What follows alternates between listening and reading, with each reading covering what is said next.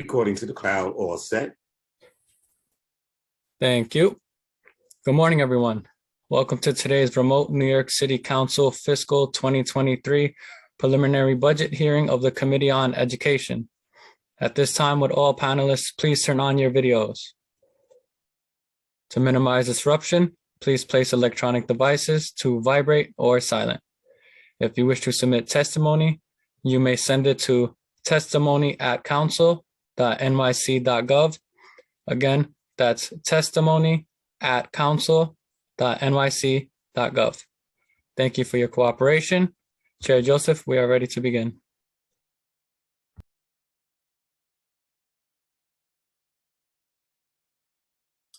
Wonderful. Good morning. So I'm ready to start. Here's my gavel. All right. Give me 1 second. All right. Oh, give me 1 second. 1 second.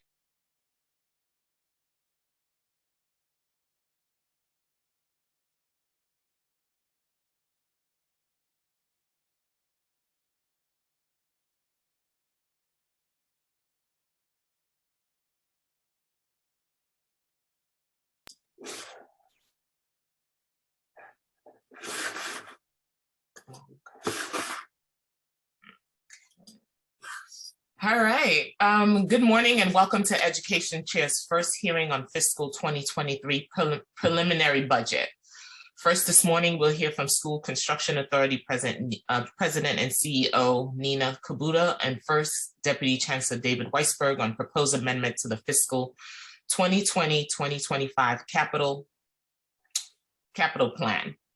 After that, we will hear from Chancellor David Banks, First Deputy Chancellor David Weisberg, and DOE Chief Financial Officer Lindsay Oates, who will testify on the DOE's preliminary expense budget. Finally, we will hear public testimony, which is scheduled to begin shortly after. The first portion of the hearing will focus on proposed February plan amendment to the fiscal 2020-24 5-year capital plan or February plan, which approximately $20.6 billion. The February plan proposed an increase to $1.3 billion when compared to the adopted plan. The increase is due mostly to an addition of $918.7 million in the capacity program and $364.2 million in reservoir projects by council and borough presidents. We are excited to have DOE and CSA come before the committee for the first time with lower class size targets now reflected in Blue Book. As an educator, class size has long been a top issue of mine and will continue to be on this committee. We are also pleased to see increased investment in class reduction in the plan amendments, as well as investments in 3K and pre-K for all. We look forward to working with the CSA to bring more transparency to it arrives at the current 45,883 seats in the plan and to establish what the needs are to reach these new class size targets. Some housekeeping rules. I would like to remind council members that its first portion of the hearing is reserved for capital. So please keep your questions related to the capital budget. Council members will be limited to 3 minutes for the first round of questions. We will have a second round of questions only if time allows. Before I conclude, I would like to thank my committee staff, Chelsea Betamer, Masis Sarkisson, if I missed, sorry, Doheny, Sampura, Malcolm Butterhorn, Jan Atwell, and Frank Perez.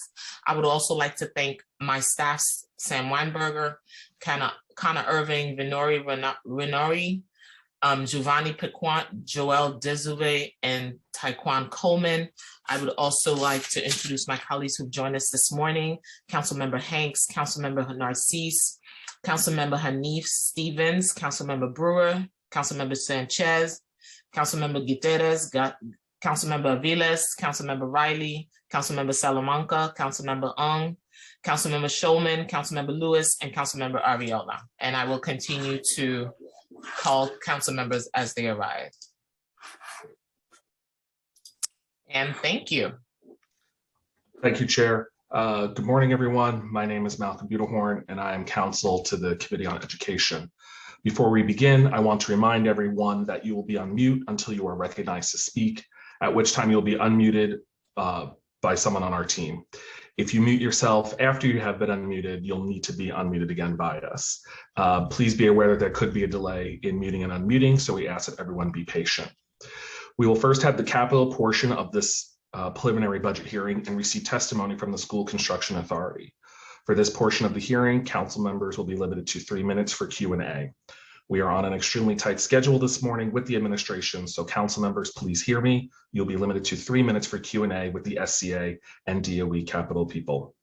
Council members, you will remain unmuted during your questioning. If we detect loud background noises, we will have to mute you and then unmute you for further questioning. I will now administer the affirmation to the administration witnesses, including those available for Q&A. I will call on each of you individually to respond. Do you affirm that your testimony will be truthful to the best of your knowledge, information, and belief? Nina Cabuto, President and CEO of the SCA. I do. Cora Liu, Vice President, Capital Plan Management, SCA. I do. Dan Weisberg, First Deputy Chancellor. I do. Kevin Moran, Chief Schools Operations Officer. I do. John Shea, Chief Executive Officer, Division of School Facilities. Do. Anurag Sharma, Chief Information Officer.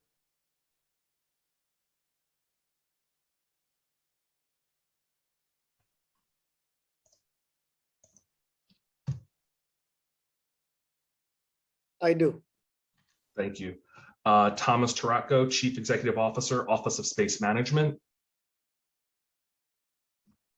Do. Rebecca Rollins, Chief Executive Officer, Office of District Planning.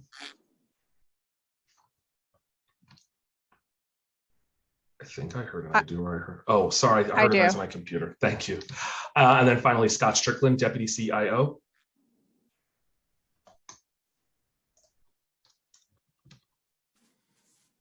I do.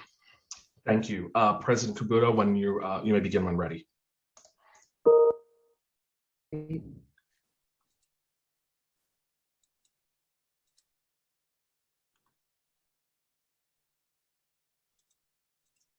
Can you hear me? I just want to make sure.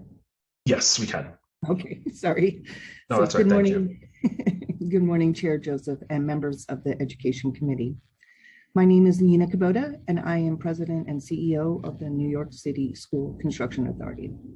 I'm joined by my colleague Cora Liu, Vice President of Capital Plan Management for the SCA, as well as First Deputy Chancellor Dan Weisberg from the New York City Department of Education.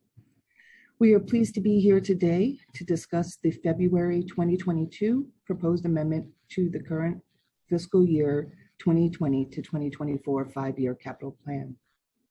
I or members of my team have met with many of you, and we look forward to building upon our shared commitment to build modern and safe facilities for our public school students to learn and grow.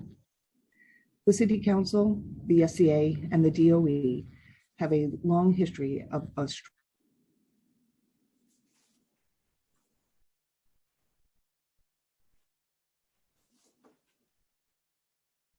I no longer hear her.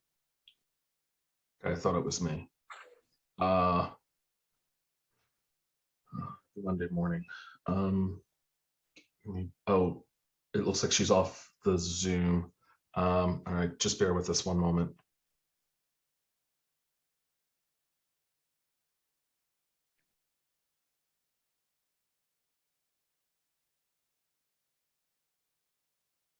While we wait, I want to recognize Councilmember Lee and Councilmember Menon.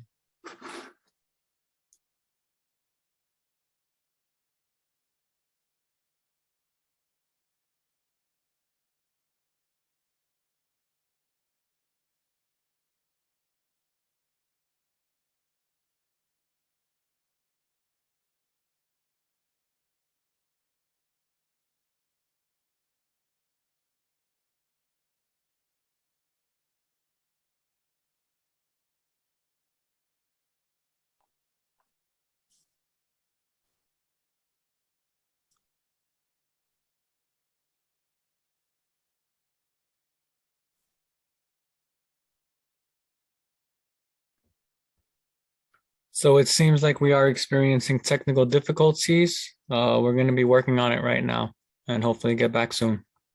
Thank you.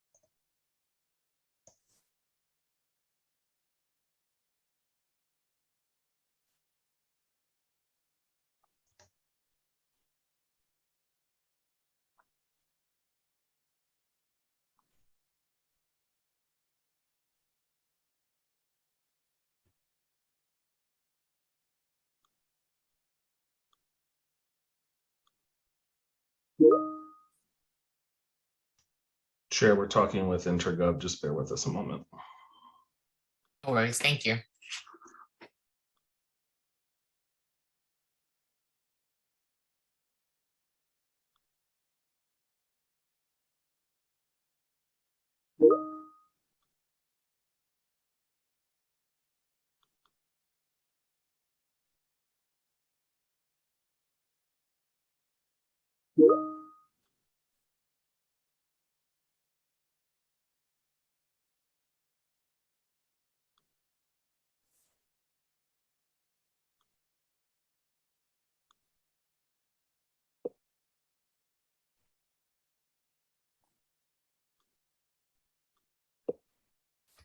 Seems like the live stream is back up.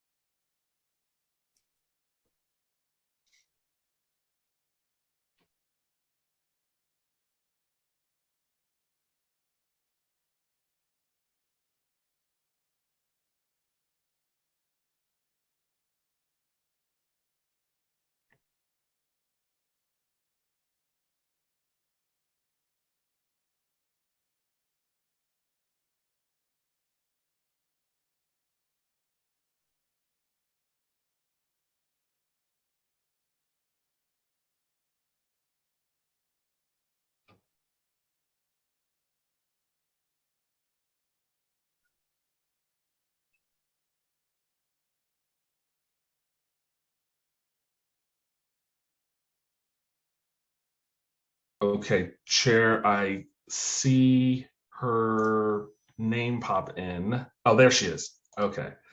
And Nina, I'm hanging up on your people on the phone, sorry.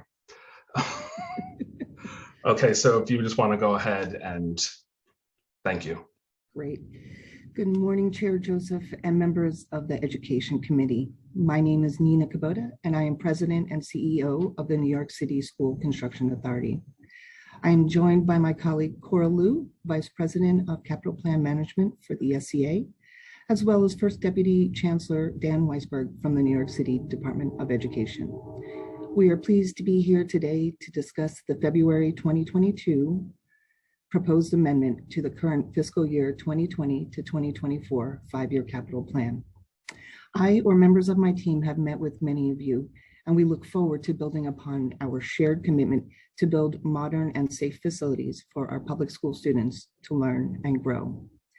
The City Council, the SEA, and the DOE have a long history of a strong partnership, and we have always been grateful of the generous funding council members have provided to our schools through RESOA funding. We have been successful in large part due to our ongoing collaboration and pragmatic approach to providing our students with the spaces and the tools they need to succeed, and we look forward to our continuing and growing partnership.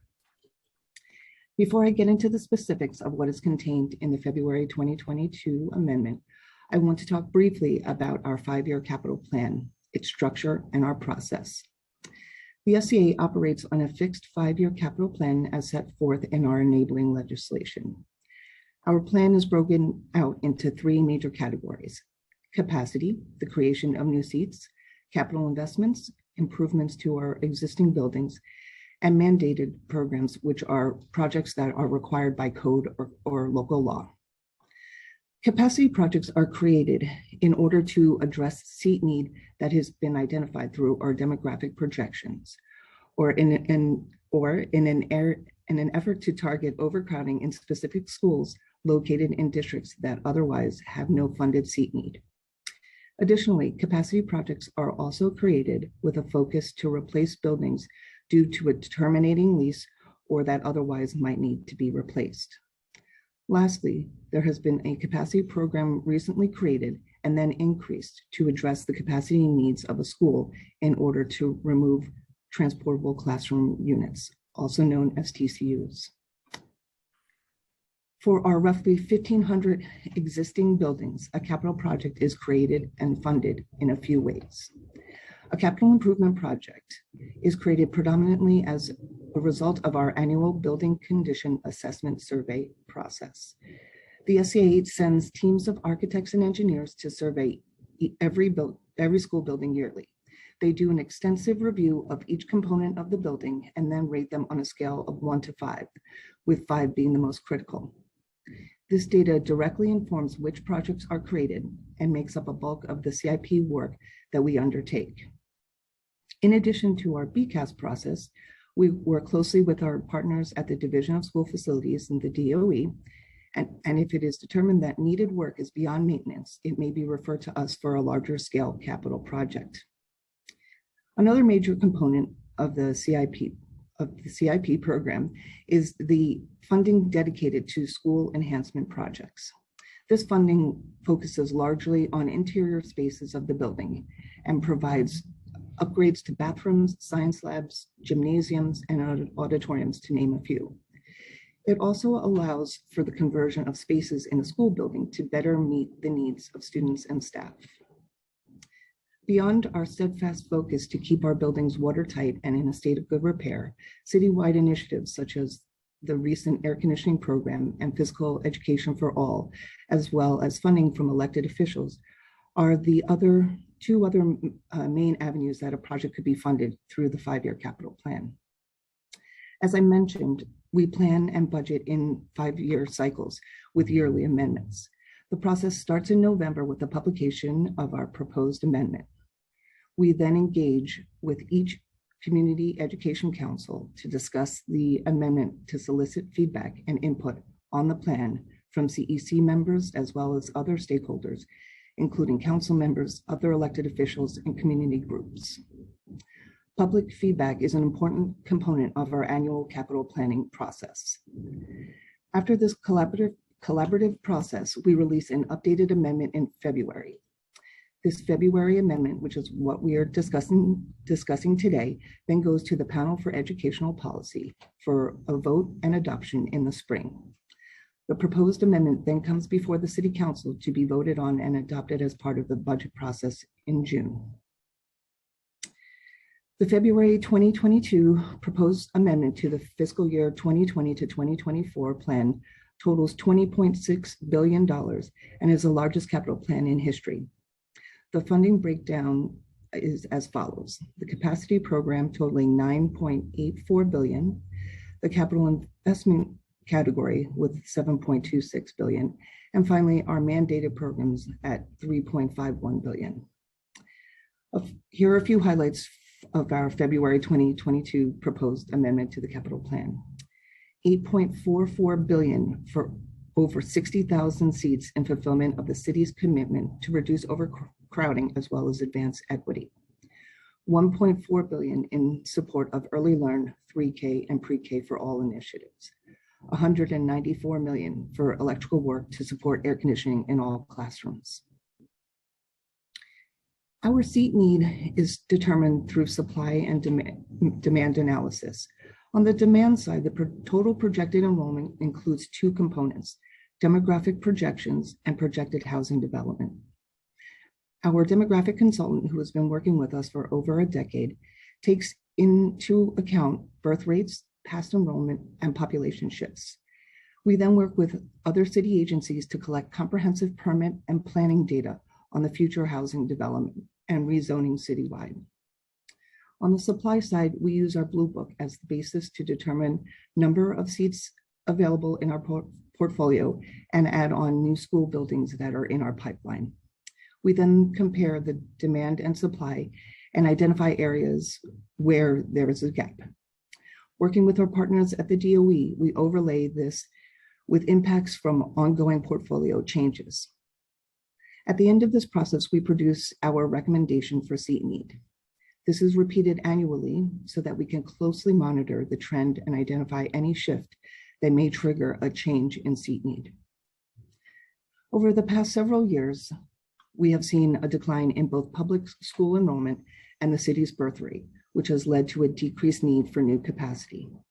This pattern, combined with persistent overcrowding in certain subdistricts, required a shift in funding to meet capacity needs in targeted areas of the city. In order to respond to changing needs of our city, we have strategically shifted funding from the new capacity program to other capacity programs, such as facility replacements, class size reduction, and capacity to support the removal of TCUs. By reallocating this funding across all capacity programs, we will be able to advance equity across school districts.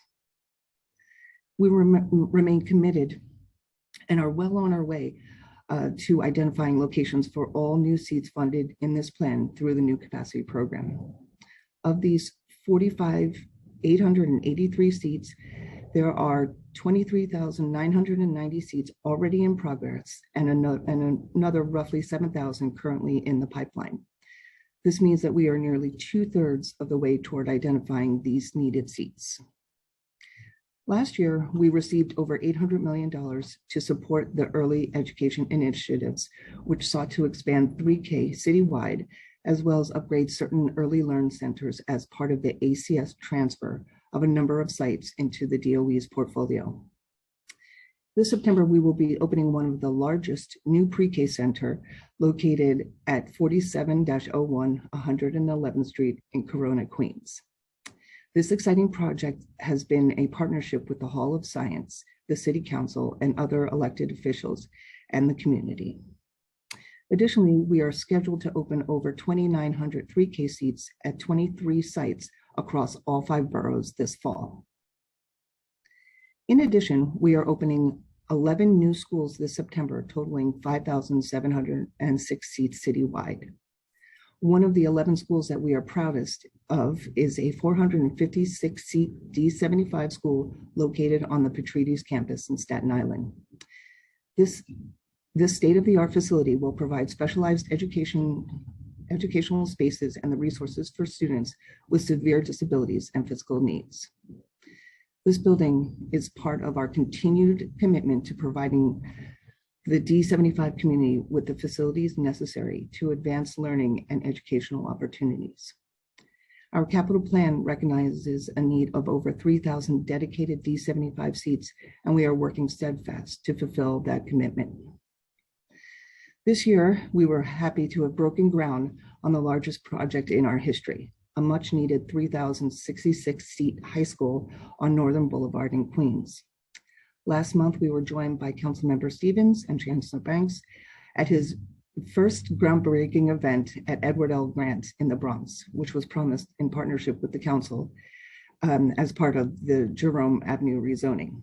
We also broke ground last week with Councilmember Ariola on PS 47 in Broad Channel, replacing a building that was devastated by Superstorm Sandy in 2012. While creating seats is a vital part of what we do, we cannot forget that 200 of our buildings are over 100 years old, and the majority of our buildings are over 50 years old. The plan directs a total of $7.26 billion for capital investments.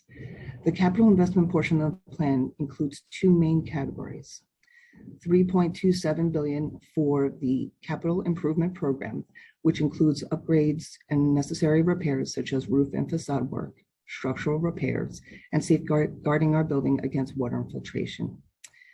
And $2.81 billion for school enhancement projects, which funds the realignment of existing facilities to better suit instructional needs, along with bathroom upgrades, science lab accessibility, and other necessary improvements.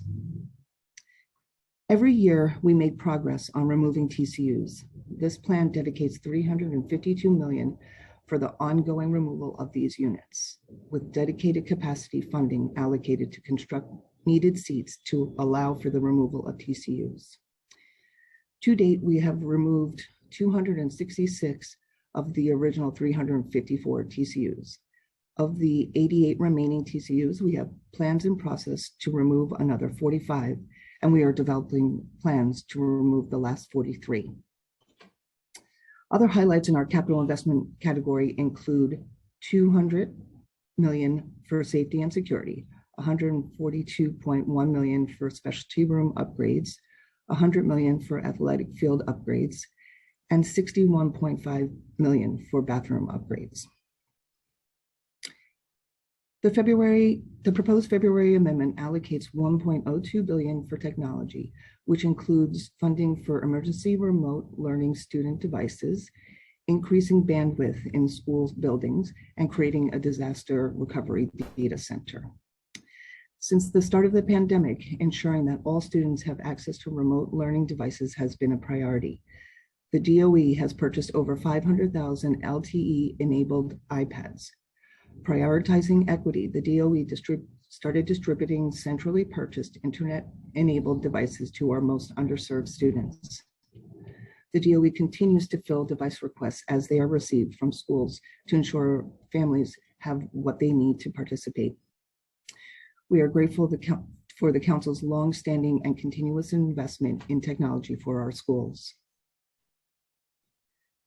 The amendment continues to recognize the importance of ensuring access for all students and has emphasized accessibility as a major priority.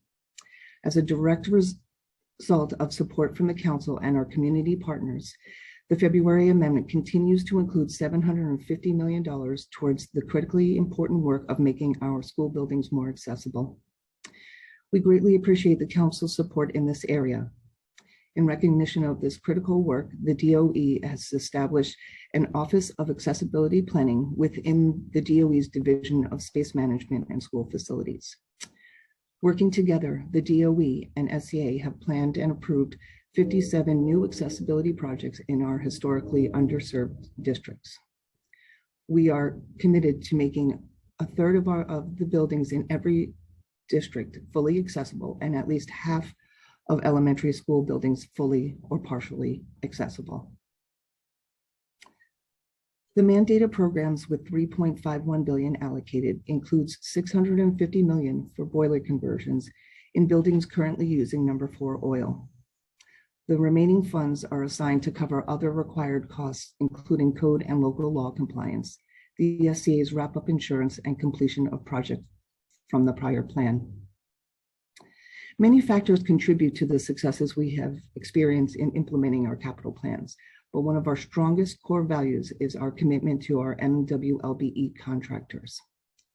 The SCA is continually developing a larger and more diverse group of contractors who can bid on our work and complete large and complicated projects.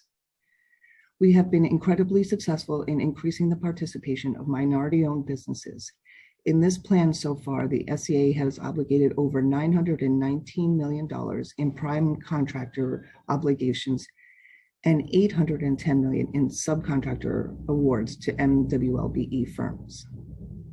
In this fiscal year alone, to date, the SCA has obligated roughly $135 million to MWLBE firms in prime contract awards, of which $32 million were in our mentor program.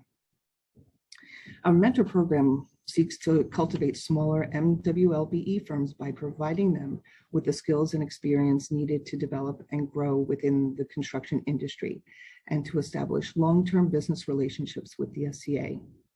We currently have 150 firms in our mentor program, and roughly 85% of those firms have won contracts. We intend to award $100 million in our mentor program to small contractors by the end of this fiscal year. While we are incredibly proud of our accomplishments, we continue to identify more ways to build on these successes. As a way to further support and develop our mentor firms, our maximum contract value that they are able to bid on will be increased to $3 million in July. In conclusion, I can't overstate the importance of the partnership between the City Council, the SCA, and the DOE. This partnership is vital to the successful implementation of our capital plan, which seeks to provide the state-of-the-art educational facilities that our students need to succeed. I thank you for allowing me to testify before you today, and I, along with my colleagues at the Department of Education, will be happy to answer any questions you may have.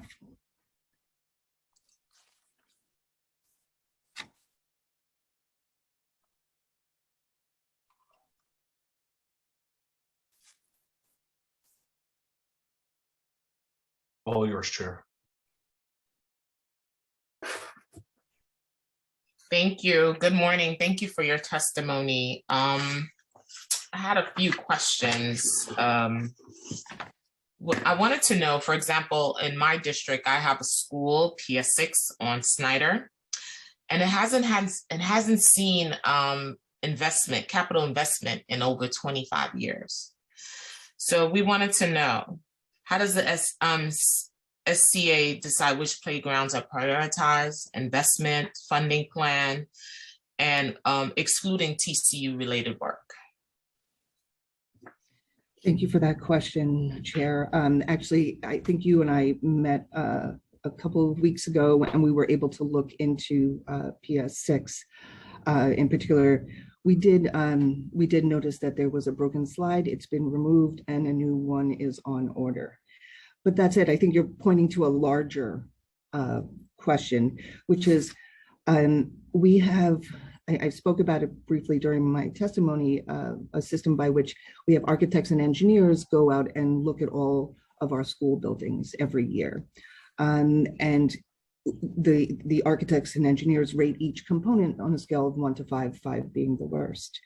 And so that helps us prioritize which systems are in need of repair. I will say that there is $72 million in our capital plan just for playground upgrades, not associated with TCU removals. And while we recognize how vital outdoor play is for our students, there is limited funding, and we work to ensure that we are addressing as many playgrounds as possible. We can't forget that 200 of our buildings are over 100 years old, and the majority are over 50 years old. So the plan does direct 7.26 for capital investments, but the majority of that funding is to ensure that our buildings remain watertight. I will say that we have increased the funding in the playground category by almost $40 million, most of which is due to the increase from the Stormwater Resiliency Program, which we were just given additional funding for. Thank you. No, for example, I noticed that there's 22 playground with the projects in process. Will they continue to be open to the public, or are there additional sites in review for inclusion in the schoolyards to playground program? So thank you for that. I'm going to kick that over to my partners at the DOE, since the funding for to keep them open is through operational dollars.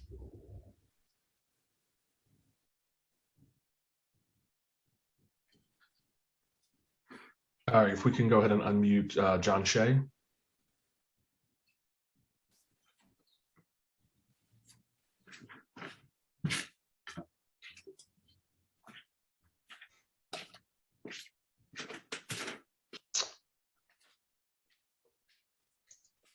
Okay, there we go. Thank you, Chair Joseph, for the question. The Schoolyards to Playground program, we have two types of programs where we share outdoor space with the public. We have the jointly operated playgrounds with the Parks Department, and then we have a program called Schoolyards to Playgrounds, which we open DOE playgrounds to the community after school hours and on the weekends. We have over 250 of our school buildings in the Schoolyards to Playground program already. And we're always looking at that list. When playgrounds get renovated, sometimes people ask us to put those in the playground, and that is all funding dependent. We work very closely with OMB and the council to try to identify sources of funding. There are real costs associated with having custodial staff come in and open those playgrounds and clean up after the community is finished with them and have them get ready for school children the next day. We will continue to review the list and work with OMB and the council to try to identify funding sources for those playgrounds. And if we find it, we're happy to open.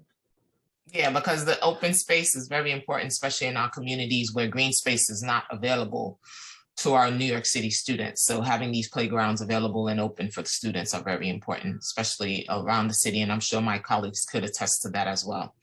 Absolutely, we agree. One of the things I've noticed in visiting buildings and working in buildings in the last 22 years, and you mentioned that in your testimony, the schools are crumbling. As you mentioned, some of them are 100 years old, some of them are 50 years old, older than the children, older than the staffers that come into this building. So how do you plan on using rebuilding schools also as a way to long-term capacity in underdeveloped sites by replacing buildings with larger schools? What's the plan with that? You can share that with us, please. Well, yeah, I'm glad you brought that up. Thank you for that question. I mean, I do want to sort of put this into perspective, right? You said it, I said it too, 200 buildings over 100 years old. But I also think that we have to remember we have 140 million square feet of space. It's a lot of space.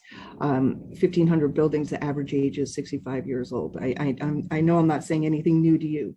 And so we have increased funding in the facilities replacement program this time around, recognizing that we do need to look at buildings holistically. But remember, we don't replace our buildings that frequently because there are a lot of challenges, including temporarily relocating students while this occurs. We were very lucky to have found the space for PS47 students to go to while that building is being replaced. But there are a lot of challenges, including also dealing with the State Historic Preservation Office. They don't like to see buildings knocked down too. We have to, definitely keep a lot of the elements there. So we are working with our colleagues at the DOE, to discuss through this collaborative process how we can replace certain buildings. So we are starting that again with the increased funding that we allocated. Because that sends a type of message that as students are entering the building, you want them to value education, you want them to be happy in the buildings, and you want them to come in and thrive.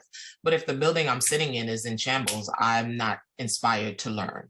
So I'm looking to change that narrative for our New York City children. We owe them that much, that they can still sit in a building that is up to par in 2022.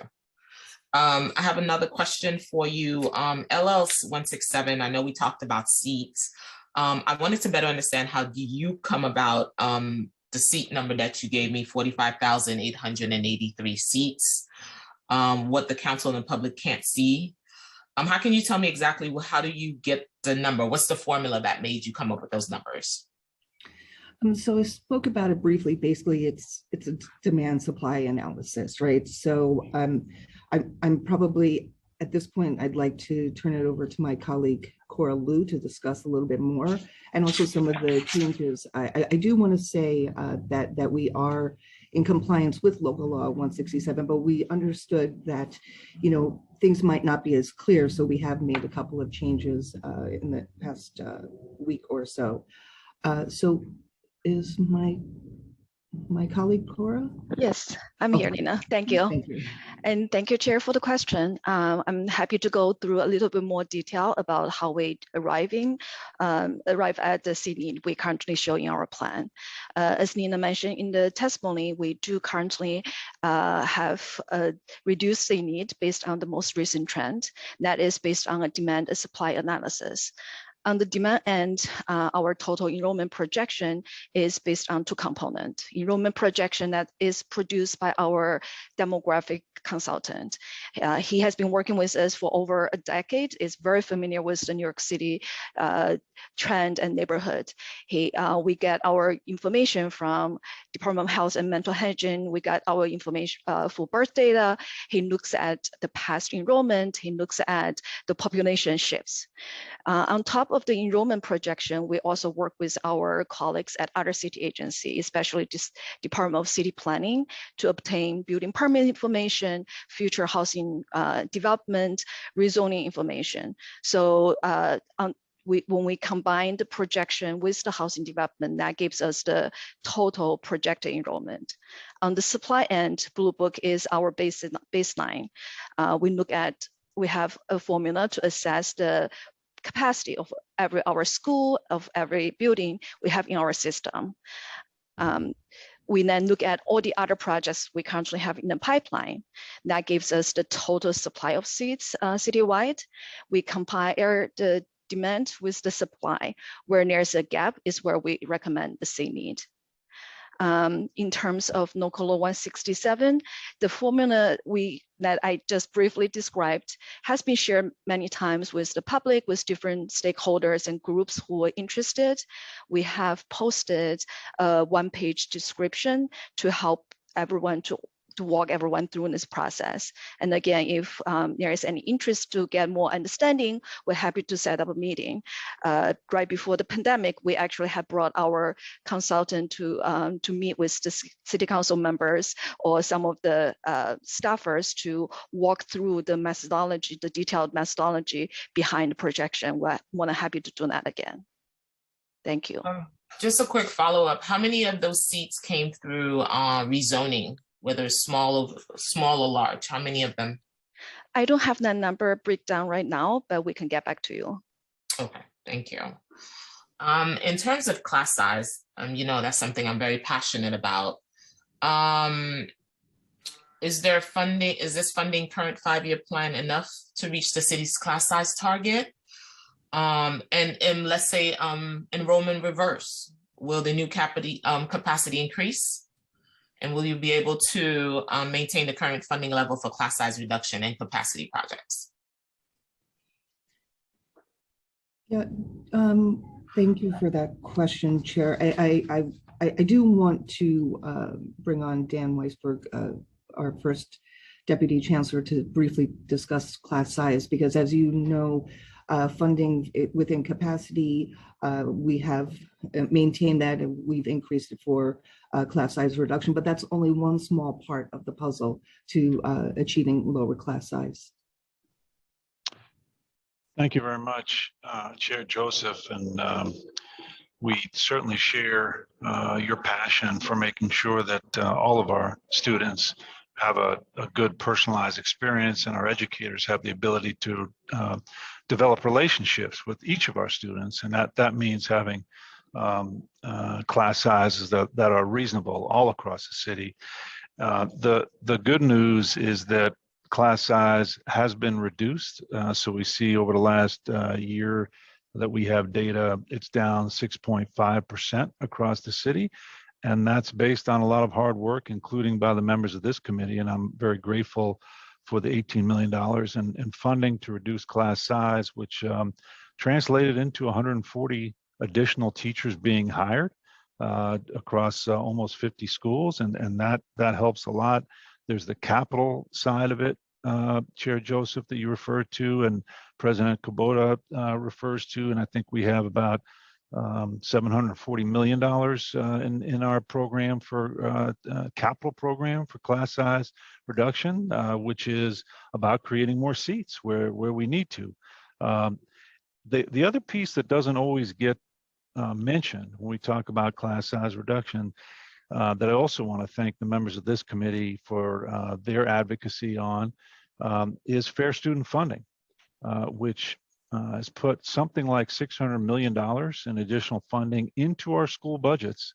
And a lot of that is used for additional teachers and additional school staff, both to decrease class size, but also to increase services at the school level for our students. So, all of that has come together to reduce class size. And it's not just the class size overall. I get it, that's just a number.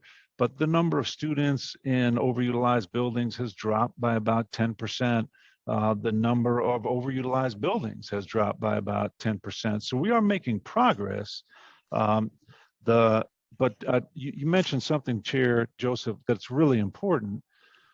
Part of the reason class size has been reduced is not a good thing. And that's, as Chancellor Banks has talked about, we've lost about 120,000 students over the last 5 years. It's a very significant drop in enrollment. And that is something we are very committed, working with Chair Joseph and the members of this committee and our elected officials at every level to win back the trust that we need to win back in order to reverse that decline that we've seen over the last several years, even predating COVID. So your specific question I want to get to, and would ask President Kubota for some help here. If we are successful in reversing the declines in enrollment that we have seen, and do see an increase, as we hope to, in enrollment over the next 5 years, do we have sufficient funding to meet our class size targets? I think that's a good question. I wouldn't want to. My general sense would be no, we would need more funding at that point in order to meet our targets, but would ask President Kubota if she has any additional comments. Yes, thank you for that, Dan. I will say that that's part of the reason why we do an annual amendment to the capital plan, and also why we do our annual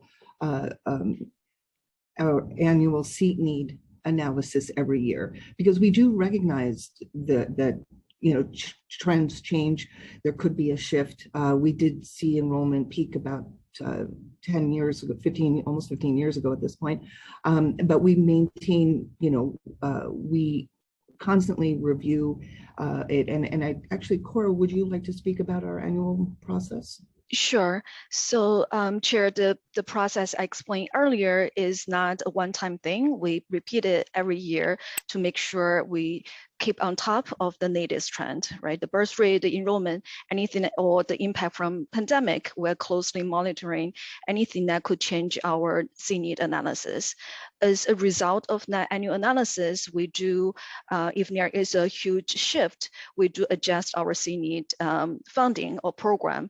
What you saw in December amendment is a very good example where we adjusted down because the C-need is lower. In the past, we have had examples where we changed C-need up because the enrollment was increasing.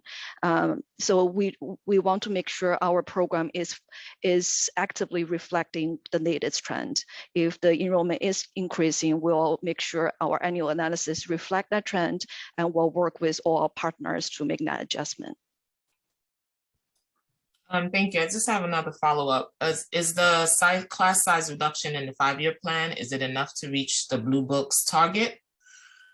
And again, what you gave me numbers, but what is the class size seats? How much do we really need? In case enrollments come back, how much do we really need? And we're gonna go back to overcrowded. And I've been to buildings last couple of, I walked through school buildings, which is one of my favorite buildings to be in, and I still saw a lot of overcrowding. So we got a lot of work to do on that end as well. So what's the number? What's the class size? What's the seat we really need? Is 45,000 enough? If we're looking to attract back the over 100,000 students that we lost pre-pandemic. So, um, so the 45,883 seats is based on our projections. And so that is what we feel that what will eliminate in terms of overall picture, right? Overcrowding, both current and future and projected. So now the class size reduction program is, when we do our analysis, we look at it at a what we say is a sub-district look. So there may be schools that are overcrowded even within that sub-district, even though we have we don't have seat need in that particular sub-district. We can use the funds potentially to address seat overcrowding in a smaller geographic area where there is not seat need. So we feel that there is enough funding, and as Cora mentioned, we continuously monitor the the enrollment and the trends, and if need be, we can shift funding into that category as needed. Okay, I'll continue back with more questioning, but I'll allow my colleagues to ask some questions as well. Thank you, Chair. And just to remind council members that joined us in the middle for this portion of the hearing on the capital portion, again, we're not on expense, we're on capital. We're limiting CMs to 3 minutes because we are on a tight schedule. So we're first going to turn to Councilmember Salamanca, followed by Councilmember Stevens, Aviles, and Hanks, and more to follow. But we'll start with Salamanca. Time starts now. Thank you. Can you hear me? Yes. Yeah, first I want to congratulate the chair on your first oversight hearing. Congratulations. So my questions to the School Construction Authority. My first question is in regards to growth in communities. Communities such as the Bronx as a whole, in the last 4 years, I see major development occurring. In my district alone, we're talking about 5,000 new units in the last 4 years. How is your agency monitoring the growth to meet the educational needs? And if you can please just give me direct answers, because I have 2 more questions that I would like to ask. Sure. Cora, do you want to talk about the planning that we do with city planning and other agencies? Sure. So as I mentioned before, there are 2 parts to my answer. We do work with city planning, who gets their housing development data from DOB with EDC, HPD, to make sure any type of housing development projects are included in our numbers when we project C needs. On the other end, we also work with city planning or other city need agency. When there is a rezoning, we want to make sure we are in that conversation at the very beginning. The project we just grant for, Everell grant, is a very perfect example. We were there in the conversation on the table. So when the Jerome rezoning was authorized or approved, we already have a site identified for that school. So we are working with a lot of city partners to make sure we are in those conversations to make sure school impacts is addressed as part of the large scale development. All right. I'm going to continue to monitor that. All right. My second question is, I heard the gentleman speaking about the decline in enrollment.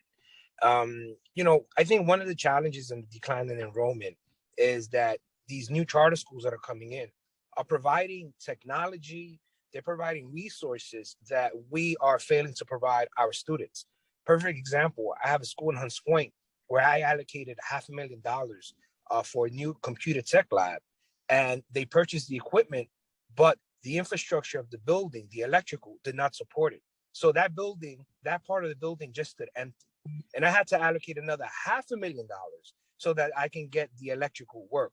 What is your plan to upgrade these buildings? The only way that we're going to keep the only way we're going to reduce the decline of students in public schools is if we provide them with the environment and resources that they need. So how are you going to do that?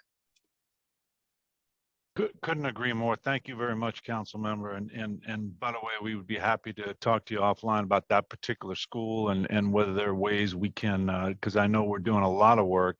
John Shea can talk about. I realize you have limited time to upgrade the electrical plant at these buildings.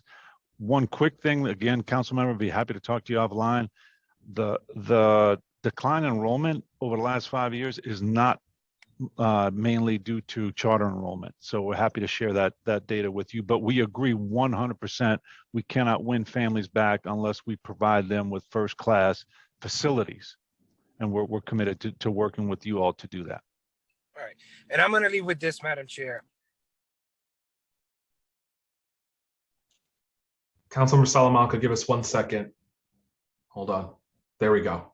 All right. I just want to thank Madam Chair for the opportunity. And I just want to close with, I have many co-located schools in my council district in terms of public schools and charter schools. And I know that as part of the agreement, all the resources that charter schools get, the public school is supposed to get. It's a matching program. I'm visiting my public schools and my charter schools, and my public school sections look nothing like the charter schools. Charter schools are much cleaner. They have more resources. You know, they have better staffing. The walls are clean. They're painted. And so I'm just curious, is your agency actually inspecting these schools to ensure that that our public schools and co-located schools or charter schools look very similar?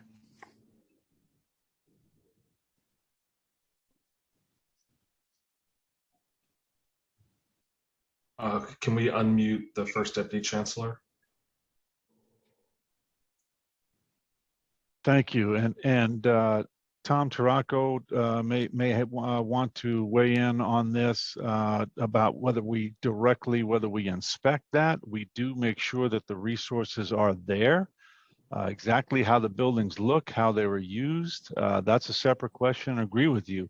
They should all be, they don't have to look exactly the same, but they should have the same first-class facilities and support.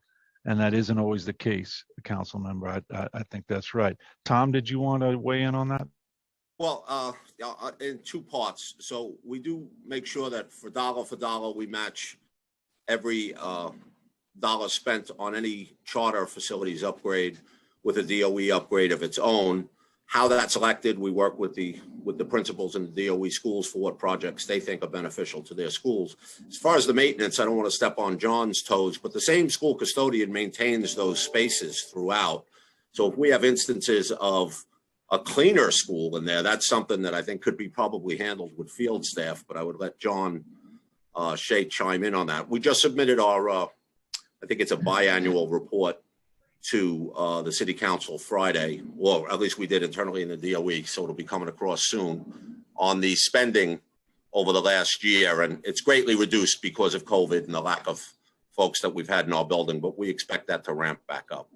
So I want to chime in real quick with my colleague. I think what we're trying to say is co-location should be equitable. I shouldn't have to walk into a building and see one side that looks amazing, attractive, beautiful, and the other side is crumbling. And what kind of message do we send to our children? So those are the things that we need to answer. We can't co-locate and one look really bad and one looks really nice. So we have to make sure it's equitable. Thank you, Madam Chair. And I'm done with my questions. Thank you. Thank you. And next we'll turn to Councilmember Stevens. Time starts now. Good morning, and thank you, Madam Chair. And I have a couple of questions. I'm going to ask my questions first, and then if you could answer. One of them is just kind of piggybacking off of what my colleague, Councilmember Salamanca said, which was, you know, I want to know more about like how we are deciding with the growth in communities around what schools and what they get, because even in my district, I asked the question around, you know, they're saying we don't have enough seats at the elementary school level, but there's nothing being addressed with the middle school and the high school. And then the response is just more around kids can go outside the district, but we should really be thinking about how are we finding good and equitable schools in our communities. And most of our schools we have to refer out because we just don't have the capacity. And so my other question is, why has the hazard building violations increased so much? And what's being done to address those violations? And is there a list of currently planned school enhancement projects? And why is the number of planned school capacity projects decreased so much?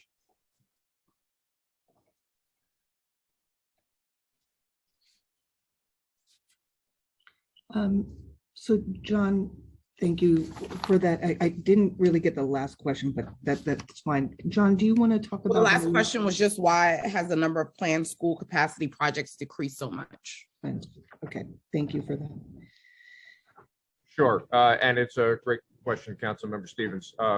So I'll say a couple of things. Number one, we've been working very hard with the Department of Buildings to analyze our hazardous violations.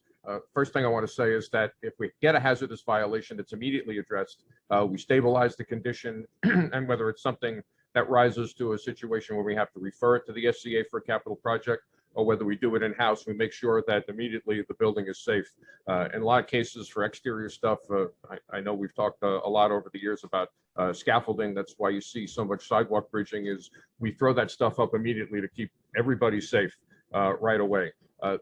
There's been some legislation changes, particularly on the vertical transportation, our elevator side, which have driven some of that increase in the hazardous violations. But again, those are code requirements where the units themselves are safe. But we're going back, and if you see in the capital plan, there's money put aside for some of those elevator repairs. We're working through those. The other thing is with the Department of Buildings, they reissue violations for the same issue that they find in many cases.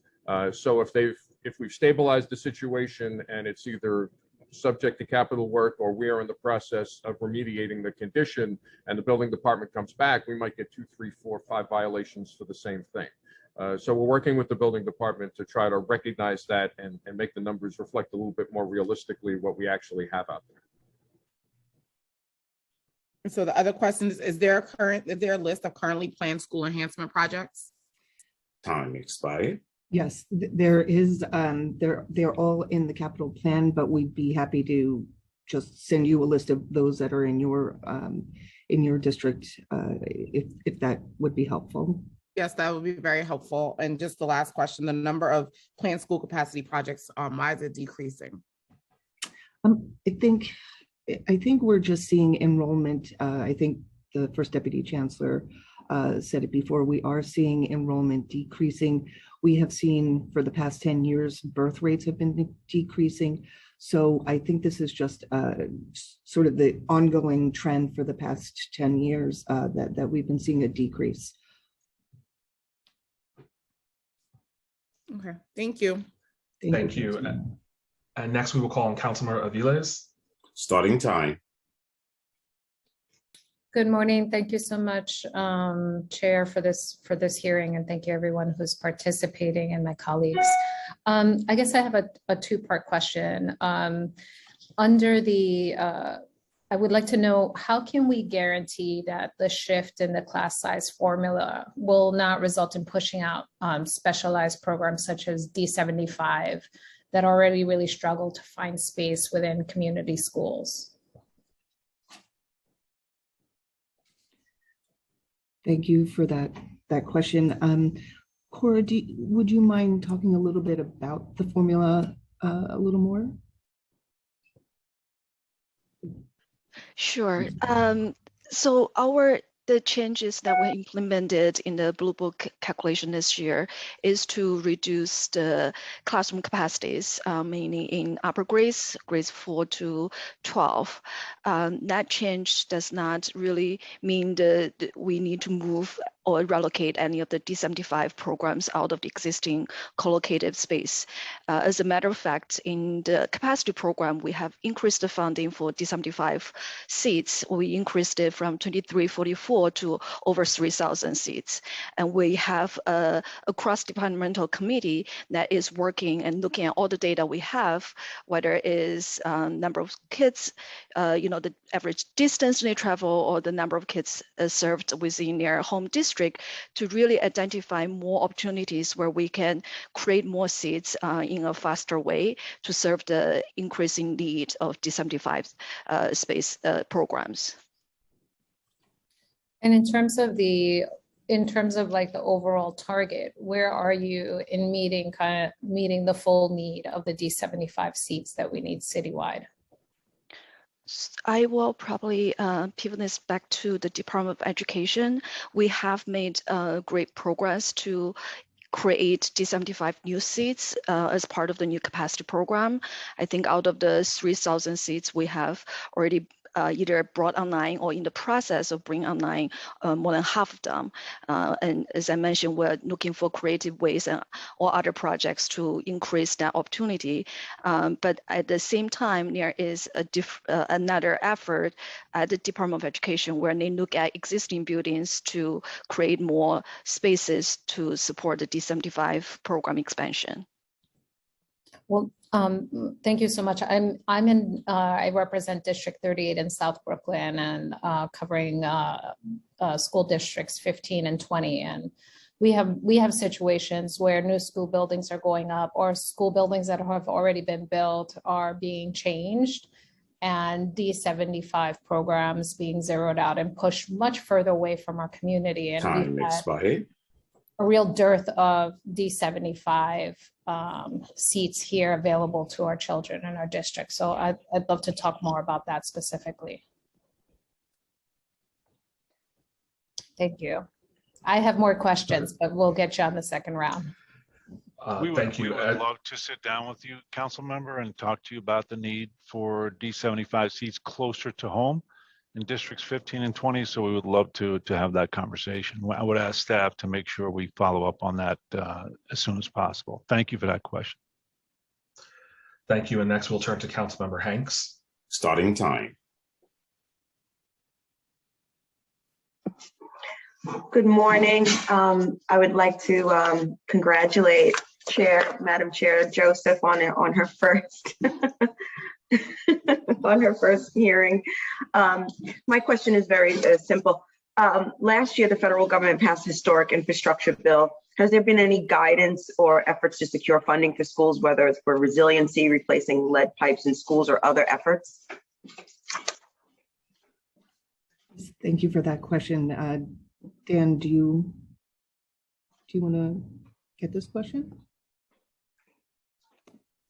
I would ask John Shea if he has information on specifically on the infrastructure bill. I have not seen specific information about how that federal funding is flowing to schools. Okay. So the other question I have is particular to my district. When is the construction completion date for the 45 Waverly Place School? And when will the school be ready to open?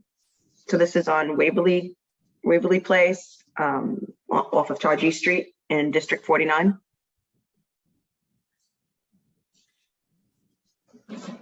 So I guess I'll go first on the first question. Yes, we have worked very closely with our finance office on stimulus funding to address facilities infrastructure needs at the building level, mostly in ventilation repairs, but it's also covered other eligible expenses, and we have a plan for that.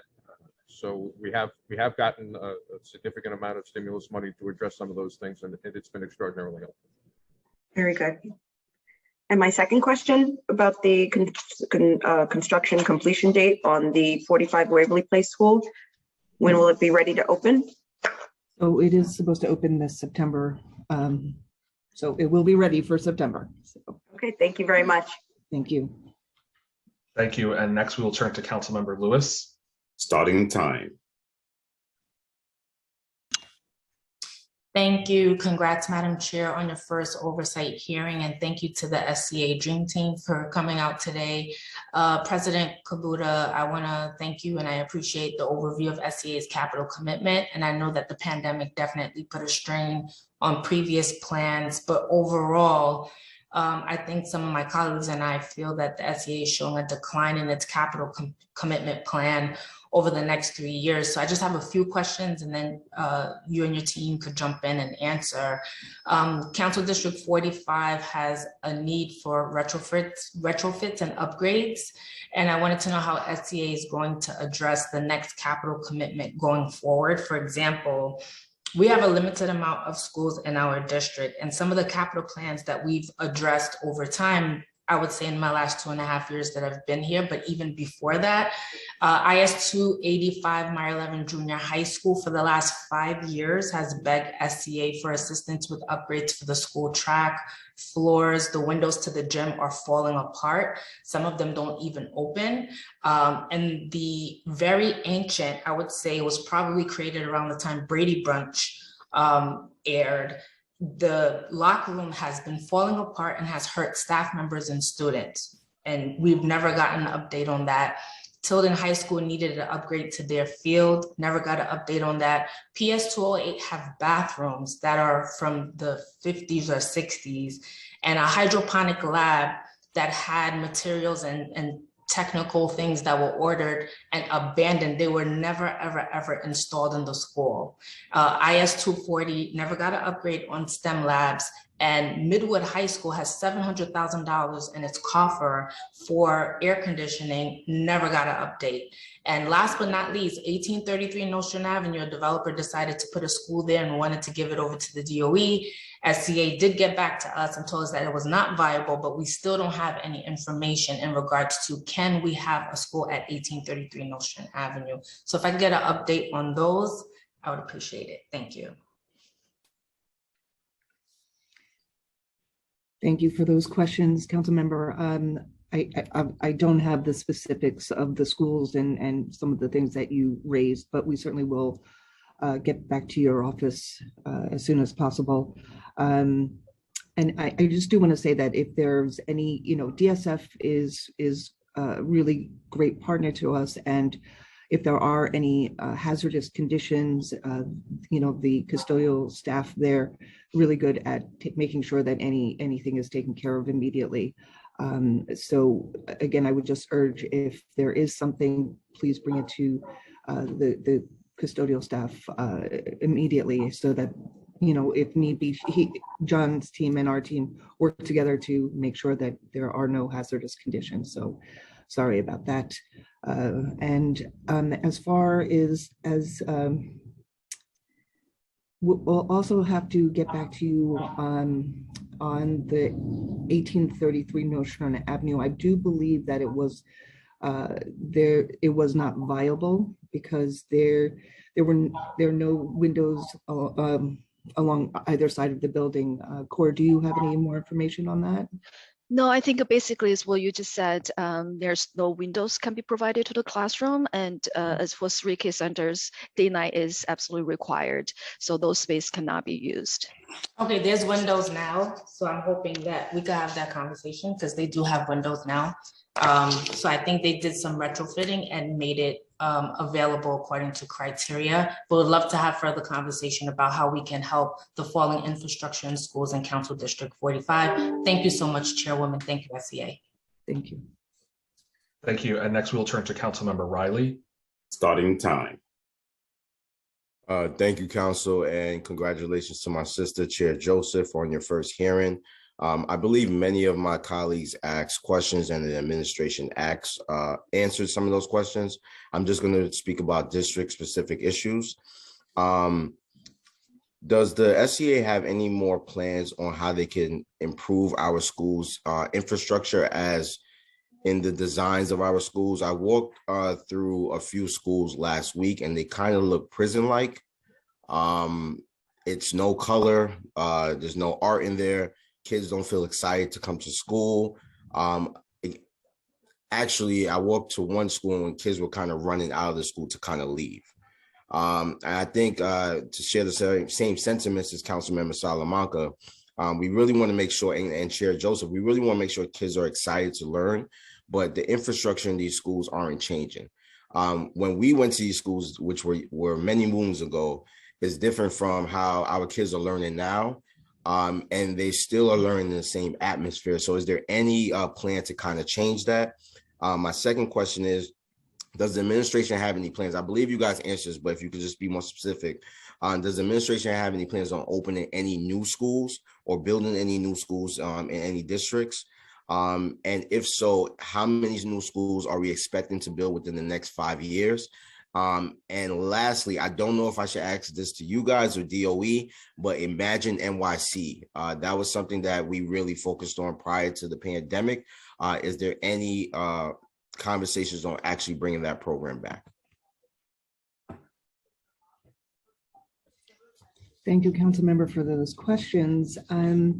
So I think I'd like to start with the new schools, and maybe Cora, you can chime in here, but citywide, we are building, the 45,883 seats that's identified in our new capacity section. And I believe that's for a total of estimated 83 buildings. Thank you. 83 buildings. So, and as we stated, I'm sorry, Madam President, how many of those buildings are going to be in the Bronx? There are about 15 anticipated in the Bronx. Thank you. And we are, always looking for sites, but we have cited so far more than half of those, and we have another 7,000 seats in the earlier stages, but of being cited. So we really have, we are well underway with about 2/3 of those seats. So we still are looking for about 15,000 sites for seats. So I have a few sites in my district. I know there's a ton of sites in the Bronx. So if we could definitely have some walkthrough, some time to do a walkthrough, we could definitely find some more sites for you. Great, that would be wonderful. Thank you for that. And then we do, I think one of the things that I know we're at time, and I do want to say and repeat that our inventory is so large and it is old, right? 200 buildings over 100 years old, average age is 65. And, I think we really are still experiencing deferred, problems with deferred maintenance from the 70s. I mean, we are still trying to catch up with that. I mean, our buildings were in a state of disrepair, and I think we're getting to a better point. However, what we would love to get to is to put those, put art in school buildings, things like that. But we're still trying to get out of making sure that our buildings are watertight and safe, and that's really where most of our funding is going to. Chair Joseph raised how much money do we have set aside for playgrounds, and unfortunately, it's only $70 million. That should be much higher, but we're still trying to make sure that all of our buildings are safe and watertight. And thank you, Madam President. And for the sake of time, Chair Joseph, I'll speak with you all offline, but I do feel like if we don't have enough money to upgrade our schools, I don't understand why we're cutting the budget for education. If we want our students to learn in an effective environment, we have to upgrade our schools. Our students cannot be learning in the same schools that our parents, grandparents, and that we learned in. It is imperative that we upgrade these schools if we're going to keep our students engaged in education. So hopefully we can figure this out moving forward, but I strongly believe this is not where we're supposed to be cutting money from. There's so many different agencies we could cut money from, and education is not one of them. Thank you, Chair Joseph, and looking forward to working with you all offline. Thank you. And next we will call on Councilmember Ariola. Starting time. Thank you, Madam Chair, for the time. And this is a question for SCA President Kubota. I first want to thank you for meeting with us at PS 47. We're very happy that we are getting a new school. We know all the time it took for that to happen, and the children had to be rerouted. So your last notice that really does have to happen before we can build new schools. It was very, very time consuming, but thankfully you work with the community and it got done. So thank you for that. But I want to just talk about something other that's specific to our district, which is the pool on the Beach Channel campus at Channelview. I recently met back in early February with the leadership at that school, and they're waiting for one part, a backflow valve, to complete their new pool. A lot of funding was put there, a lot of work was put in, and we've been waiting. It's going to be close to 6 to 8 months now for that. When I first got involved, it was back on November 12th. when SCA was asked the pool status, it was to Ronaldo Rosales. And then again on February 3rd, on the 11th, we sent an email again to Ronaldo Rosales asking for what the status was. And what came back to us was, due to an ongoing issue of supply demand that are beyond our contractor's control, the backwater valve is still on back order. Expected delivery date remains the end of March, as been noted previously.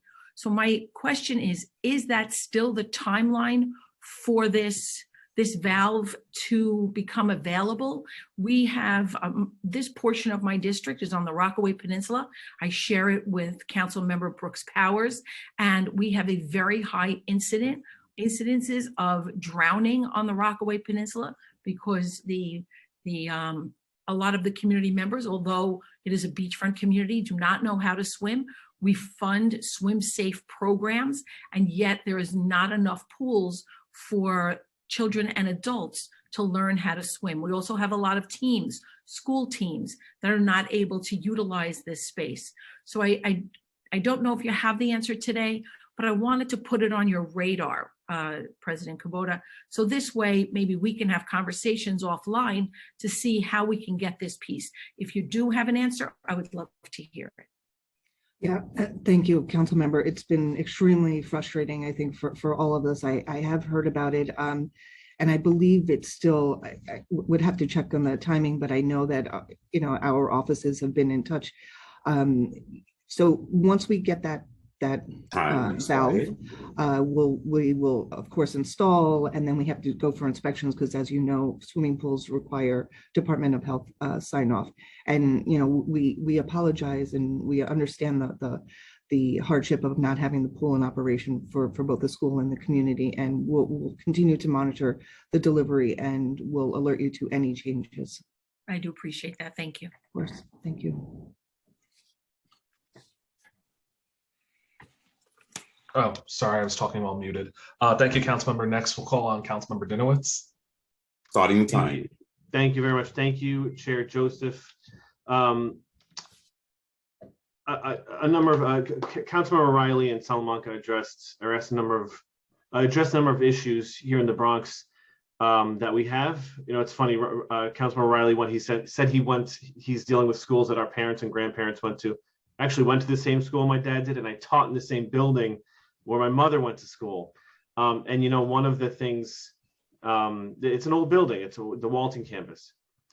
I visited, one of the times I visited Rikers Island, we were walking up the stairs, and the first thing I noticed when I looked to the side was the same fencing that's on the staircase at Rikers Island is the exact same fencing that in the schools at which I taught, that our students go to school, where my dad and my mom went to public schools. We are using the same design in prisons as we have in schools. I'm hoping that you'll seek to rectify that in current buildings.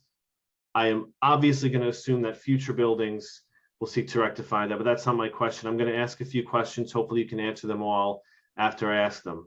The first is, and I think it was Ms. Liu, but if it wasn't, forgive me.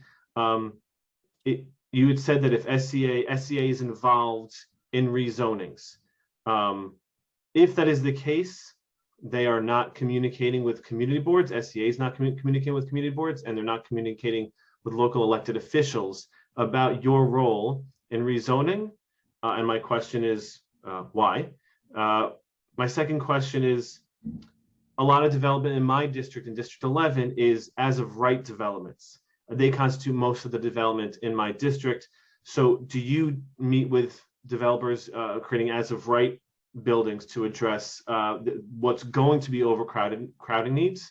In new spaces, do you collaborate with educators and business experts to see what are the future needs of our city? So for example, are all new buildings going to be equipped with green space? Chair Joseph was talking about green space. I'm talking specifically about gardens and green infrastructure. Are they all going to be equipped with tech labs and science labs that are actually upgradable? And the last thing I'm just going to say, I encourage you all to visit really any co-located school in the city. You don't need to know the name of the school. This is following up on Councilmember Salamanca. You don't need to know the name of the school to walk into the building and see with your own eyes and feel the difference between the resources the charter schools have and the resources our public schools have. And you will see for yourself. I invite you to my district to do that walkthrough with me. Thank you, and I appreciate an answer to the questions. Time expired. Thank you for those questions.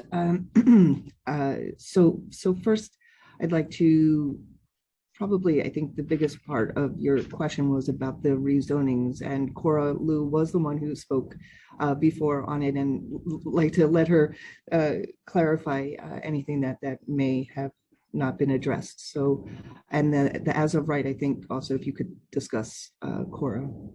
Sure. So thank you, Council Member, for the questions. We do work with city planning, EDC, HPD, when, especially with city that rezoning or private rezoning that requires certain approval process. We start at very early stage of their planning, so we know we want to make sure, right, that the school need, if there's an impact, that the school need is taken care of or is accounted for. I think I probably will need a little bit more detail when you say we don't communicate that with the community board. We do directly work with city planning and EDC and HPDs. Since they are, in most cases, the need agency, it is really their responsibility to take care or handle those communications. Again, I will use Jerome rezoning as a good example where we have cited 2 schools as part of that rezoning. In terms of right development, I think the challenge here is if they are building as of right, they don't have to go through UNERP or seeker analysis process, which limit our opportunity to collaborate with them. But there are definitely situations where we have collaborated with developers to include projects. In our current plan, we have cited 8 capacity projects that was a result of rezoning or our work with developers, and we have several now. We know we have been in conversations, and once the time comes, the development starts, we will also cite them in our plan. All right, well, let me just pause there because there is a rezoning going on in my district, and we have heard nothing about, I understand you're saying it's different agencies' responsibility, but I would hope, the SCA cares enough about school seats to communicate with the local community. So we have a rezoning in my district where this is not being addressed. And we have an as of right building, we have a number of them, but one that's 15 stories tall going up where there's currently nothing. Plans are filed with DOB, so the city is aware of this building. You don't just build it out plans. And again, the issue of school seats is not being addressed. And if it is being addressed, it's being done secretly. Either of those options are not good. I have, according to the data, open data, whatever, the 11th most overcrowded district, I think, in the city. And I didn't mean to interrupt you, but I did have questions about the type of new buildings, green space, green infrastructure, upgradable tech labs, things of that nature. If you can provide us with the information, the development that you're talking about, we're happy to have offline conversations with you. Okay. Thank you. Okay.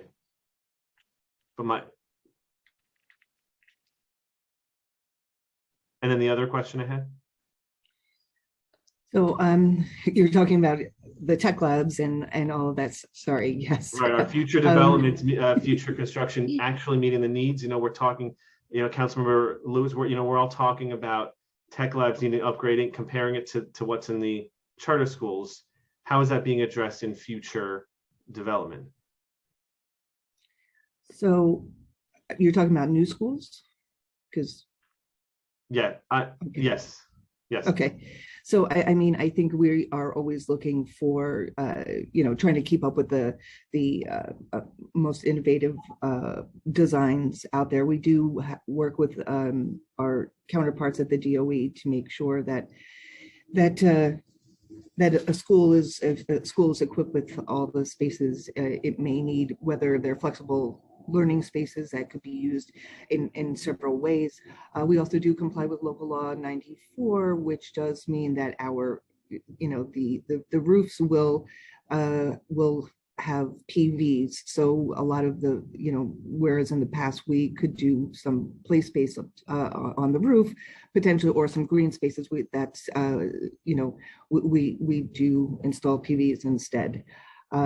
So I mean, other than continually looking at our designs for better, for future school use, I think that's the way that we best handle that. Okay, so I'm gonna leave it there. Councilmember, you'll be able to ask Thank you, second questions Chair. in the second round, okay? No, I just wanted to thank the chair. Thank you. Oh, you're very welcome. Thank you so much. Next, we're going to call on Councilmember Brewer, followed by Council Members Lee, Ressler, Haniff, Schulman, Menon, and Feliz. So Councilmember Brewer. Starting Thank you very time. much. Thank you very much. I'm in a, you know me, I'm always moving around, but I can hear you. All right, the first question is playgrounds. So the issue is that I really believe, and I've asked IBO to analyze the cost of opening every single playground. This has been discussed since Richard Murphy was the youth coordinator under David Dinkins, and he started $50,000 per custodian, the wonderful Robert Troller staff, to be able to open some, but not all. So I want to know, are you doing an analysis of how much it would cost? Because I'm hoping that we could mandate that every playground is opened no matter what. That's number one. What's the number that you think that would cost? And at PS 84, just so you know, apparently a very poor contractor did that playground. It has to be redone because of water pooling, and offline, I'd like to get an update. Number two, the issue of bathrooms. I know you mentioned a number, but as borough president, as formerly council member, as council member now, it is crazy for us to have to put Reso A money into bathrooms, but that is constantly a request. So how do you analyze that a bathroom needs to be done, and where are we citywide with the status of bathrooms? Number three, you mentioned 3K and that you have some money for new 3Ks. I happen to know the answer to this question, but I'd like to hear from you. What is the status with a new 3K program in District 3? Construction scaffolding. Joan of Arc on 93rd Street has been up ever. How do you analyze getting the scaffolding done, and what is your prognosis for that particular one? The issue of technology, I know you touched on, but I'd love to talk offline, because like how much money do you get from the federal government? Can you use that for the community to be hotspots in addition to what you're doing internally, and how is that program going? And then the solar issue, I don't know if you're in charge of that, but I'd like to know how many schools are being done, what's it costing, and is it saving money at DOE? Thank you very much. Thank you, council member. Okay, I think that we have 6 questions on the table. So I will turn to my DOE colleagues to address a lot of these. PS 84, we are aware and we are working to rectify that as soon as possible. I think the larger question about keeping playgrounds open is a operational cost. So I'll defer to my DOE counterparts who could also maybe talk a little bit about scaffolding and technology. And John, do you want to talk about solar as well?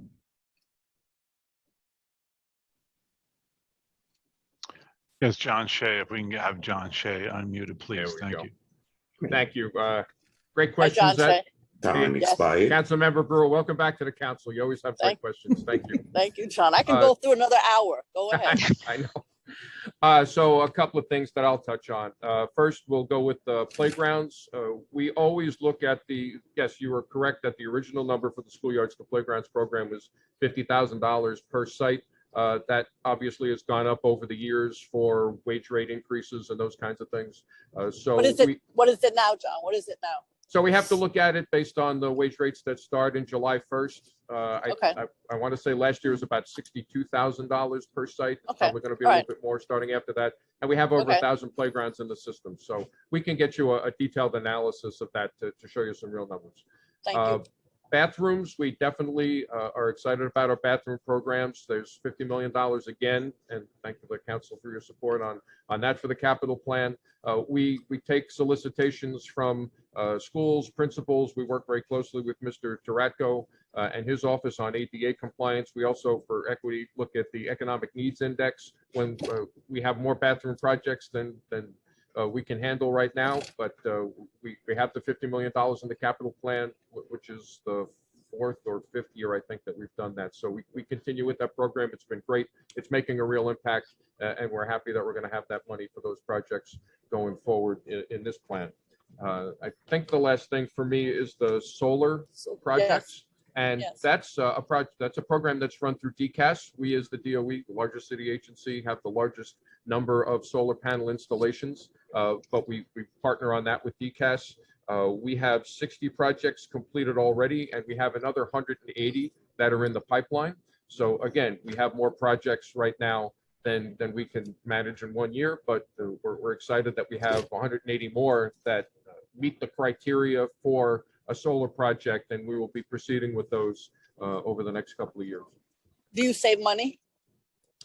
So it's an interesting program because these are done through PPAs, power purchase agreements, Right. and the city does save money. The installations are done based on the electric rate that you pay that's generated by the solar panels. You'd really have to talk to DCAS for those numbers. We don't hold that information, but I believe we do save money.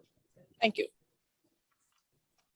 And if I could just add, Councilmember Brewer, good seeing you. And on the toilet front, all of our accessibility projects will be doing toilet renovations. So there's 57 elementary schools out there that'll be getting those. And then as we move into improving accessibility at our buildings, making them from partially to fully accessible, those buildings yet to be planned will be getting additional toilets. And we're really targeting specialty programs such as District 75 and those special CTE and those type schools. So I think we're going to see a lot of movement there. Great.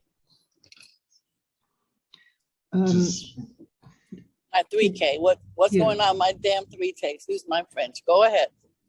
I think we have 225 3K seats opening in 2023. But it might not be in your council district. It's in sort of in District 3, but not, I don't think, in your district. I'm not sure if we had early childhood. I thought Carol was going to be on the call. I'm sorry, I can't see. Is from the DOE. Okay, there's some building happening on like 63rd Street that is a mystery. So at some point, I'd like to know what's going on there. Councilmember Brewer, we will be addressing 3K with the DOE once they come on. Thank you so much, Councilmember. Thank you. Thank you. And next we'll turn to Councilmember Lee, followed by Councilmembers Ressler, Haniff, Schulman, Menon, and Feliz. Councilmember Lee. Time starts now. Thank you so much, and thank you, and congrats, Chair Joseph. And thank you so much for the SCA for being here. Having been through the capital projects with different city agencies on the nonprofit side, I appreciate the actual speediness of SCA compared to some of the other agencies. So I thank you so much for all the hard work you guys do. I actually have 36 schools in my district. Some of them are co-located, but many of them are not actually. And so I've been trying to visit all the schools in my district in the first few months, which has been a bit crazy, but rewarding at the same time. And I just want to echo some of the sentiments of my colleagues, because I was looking at the budget breakdown, because again, we're getting these labs and STEM programs, which is wonderful. And I think we need to continue to do that in some of the schools, but then the electrical infrastructure can't handle that. And so is that part of, I'm assuming that's part of the capital investment versus the mandated program budget? Okay, is there a way to make it a mandated program? Only because I would actually argue that given the way education is moving these days, what would it take for us to include that so that it could be considered a mandated program? Because I do think that this is an important piece for our students across the city. And so just wondering how possible that would be to shift that. So thank you for that question. we definitely did see some schools needing an electrical upgrade, which is it might be what you're talking about through our AC for All initiative. In some cases, it's just distribution. It might just be, one panel is overloaded versus another. So, through our building condition assessment survey, we do analyze our electrical service. So that's certainly, while I agree that it is important, I think the distinction we make with mandated is where it's required by code or local law. So we didn't, but we do understand the importance. I just will repeat that we have just so many buildings that are so old, and it's like really trying to catch up and just keep our buildings watertight and safe. Now, that's not to say that we wouldn't take that, and I'm happy to talk to your office offline about your school's needs. But for the entire city council, everybody, I'm sure, feels very passionate about making sure that, electrical needs as well as other needs in their buildings are satisfied. So I hear what you're saying, and we certainly will look into that. We appreciate it. And just two more quick questions. One comment also, I'm glad to hear that for the MWBE contractors, there are increasing efforts to include more of them. I think that's wonderful. So thank you for that. And for the expired. Oh, sorry, just real quick for the playground. What's the dynamic between you guys and parks? Because I know a lot of our playgrounds are technically owned by parks. And so, with the changing needs of the students, disability programs that are increasing in my district, they want to change the playgrounds, and rightfully so, to meet the needs of the students. And so how does that dynamic work? Because I feel like sometimes there's this like push-pull kind of thing going on. Yeah, thank you. So we do have we have a partnership with parks, and some of our playgrounds are jointly operated playgrounds. So they, that there is that partnership, but there are parks that are just solely parks. So I'm assuming you're talking about a JOP, jointly operated playground. Yeah. So, and really, if there's anything, I mean, I'm not sure if there's, any specific ones, but we really do have a strong partnership with parks. So if there's a specific issue or something, we really would like to hear about that, because we do work very well with them. Okay, and the 72 million, just for clarification purposes, sorry, Chair, is for the parks that are owned specifically by the schools, correct? Or correct. Okay. Thank you. Thank you. Next, we'll turn to Councilmember Ressler. Time starts now. I firstly want to commend and thank my dear friend, our distinguished chair, Rita Joseph. Thank you, Rita, for doing such a phenomenal job. It is a tremendous thing to have a teacher of your experience chairing this committee, and we're lucky to have you. And I want to congratulate President Kubota and the SEA team on your new leadership roles. SEA has a long record of being one of the most effective agencies, I think, as the mayor might say, GSD agencies in New York City. So we appreciate you and everything you do to provide super gorgeous buildings for our schools, for our students and our school communities. I represent the 33rd Council District, which has experienced more population growth than any other council district in the city over the last 15 years, and certainly over the last decade, and it's not even close.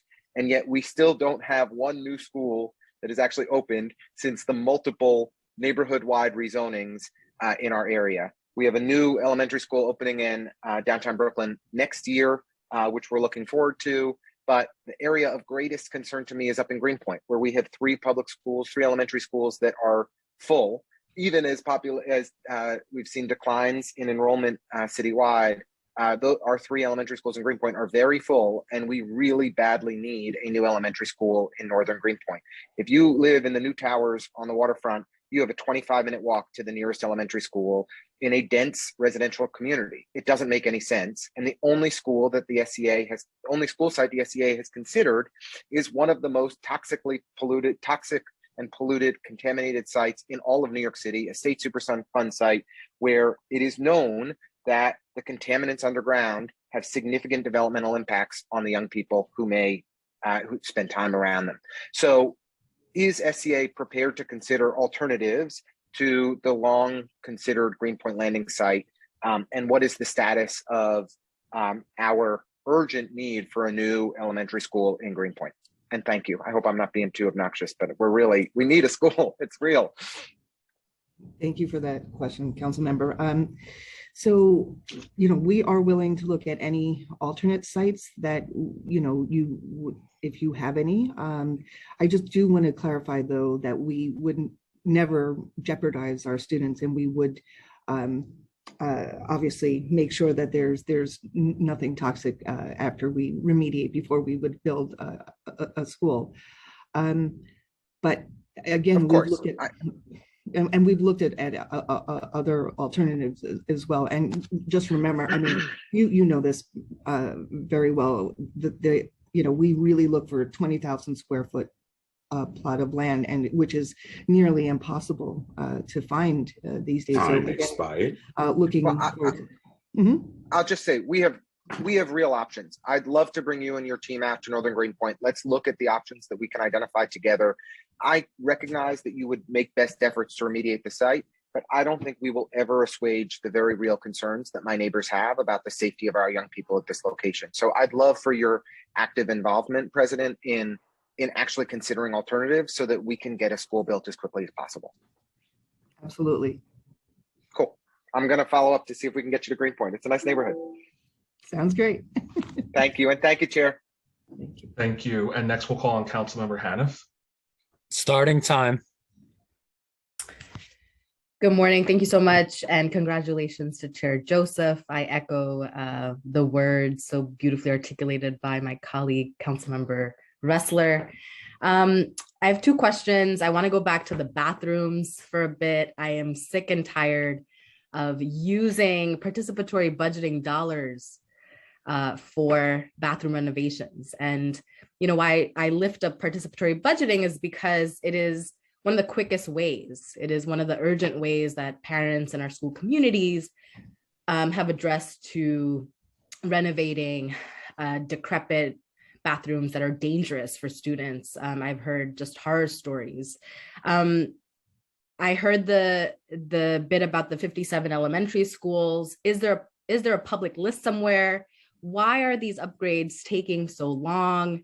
And how can we prioritize fixing every single bathroom in our city schools as soon as possible, particularly as an urgent priority for our COVID recovery?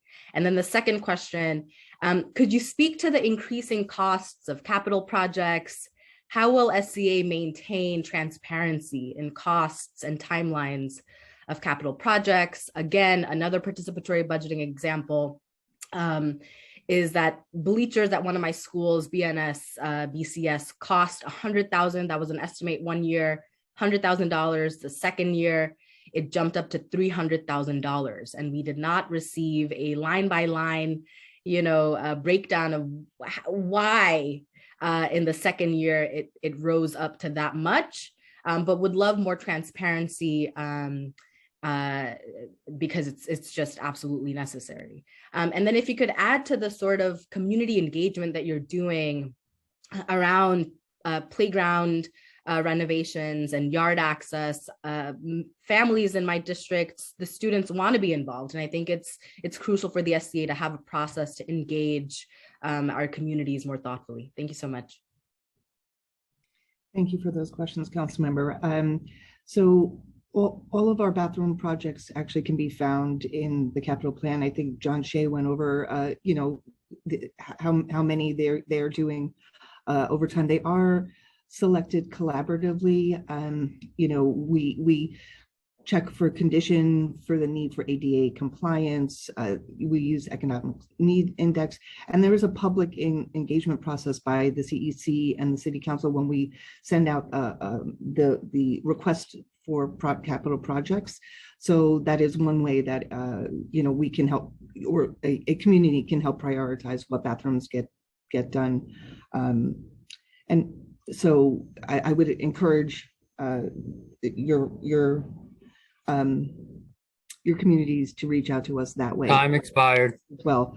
I will say for the cost of projects, there is Local Law 24, which is a quarterly report of all of our capital projects, their timelines and their costs. So that is something that we send to council members on a quarterly basis. So happy to maybe talk you or walk through that report to help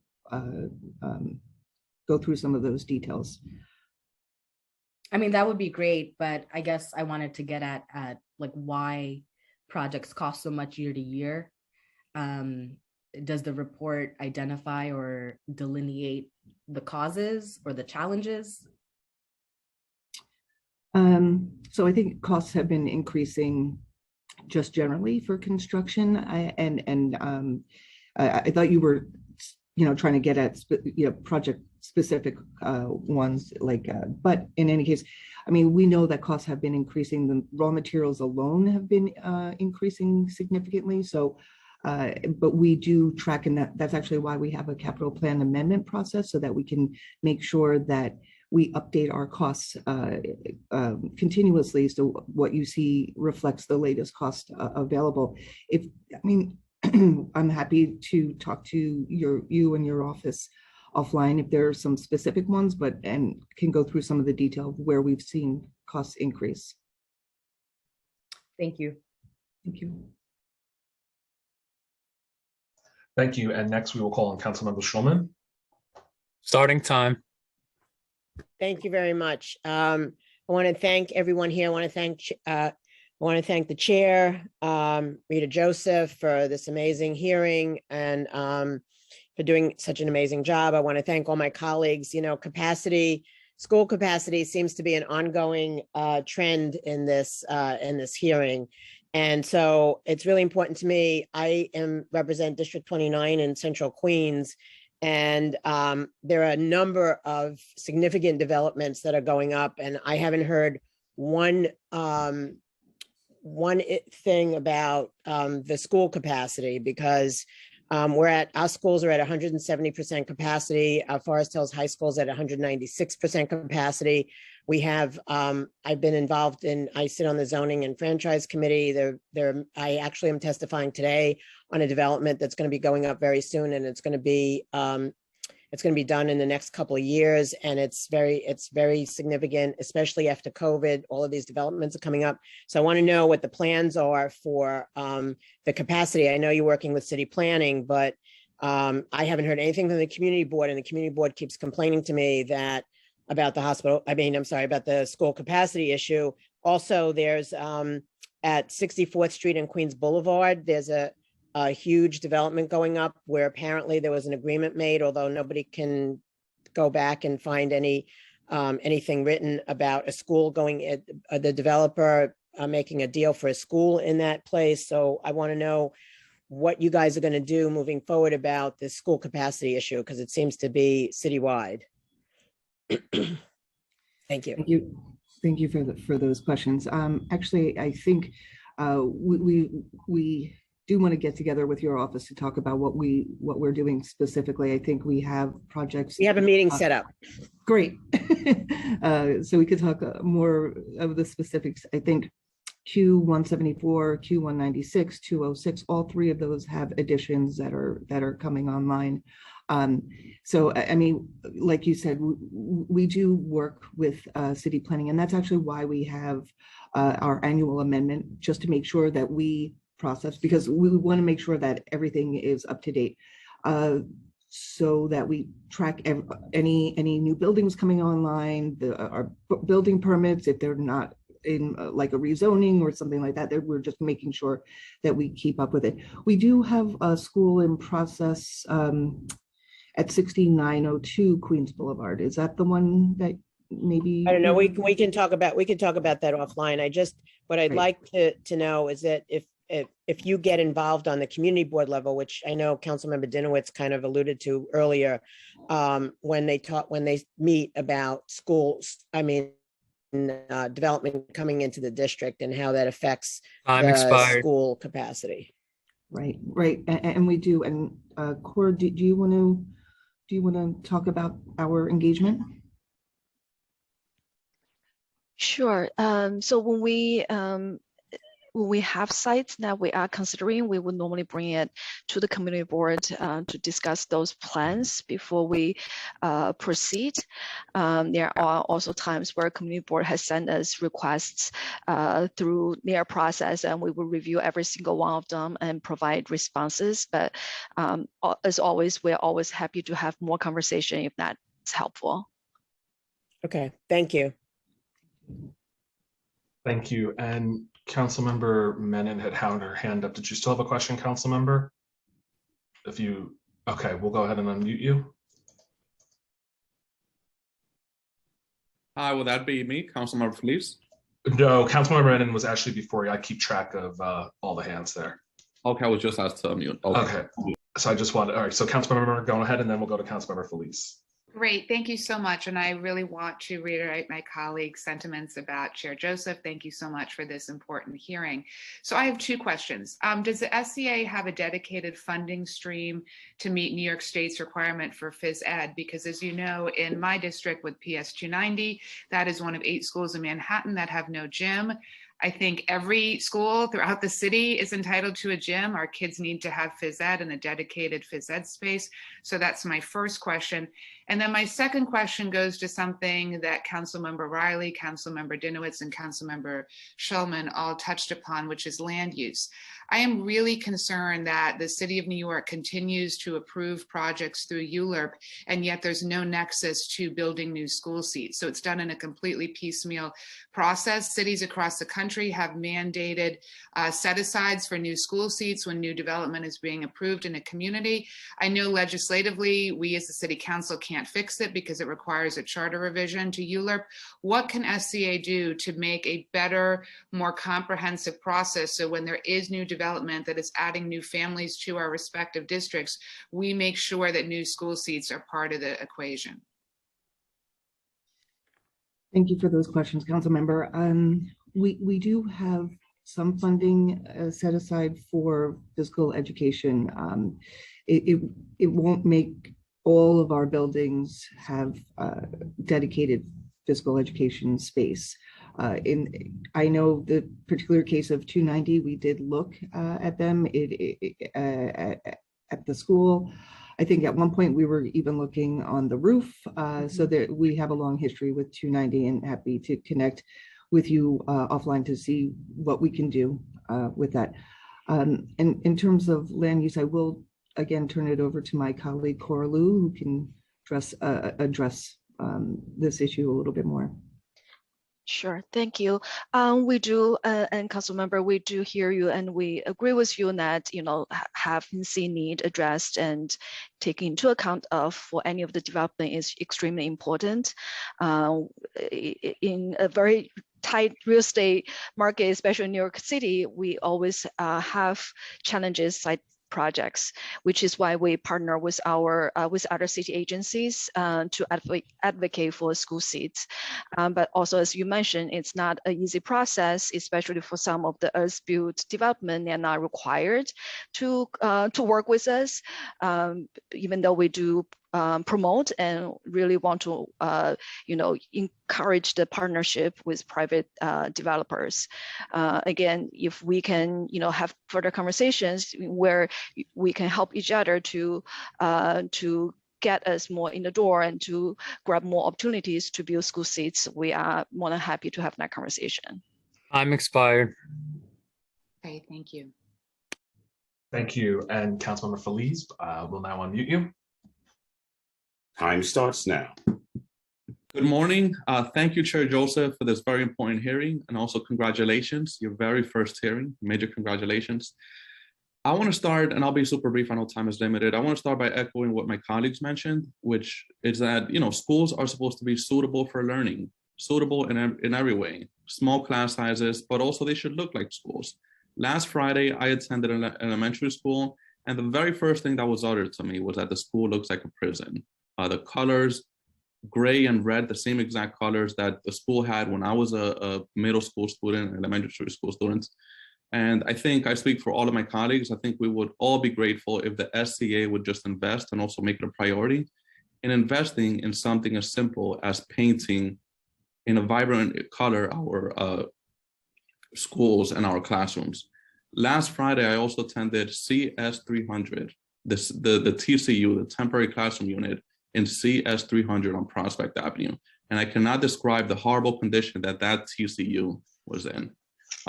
So I have a few questions about that specific topic, TCUs, temporary classroom units that were supposed to be temporary. I know this is something that we touched on earlier today, but briefly, what's the average age of current TCUs in our city? I believe, when were these installed? Probably they're about 15 to 20 years old. Cora? Yeah, I think that sounds about right. And I think I would just add that we agree with you. The TCU structures are not meant to be there for a long time, and we have really made great stride to remove all of them. As Nina had pointed out in her testimony, we have removed majority of 266 of them and have planned for 48 of them and really have 43 left. Now we need to develop plans for. And as a matter of fact, between the release of Federal Amendment until now, we were able to identify 4 more sites where I think we'll be able to remove another 12 units. So we're really getting down to the last bunch of TCUs, and we'll work as hard as possible to get them out of the system. Thank you. And time is very limited, so I have time for one more question. If you could briefly describe, so we have TCUs, but we also have non-TCU temporary buildings. If you could briefly describe approximately how many we have in our city, and also the plan for removal, if there is any. Non-TCU temporary buildings, which look very similar to TCUs. And sure, that would be great if you could just give this answer about an additional minute, if that's possible, if schedule allows. So there are about 70 non-TCU temporary structures, and while we've removed some of them while doing an addition or a different type of capacity project rather, we do see the need to remove these as well. So as we wind down our work with the TCUs, that is sort of the next program that we intend on creating, is to remove the other temporary structures. But is there a plan for removal? And also, what would be the difference between the TCUs and the non-TCU temporary buildings? So the non-TCU temporaries are, they range in size. Some of them could be a few classrooms to 10 classrooms. So whereas the TCUs are really just, they're 2 classrooms, 2 bathrooms, sort of in that same, the way they were created. I will say we do not in this plan. We started the removal of TCUs in the last capital plan.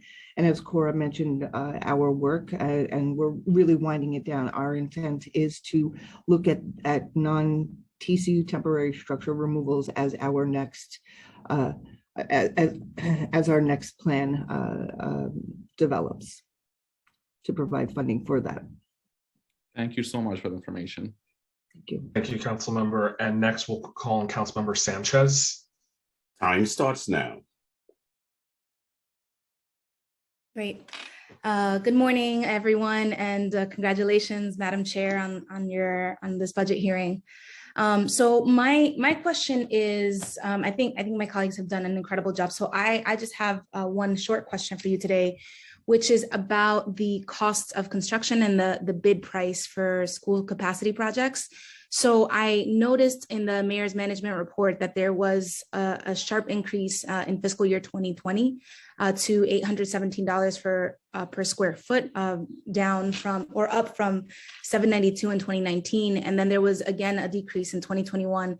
So I'm wondering how is that looking?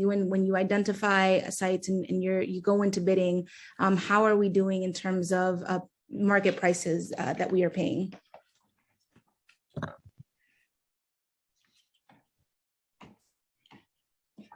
So thank you for that question. Yeah, I think we did see an increase, as you said, in 2020, but we have seen a decrease actually in last fiscal year went down to 710, and then I think we're holding that this fiscal year. So I think there's a lot that goes into the costs per square foot. And Cora, do you want to talk about the items? Because I believe the fiscal year 2020, the reason why it was potentially higher is I don't think that there were many capacity projects that were awarded in that fiscal year due to the pandemic. But I'll also defer to Cora if you might have some insight into this topic. Yeah, I think we probably we can go back to take another look behind the data behind it, but I think in general, pandemic definitely had a lot of impact on our projects and our bid prices. We are anticipating supply chain issues, so we're waiting to see what that will show on our projects. But in general, the price changes also because of the specific projects. Some of our projects were lucky enough to have straightforward standalone new buildings. Some of the other projects might have a little bit more other work we might have to do. So we can go back to look at the data behind those numbers and to give you a more detailed explanation. Great, thank you. And just a second question, if I have time. So I think a related question was asked earlier, but with the historic infrastructure bill, how is that going to help us meet the dent in seat demand in the city of New York, and of course, in particular, the Bronx? So I'm not sure if DOE wants to chime in on the infrastructure bill. That has not translated into capital dollars. So I'll defer to my Time expired. Yeah, and council members, it's a great question. We're eager to figure that out as well. A lot of that infrastructure, federal infrastructure funding is being channeled through the state in the form of grants. So we haven't seen the format of it all yet to see how we can apply it to deal with seat demand. But we will certainly keep you updated and happy to talk to you offline. And certainly we'll keep you updated as we get more information. Thank you. Thank you, Madam Chair. Thank you, Councilmember Chair. All council members have asked a first round of questions. I think we are really behind schedule, so I'm going to turn it back to you. But I do want to say for all the committee members that for any questions that were not able to be asked, the finance team is going to collect everything that you have, and we will follow up with the SCA and the DOE for capital questions. So we will send a reminder email to all committee members either today, if we ever go to sleep, or tomorrow. But don't worry, we will take your questions. So Chair, I'll turn it back to you before we transition to the next part of the hearing. Okay. All right. So thank you. So thank you to all. I think this is our next round, right, Malcolm? Yes, we're now done with the capital portion of today's agenda. So so next, and thank you to the SCA and DOE capital folks. Again, all committee members, we will follow up with you for unanswered capital questions. We will get that from you. So very quickly, we are behind schedule. So very quickly, before we turn to expense, we just had a quick short panel. So before turning to the expense portion, we're going to call on the following three witnesses: Michael Mulgrew, United Federation of Teachers; Mark Cannizzaro, the Council of School Administrators and Supervisors; and Donald Nesbitt, Vice President, Local 372. Everyone, you will have 2 minutes, and we will first start with Michael Mulgrew of the UFT. Starting time. Thank you very much. And again, congratulations to the chair. We appreciate look forward to doing lots of work with this wonderful new education committee. Right now, and I wish we were in a better place. What I see in this budget is basically a lack of any sort of imagination. This looks like a budget we would have seen in 2017 or 18. We need to make sure that we have a plan in place as we move forward. There's nothing in the current budget as proposed that really does anything to deal with the greatest challenge we have right now, which is dealing with all of the issues around COVID and all the damage that has been done to the children in our schools. So we are hoping that through this budget process, we can get to a much better place. Clearly, we always support smaller class sizes. We want our schools to be attractive for parents. This is their number one issue. It is constantly their number one issue, and it's something we nearly need to start to move on. And it's now there's the right time to do it. We need to make sure that we have a plan in place for our schools in terms of all of the social emotional damage that we know is out there. We should be hiring more guidance counselors and social workers, not putting them under a freeze at this moment. And as always, we would always, the programs that we run, our United Community Schools, Teachers' Choice, the Positive Learning Collaborative, all of these things we have proven over and over again are very successful and actually work for children. And as a union, we're very proud of the fact that every dollar that is given to our programs, we put more on top of it. So it really is a smart way to go about these things. But there's a lot of work that has to be done right now on this budget, because we need to be out there talking to our parents about what the plan is as we move forward and what the funding is behind it. We all understand there are still probably $5 billion in federal money that's here for education, but we want to spend it wisely, but it really needs to be a plan, and we really need to start getting creative where our schools should be going. Thank you. Thank you. And next we'll call on Mark Canizaro from the CSA. Time starts now. Good morning, everyone, and thank you and congratulations, Chair Joseph, and congratulations to all the newly or recently elected officials. We look forward to working with you, and it's a pleasure to be here with you today. I also want to thank the council for their efforts to get all schools to 100% fair student funding. It was a tremendous relief to finally get there, but I do also want to issue a concern. I heard earlier, and I've heard several times, department officials mention that the increase to fair student funding could address class size. There was no increase to fair student funding. What we were able to do is bring fair student funding to 100% from a current deficit that has existed for many, many years. And the fair student funding formula is based on current class size as well as average teacher salary. So I just want to make sure that we all understand that a reduction in class size is going to be an increase in funds is going to be necessary. I have to concur with Michael about this budget. There are some other things that we would like to see. We have a contractual obligation to supply an assistant principal in every school. That is almost there, but not currently being done. So we're going to expect and ask that that is addressed. We have our Executive Leadership Institute, which, among other things, prepares school leaders for the job, as well as assistant principals to become principals. And we know we're going to have a tremendous shortage going forward there. They provide mentoring for in-service people as well as programs around equity and bullying and social justice programs. And finally, I just wanted to mention that we are in full support of the Carbon-Free Schools Initiative, which you'll be hearing more about from other groups as well. Time expired. To reduce the carbon emissions in schools as a long-term project, and it's a good project, and all the labor unions are involved. Thank you. Thank you, Mr. Canizaro. And finally, we'll hear from Donald Nesbitt of Local 372. Starting time.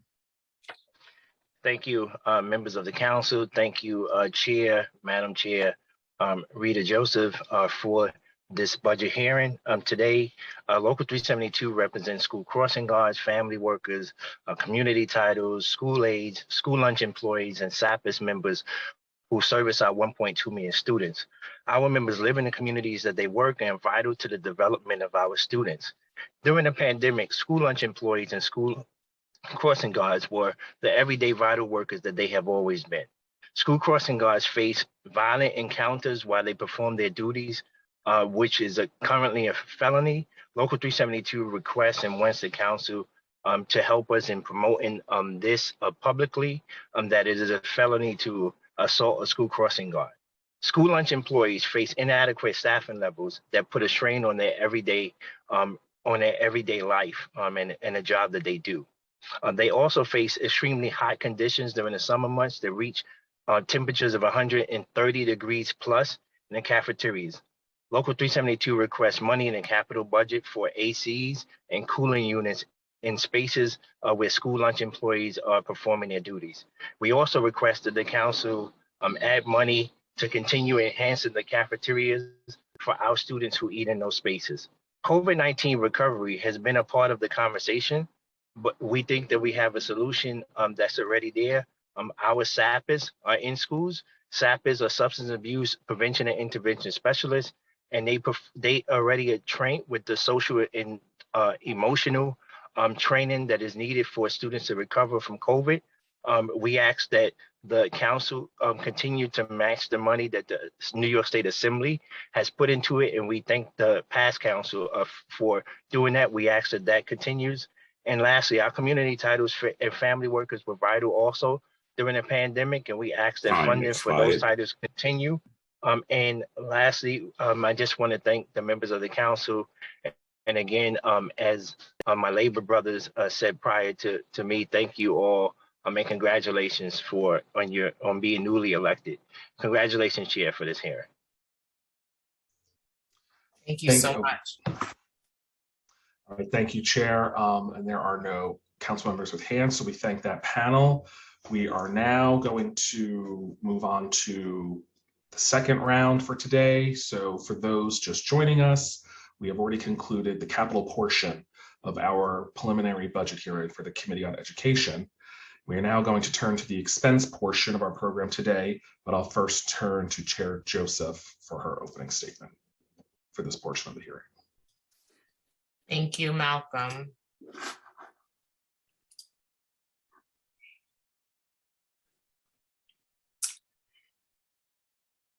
Good morning and welcome to Education Chair's hearing on the fiscal 2023 preliminary expense budget. We have been joined by Chancellor David Banks, First Deputy Chancellor David Weisberg, and DOE Financial Officer Lindsay Oates, who will testify on the DOE's preliminary expense budget. The Department of Education's fiscal 2023 preliminary budget totals $30.7 billion, excluding pension and debt service, which represent 31% of the city's total budget. Compared to the previous preliminary budget, DOE's new needs for fiscal 2023 are modest, totaling $415 million, which is in contrast of the Ambition program to eliminate the gap initiative. PEG totaled $255 million in fiscal 2022, growing to $558 million in fiscal 2023. And baselined into out years. As part of the PEG, the preliminary plan reduced DOE's budgeted headcount in fiscal 2023 by 3,642 positions and baseline these reductions into out years. The reduction is slightly offset in fiscal 2023 by the addition of 1,778 federally funded positions. While we understand that the use of federal stimulus funding is meant to soften this burden on schools as they adjust to changes in enrollment, I am concerned that this reduction is cutting invaluable staff that directly serve some of our most vulnerable students. As we continue to advance in our post-pandemic recovery efforts, our schools deserve all the fundings they need to ensure a robust and well-rounded staff.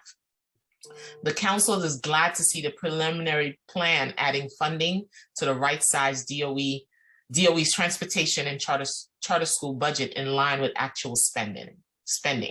As you know, these two areas have historically posed a budget risk to DOE as year-over-year actual spending was well over the budget. However, the preliminary plan fails to make additional investment to the department's Carter case budgets, which continues to increase. Another area of concern is how the previous administration allocated one-time federal stimulus funding into DOE's budget. Fundings were used to provide a number of programs, restoration, short-term recovery efforts, long-term programs expansion, as well as addressing the fiscal deficit caused by the reduced revenue brought on by the COVID-19 pandemic. Across many of these areas, there's concern about looming fiscal cliff and how if the city is prepared to sustain the programming in the long term. I will then use the rest of my time to focus on the challenges faced by some of our most vulnerable student population, including students in foster care, students living in shelters, English and multi-language learners, students with disabilities, and our adult education students. As a recent former teacher, I'm personally familiar with the importance of quality programming and holistic support in aiding the success of these students. I look forward to your testimony and hearing about your vision for the schools. Again, some housekeeping. I would like to remind council members and that the chancellor is here to testify on the expense budget. If you have capital questions that you did not get a chance to ask earlier, please reach out to the committee staff and they will follow up with SCA. Council members will have a limited to 5 minutes for their rounds of question. Public testimony is scheduled to begin after. I would like to introduce my staff, my colleagues who have joined us this morning. I have council member, oh my God. Chair, I have the list and was going to do it. Oh, you have the list? Thank you. So I'll take care of that. Yes. All right, thank you. Yep, no problem. So hello, everyone. As I stated earlier, my name is Malcolm Butehorn, counsel to the Committee on Education. We will now receive testimony from the Department of Education. As the chair just said, council members, for this portion of the hearing, we will have 5 minutes for Q&A. I will now administer the affirmation to the administration witnesses, including those available for Q&A, and I will call on each of you individually to respond. Do you affirm that your testimony will be truthful to the best of your knowledge, information, and belief? David C. Banks, Chancellor. Yes, I will. Thank you. Lindsay Oates, Chief Financial Officer. I do. What will be very strange to say? Mark Traeger, Senior Advisor to the Chancellor. I do. And finally, Dr. Cristina Melendez, Executive Director of Family and Community Empowerment. I do. I do. Thank you. And we're not going to re-swear them in, but for council members to be aware, First Deputy Chancellor Weisberg and Kevin Moran are still on the Zoom to answer your questions. Chancellor, you may begin when ready. Thank you. Great. Thank you so much. And good morning, Chair Joseph, and all the members of the Education Committee here today. I'm David Banks, the Chancellor of New York City Public Schools. Pleased to join you today with all the folks who you just swore in, the First Deputy Chancellor Dan Weisberg, Chief Financial Officer Lindsay Oates, Chief School Operations Officer Kevin Moran, Executive Director of Family and Community Empowerment, Dr. Cristina Melendez, and Senior Advisor and Executive Director of Intergovernmental Affairs, Mark Traeger. Thank you for the opportunity to testify on the Mayor's preliminary budget for New York City Public Schools. I want to express my gratitude, first of all, to this committee for the partnership we have already created during our first 3 months in office. We're so appreciative that we get to work with the Education Committee members who have demonstrated how dedicated you are to our city's children, and that almost all of you have taken the time to meet with myself and members of my team at least once during these first few months. I also want to especially thank Chair Joseph for her partnership and maintaining regular communication with me and my leadership team. The goal is for us to be true partners in this work. The City Council has enabled us to provide 100% fair student funding to all schools for the first time ever this year. This is an incredible investment in our students, and it would not be a reality without the advocacy of so many, especially the City Council. We're pleased to see that the governor's and the state legislature's budgets propose to continue the phase in of state aid needed for us to maintain 100% FSF. The council was also instrumental in securing funding through the American Rescue Plan Act that is helping our school communities rebound from all the disruptions caused by the pandemic. That includes providing the resources to ensure that every school from every zip code in the city receives funding to hire a full-time social worker. With direct funding from the council, we're expanding language access, mental health supports, LGBTQ supports and curriculum, and community access to school playgrounds.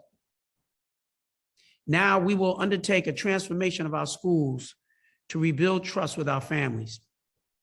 Regrettably, 120,000 of our students and their families have left our schools over the past 5 years. For our schools to deliver on their original promise of serving as the engine of the American dream, we will need to do things very differently in ways that build trust, one big step at a time. Our schools need to connect our students to the real world and what matters to them. We want each and every one of our students to graduate with a pathway to a rewarding career, long-term economic security, and equipped to be a positive force for change. This vision for our schools entails 4 pillars to make it a reality. Number 1, reimagining the student experience. This means both redesigning the school experience so that it's relevant to our students and excites them, and that students leave our schools with the skills and knowledge that makes them attractive to employers and gives them a head start on a pathway to economic prosperity. This begins with our youngest learners, providing literacy and language supports from the start, and it will continue through the end of our students' academic careers by creating new and deeper partnerships in the private, governmental, and nonprofit sectors in order to ensure that every student leaves our system not only with a diploma, but a pathway to a good job and career. Number 2, scaling, sustaining, and restoring what works. This entails identifying the amazing practices throughout our system and sharing them so that they become models that other schools can emulate. We want to build a culture that incentivizes schools to share their best practices. That's why we will continue to build on the excellent Showcase Schools and Learning Partners ideas so that we can shine a light on the innovative and transformational work that's happening in every borough. Number 3, prioritizing wellness and its link to student success. That includes safe schools, access to green spaces, high quality nutrition, and comprehensive whole child support for a broad range of each student's needs. Students who feel healthy, safe, well-nourished, and intellectually stimulated are best able to concentrate and engage with their academic work. We will be building on successful initiatives to support the social and emotional needs of our students, collaborating with community-based organization partners, and extending learning beyond just the 4 walls of the classroom. We're expanding PSAL so that every student will have access to programming and fostering recovery through the arts by taking full advantage of the rich cultural environment of this city. Number 4, engaging families to be our true partners, which in and of itself is a powerful pathway to rebuilding trust. In fact, it is the biggest complaint that I've heard since I started as chancellor.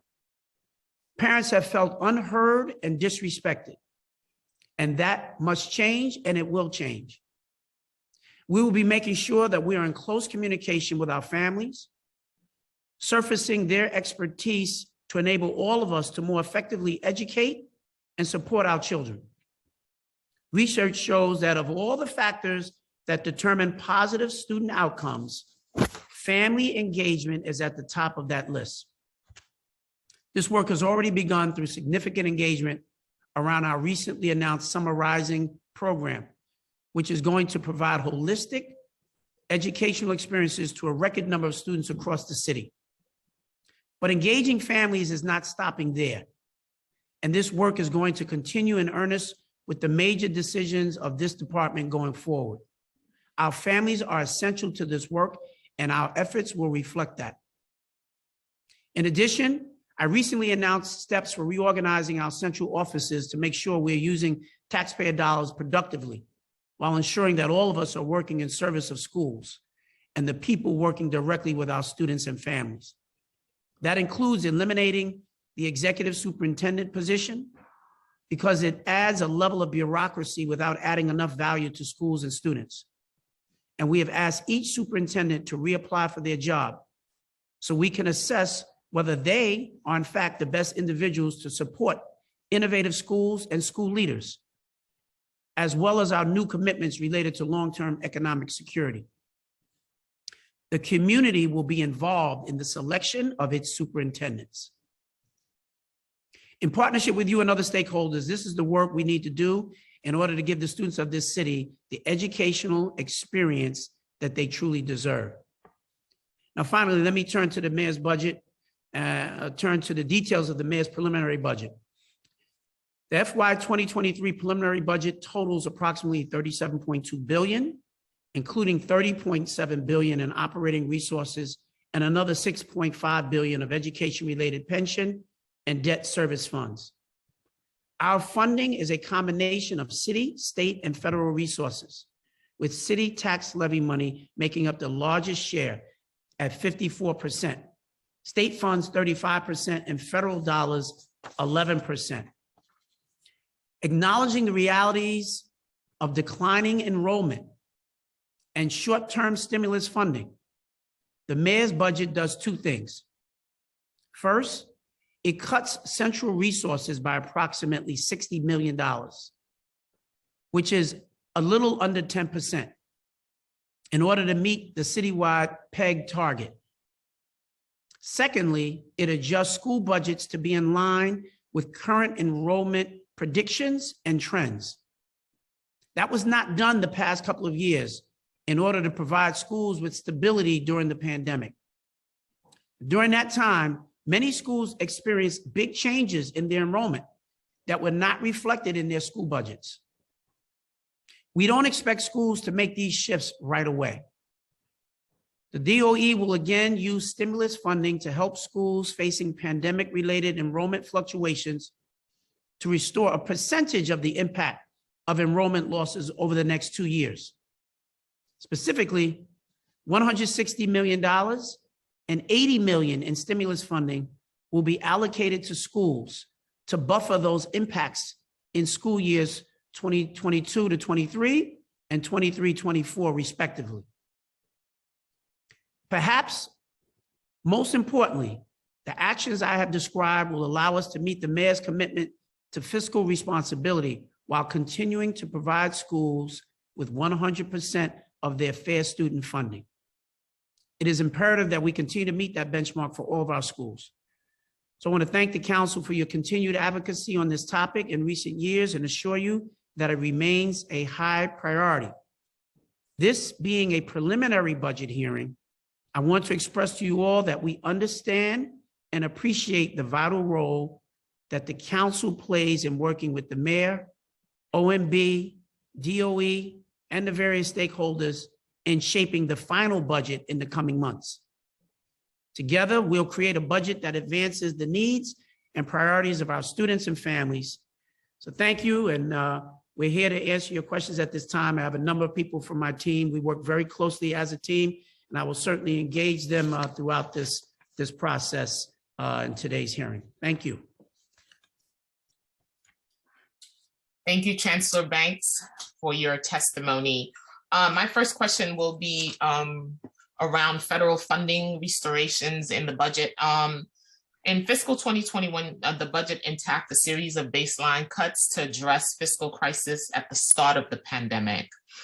We were able to secure $90.6 million in cuts reversed for the fiscal 2022, 2023, and 2024. But only $3 million of these restorations are baseline. So does the DOE plan on restoring these cuts in the out years? If so, when will we see this funding in the financial plan?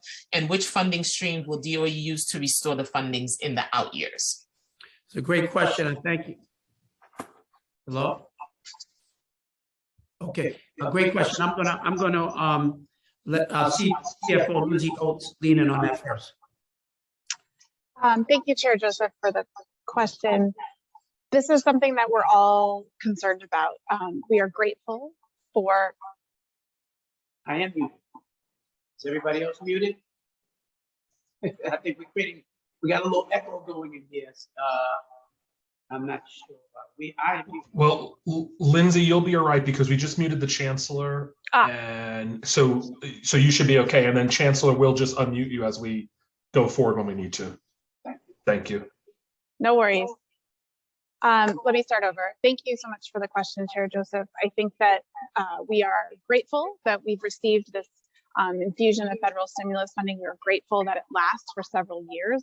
We are all mindful of the fact that this is a temporary fund source and that it expires in a couple of years. And we are going to be working together with our city partners, OMB, and with you to identify out your fund sources. This is something that we're currently looking at internally as well, to try to identify fund sources to support the programs that we want to continue in the out years. And we'll have more to say about it in the next year or two. Wonderful. Thank you for that. I'm just going to follow up with, we know that in restoration, we had one-time federal funding stimulus for long-term programs in the DOE budget, which is about $515 million in fiscal 2025 for 3K, mental health services and preschool special education, just to name a few. How do you plan on federal fund? When do you, how do you plan on expanding one? When you run out of city dollars, and what does that look again in the financial plan for those type of programs?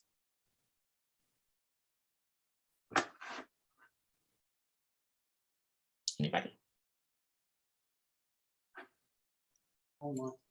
Malcolm, they're muted. Okay. Yeah, can you hear me? Yes. Yes, we have a little bit of a challenge here because so I'm gonna need whoever's handling the tech. So if you would start with me, and then when I pass, to please just mute me and then bring me back, because otherwise you're gonna continue to hear an echo of us here. So thank you. But the stimulus has really helped the city's economic recovery, and the DOE and the OMB believe that revenues are gonna bounce back as the city continues to recover. We're going to continue to track and review through our normal budget process. But Lindsay, you want to add to that?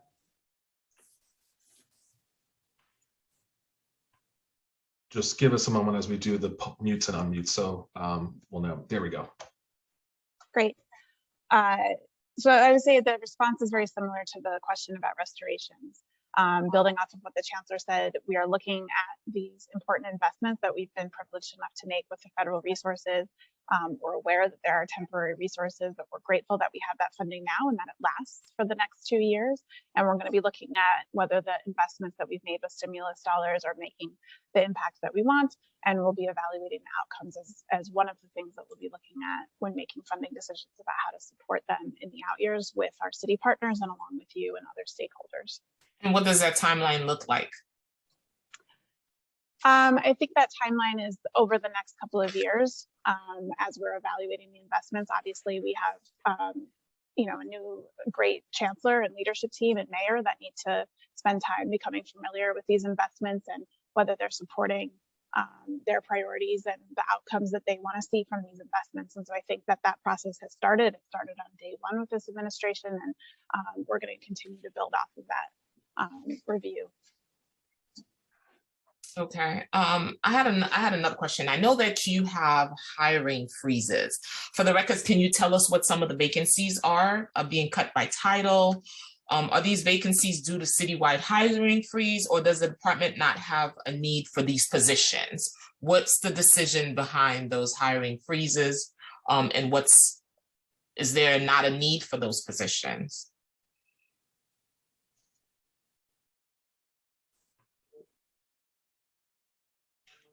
You'll get a prompt to accept the unmute, Chancellor. Okay. There we go. Yeah. We may have to figure a different way to do this. There's going to be a lot of back and forth. We're actually following the city's guidance on hiring, right? So OMB issued a temporary freeze at the beginning of the year, which applied to all central hiring and did not affect roles at the individual school level. But this is the first time that we've done this, and we're working closely with our partners at OMB on all of this. There will be limited exceptions for roles that have an immediate and direct impact on public health and safety, but we're certainly not considering layoffs at this time, but as it relates more specifically to the chair's question, Lindsay. Sure. So as the chancellor mentioned, there is no hiring freeze and there never was on school-based positions, which is obviously of utmost importance to us. On our central budget, we always review hiring very strictly. That's really important to us to make sure that we're using our public funding well. And this leadership team is looking at this new leadership team is looking at all of our new positions wisely and whether those headcount need to be there. And so we are moving with our hiring, but we're moving slowly and thoughtfully and efficiently and trying to be judicious as we make decisions moving forward. As someone who just left the school buildings last week, what kind of guidance are you providing for your school leaderships in the buildings?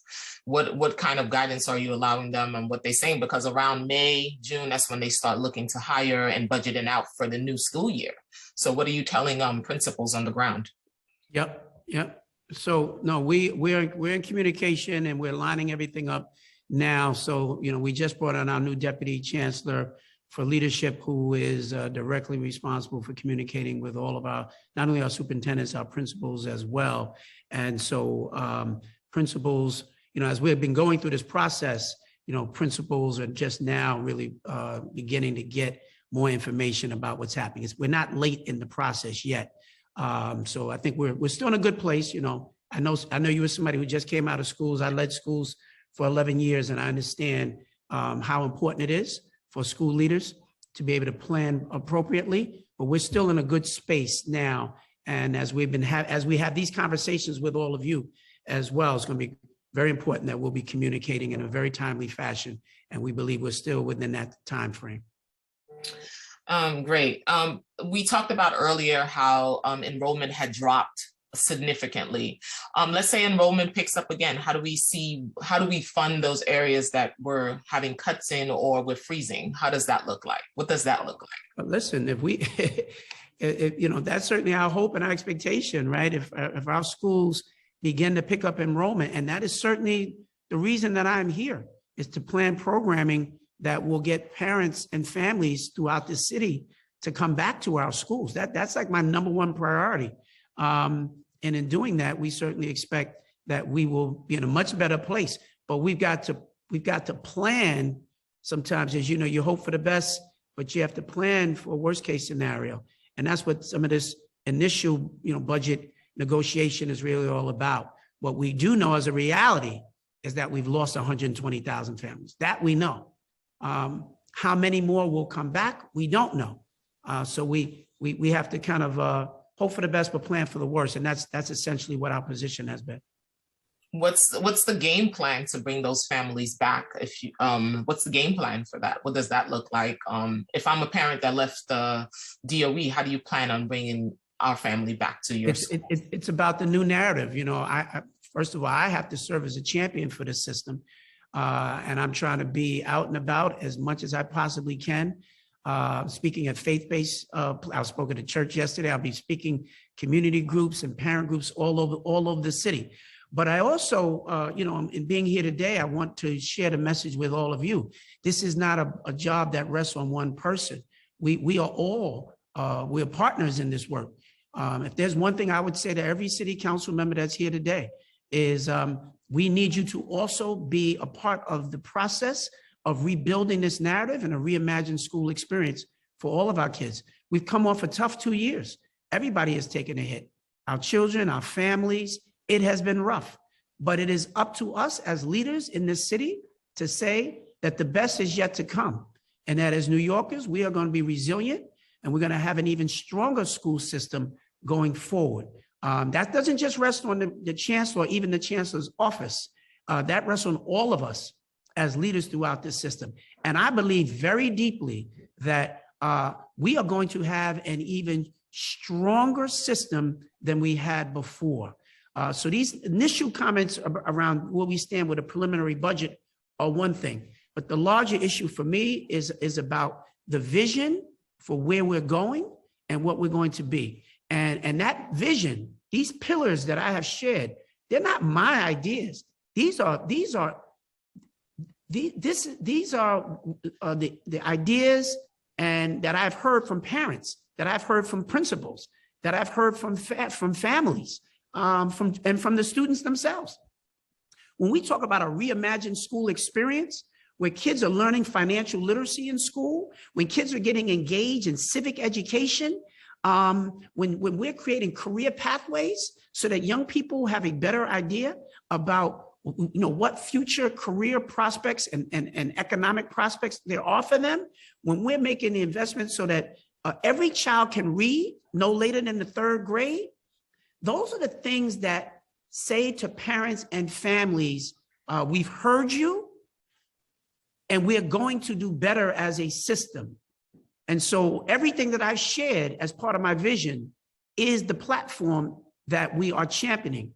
And we need everybody throughout the council and throughout all the city's leaders to continue to say that, so that this doesn't rest on one person, but this is all of us working together as real partners. Thank you, Chancellor Bank. Earlier, my colleagues and I were here. One of the things that they stressed about the school buildings, that some of them attended are run down, they're crumbling. How do you want to bring them back, but the environment has to also be inviting, learning. So that's one of the ways that my colleagues spoke. A lot of them spoke about the way the buildings look. Most of them look like jails. They said the colors are terrible, the settings are horrible. So they want to know, I want to bring back kids, I want to bring back parents. How do we attract them? The buildings also have to be attractive with the learning space. A lot of them, for example, my colleague, Councilmember Salamanca, allotted money to a school and they could not set up the technology lab because the electrical system could not support the lab. So infrastructure will be very important in the conversation on how we bring students back as well. No, absolutely. I'm in complete agreement with you. Where the places are that we need to make these improvements, we have to lean in. And as partners in this place and space, anywhere that council members are seeing those kinds of conditions, they have to bring that to my attention in order for me to move on it. What I want to change is I visited 25 schools in the 2.5 months that I've been here as chancellor. Not one of those 25 was a dilapidated building or a place that looked like someplace nobody would ever send their children.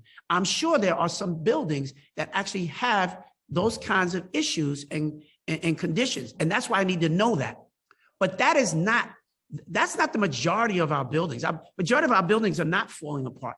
And the majority of our buildings are not places where you wouldn't send children. And that's part of what I think we have to, as leaders, begin to change this narrative, because the narrative always tends to lean to the negative. And there are amazing things going on in our schools. I'm sure the school that you just came out of, where you were an educator, I'm sure you've told me of amazing things that have happened. I visited with Senator Kruger just the other day, campus on the Upper East Side, where she just raved about, said, you have to come and visit. I've had so many city council persons who said to me, I want you to come and visit a school with me in my district, because they're so tuned to what's happening. Former Chair Mark Traeger was so connected to every school in his district, and so amazing things. And so I'm just saying that I think all of us, myself included, have to also, if we want to get parents to come back, we can't just talk about the negative things in the system. That's not a winning strategy. We've got a lot of amazing things and amazing kids and amazing facilities that we have invested hundreds of millions of dollars in over the years. We got to lift those things up. And that's part of what I want to do as chancellor, is to highlight the things that we know that do work well, so that it builds trust with families. But also, I'm not trying to be naive. The places that there are problems, we've got to fix those problems. And I certainly appreciate that point. I want to make sure we're all working together around those issues, for sure. Thank you, Chancellor. I also want to address the situation, not situation, but something that happens a lot in the DOE, Carter cases. I'm sure you're familiar with Carter cases. And I noticed that for some reason, when we were doing the data, our Carter cases went up about 244%. So what does the DOE need, what do we need to do on your part to reduce that type of spending? That's about from 234 million in 2015 to about $807 million in 2021. You're so right, Madam Chair. You are absolutely right. And you know, before I took this position, in fact, the head of the UFT, Michael Mogul, said to me, it was the number one thing that he said. He said, you got to fix special ed. It's a disaster. And we're going to get they're going to put a federal monitor on you if you don't get in front of this thing. And so there are a number of steps that we took to first of all, to address the backlog of cases. And I'm going to have our first deputy chancellor in a moment tell you a little bit about those efforts. But beyond the backlog, you know, we met with Dr. Lester Young, the chancellor of the state education department, along with the head of the state education department, Dr. Betty Rosa. We've been working very closely with them, specifically around special education and the Carter cases. The fact that we spend this kind of money every year is a form and function of a level of dysfunction. And I intend to change this so that we're not in a deficit mode. We spend more money to pay out on cases that we could actually fix and make the kind of investment on the front end. We would save money doing it the right way. But this is what I inherited as I came here. But this is a major priority for me. If they would mute me for a minute and open up the mic for our first deputy chancellor, Dan Weisberg, because he's really been leading this effort around special education. I thank you for that question. Thank you, Chancellor, and thank you, Chair Joseph. Appreciate the question. As Chancellor said, I mean, the top line here is appreciate the fact that you pointed out we've seen the number of cases skyrocket. And so this is putting a strain on the existing system. So what we're doing in the short term is essentially changing the way we assign hearing officers, and so that the cases get heard much more quickly. We're adding about 100 permanent and temporary staff here internally in order to deal with the backlog. And the backlog is coming down. The ultimate solution, as the Chancellor says, is we have to do a better job of serving students with special needs in our neighborhood schools. And so that's going to take a little while longer. In the meantime, we want to make sure the families are getting their cases heard in a timely fashion, and we are going to do that. And we're happy to report out to you as time goes on the progress there, Chair Joseph. But longer term, we have to do a better job of accommodating the needs of students and families in their neighborhood schools, in our public schools. That's part of how we are going to win back trust, as the Chancellor says, and part of how we're going to reverse enrollment declines, as the Chancellor says. The first deputy also reinvestment into the programs that we lack. That's as to why these cases are coming up. For example, in D17, there's only one bilingual speech pathologist. So you can imagine if you have an evaluation in another language, it takes about a year to two for that kid to get evaluated. You want to speak on that a little? That's a huge issue where we have shortage areas. Exactly right. In bilingual service providers is a very severe shortage areas. We would love to work with you we have some thoughts and ideas, and we're going to be engaging with families and communities on this. But we do need to increase the supply of service providers generally, and specifically bilingual service providers. No question about it. Agree with you 100%. How many open cases? I have a follow-up question. How many open cases and are the 100 positions already funded? So sorry for the delay. Just needed to unmute myself, Chair. The positions are funded. Absolutely. We are in the process of hiring. We have not hired all of 100. I can get you the specifics on that. And I can also get you the specifics. I don't have it in front of me on the number of cases that are still pending. It is reduced, I can tell you that, but we'll get you the specifics. Thank you. Chancellor Banks, we're going to talk about a population that's near and dear to my heart. And that was my first hearing. ENL students, English as a new language. However, the ENLs deserve more than just one-time investment, and the federal stimulus will drop out in the outer years. How can we commit to sustaining these programs in the out years for our ENL students? Well, listen, my goal is absolutely to commit to doing that. You know, first of all, a commitment to providing a high quality education to our ENL students and supporting their unique needs is critically important. And we recognize that as a system, we have to do a better job of improving those outcomes. We have so much work to do to help our children recover from all that they have experienced and to further support them academically and emotionally. But we can't get back to where we were. We have to do even better. And I think, you know, working with you and others, not only in the council, but community-based organizations who have developed a great level of expertise in this space is going to be really, really important. The things that we value and prioritize as co-partners will get funded. You know, even this process here, this is a preliminary budget hearing. You know, the voices of the members will be heard. And if there are priorities that rise to a higher level for this city council, and there are adjustments that we have to make in the budget to make sure that those things get done, we will do them. So it's not just, you know, my decision. I'm working with all of you on this, and I will continue to do that. So listening and learning and partnering with the leaders, as well as our schools and families and communities, is going to be the hallmark of everything that I do here as chancellor. You know, we face challenges, right? We have to deal with the economic realities of the challenges that we face. I want every school to have everything that it's supposed to have.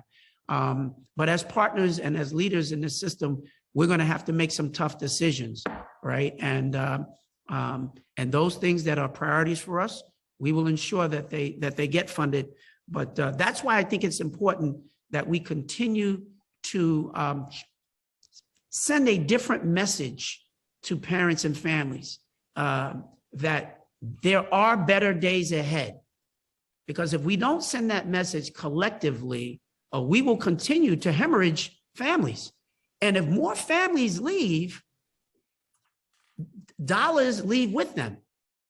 And when those dollars leave, it makes it very hard for us to turn around and make sure that every school in the system, for all the students who are left, get everything that they so richly deserve.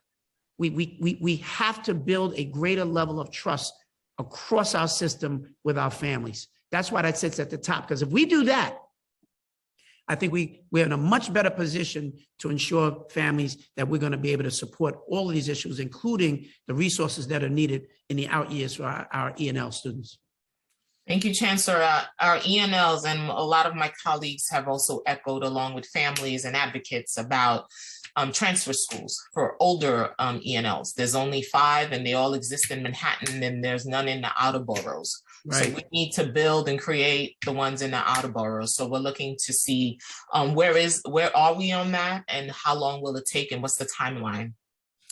Don't have a timeline, an official timeline on that right now. I know it's something that has in fact been raised, and I think that's something that, you know, we can and should sit and talk about and map out together. But no, there's no definitive timeline on that issue as we sit here today. Thank you, because you know that our ENL population are most likely to drop out of school. So we have to do everything in our power to make sure we keep them in schools, older ENL students, by providing a location for them to go that's near home, where they don't have to travel so far. We're going to talk about another population that's also near and dear to my heart, is students in temporary housing. I know that we had, I know the DOE had submitted a plan to, as part of federal funding, to hire 50 community coordinators, which is very essential in shelters, because they play an important role to making sure students are getting all their educational support needs. We have over 200 shelter sites, and around 28,000 students spend time in shelters every year. And over the last 10 years, that number doubled up to about 114,000 students sleeping in shelters.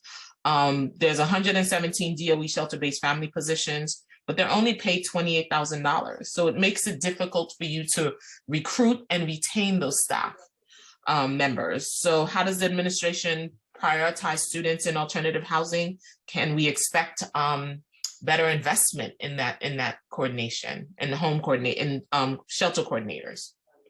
Well, first of all, that is a very important issue. I think it was an article in the paper written about it today. I literally just got off the phone a little while ago with Dr. Betty Rosa from the State Education Department and the support that they're going to be providing as well in this area. We are committed to making these hires, but they are the hires as we currently know them. Increasing the salaries for those positions is something that I think we would love to do, but I don't know that we're currently in a position to do that given the level of other economic constraints that we're finding ourselves in. So first things first, I'm trying to ensure that we are going to make the hires that are already in the budget and already established as first of all, as a baseline. And then secondly, I think we can continue the conversation around how do we increase salaries to make those positions, even more desirable. But right now, I just want to make sure at the very least we get those positions filled. And that is something that we plan on doing in the coming weeks.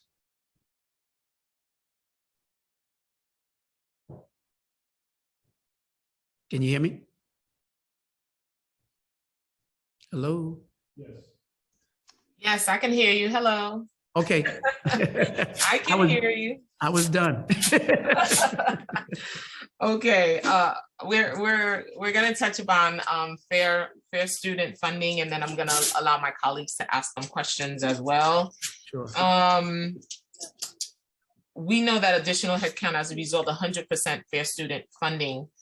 How will the foundation set aside from Albany this year and next as part of the CFE lawsuit be allocated to schools? Yeah, great question. I'm going to pivot to Lindsay Eltz, our CFO, and think would mute me and unmute Lindsay to lean in on that question.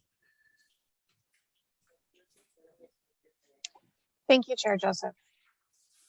This is an important question, and we are grateful that the state has continued to propose phasing in the foundation aid funding, both in the governor and the Assembly and the Senate's proposed budget that were recently released. And we're looking forward to that continued phased in to be in the state's enacted budget, hopefully to be released in the next couple of weeks. We will continue to use the increased foundation aid to support having all schools at 100% fair student funding in the upcoming school year. What we did this school year to achieve that goal was to use the first phase-in of the foundation aid funding, as well as some of our federal stimulus funding to achieve that goal. So next year, we will use exclusively the additional foundation aid coming from the state to achieve the 100% fair student funding goal for all schools. So again, we're grateful for the state for the additional funding, and we thank you and your colleagues for your continued support for that funding. Thank you. I'm going to turn it over to my colleagues who have questions, and I'll come back with another round of questioning.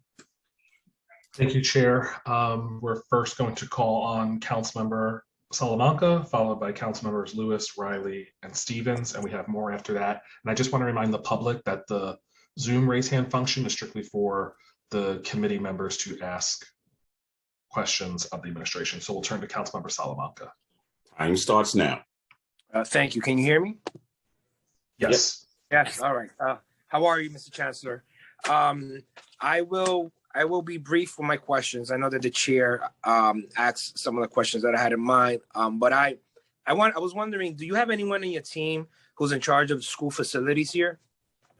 Yeah, we've got Kevin Moran on. So if they would unmute Kevin Moran, he can certainly respond to any question. And I'm having a problem with my screen, so I'm going to have someone take a quick look at this while Kevin is responding to your question. Kevin Moran?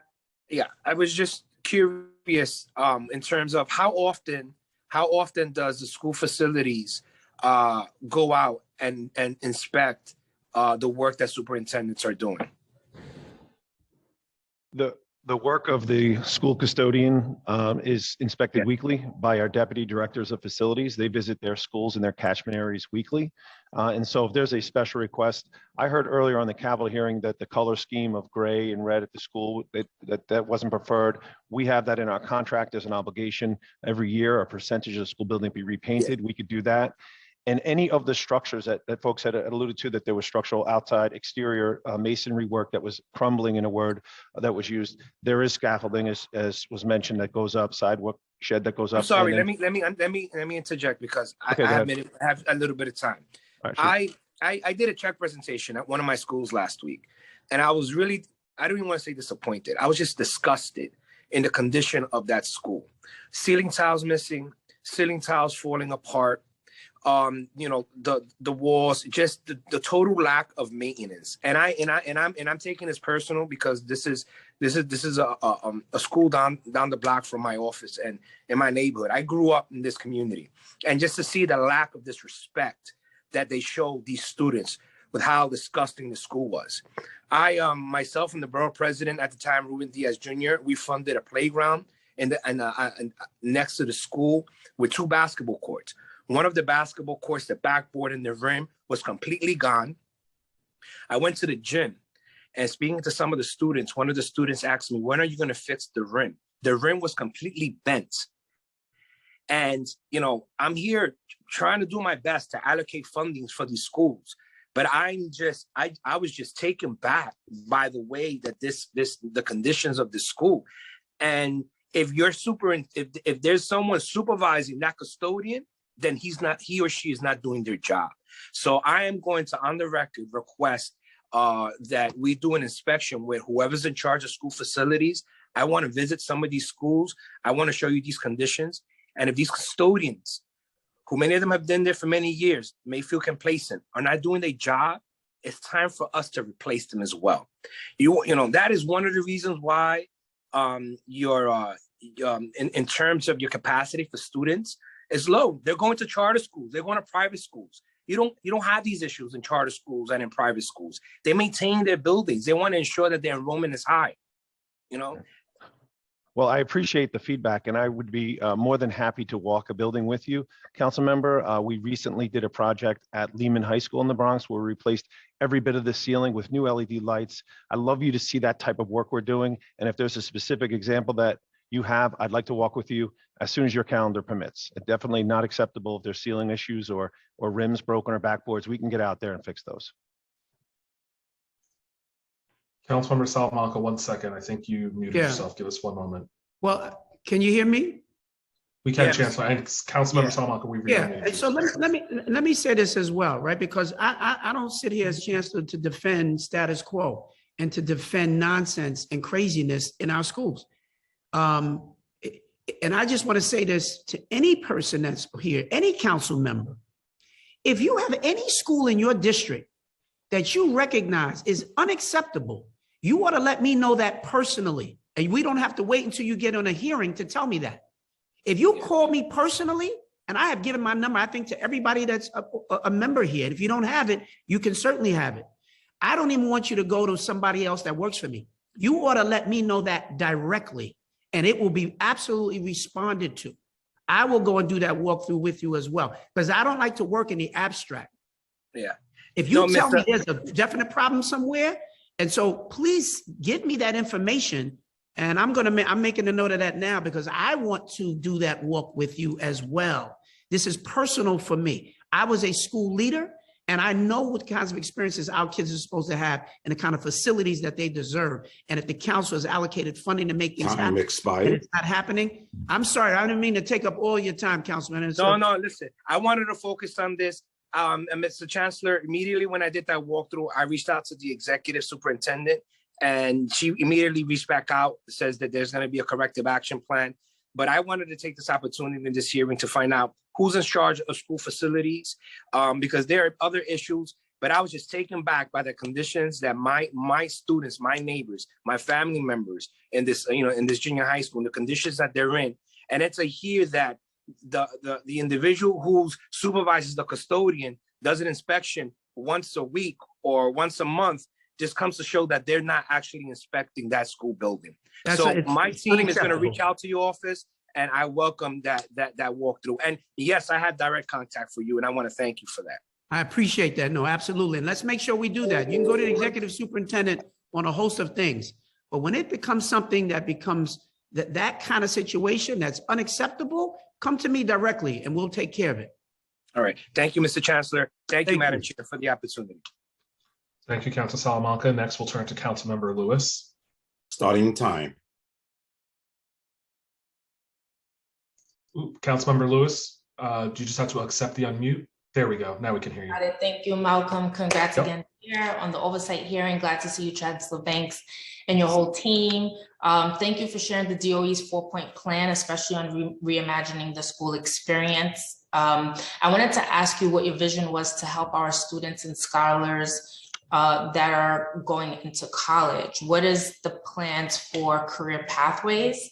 And do you have a designated or a dedicated staff to work on that, and how can our school communities work with them? And my second question is on what is DOE doing to address young students that are affected by the current mental health crisis?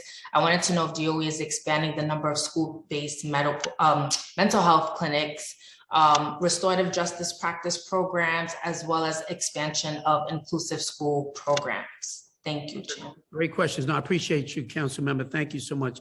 So first of all, we have named Jade Grieve. Jade is her first name, Grieve. She's the chief of our career pathways work. And she has done this work all around the world. I think in many ways, we got the best person in the world that we could have brought here to the DOE to help drive this agenda. And we're planning on raising a lot of money from the philanthropic community to help to ensure that our kids get developed in these career pathway opportunities. The kids have said that they need it, schools need it. And listen, the mayor and I were at Bayside High School a couple of weeks ago where he graduated. Bayside High School is a tremendous high school, comprehensive, big community school, a community high school.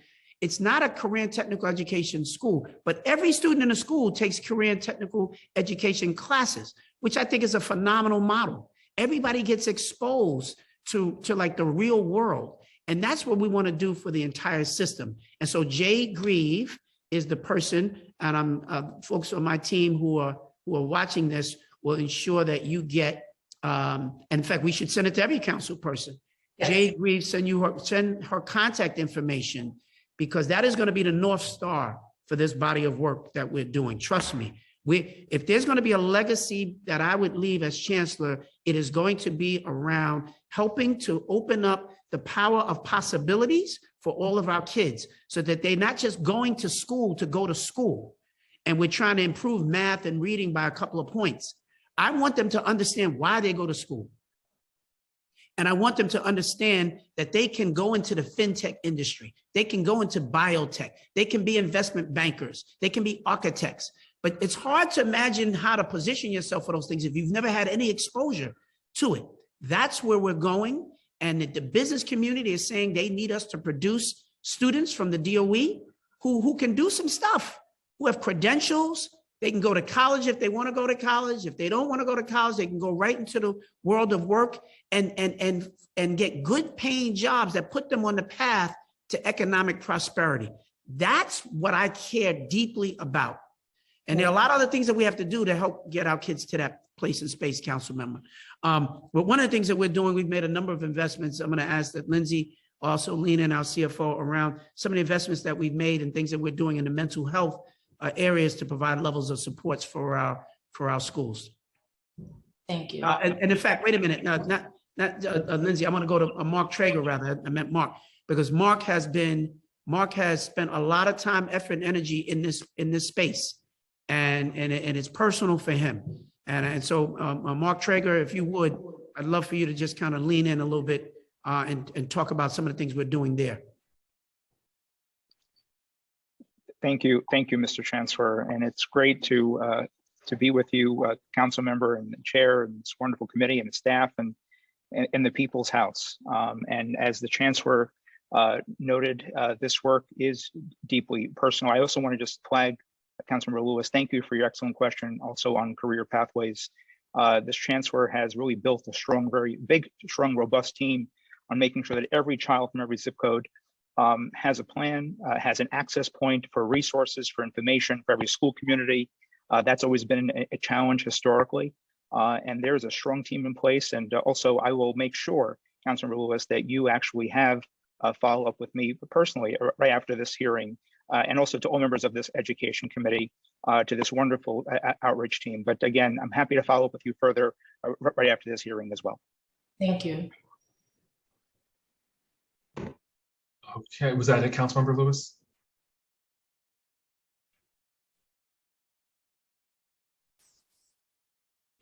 Was that all, Councilmember Lewis? Sorry.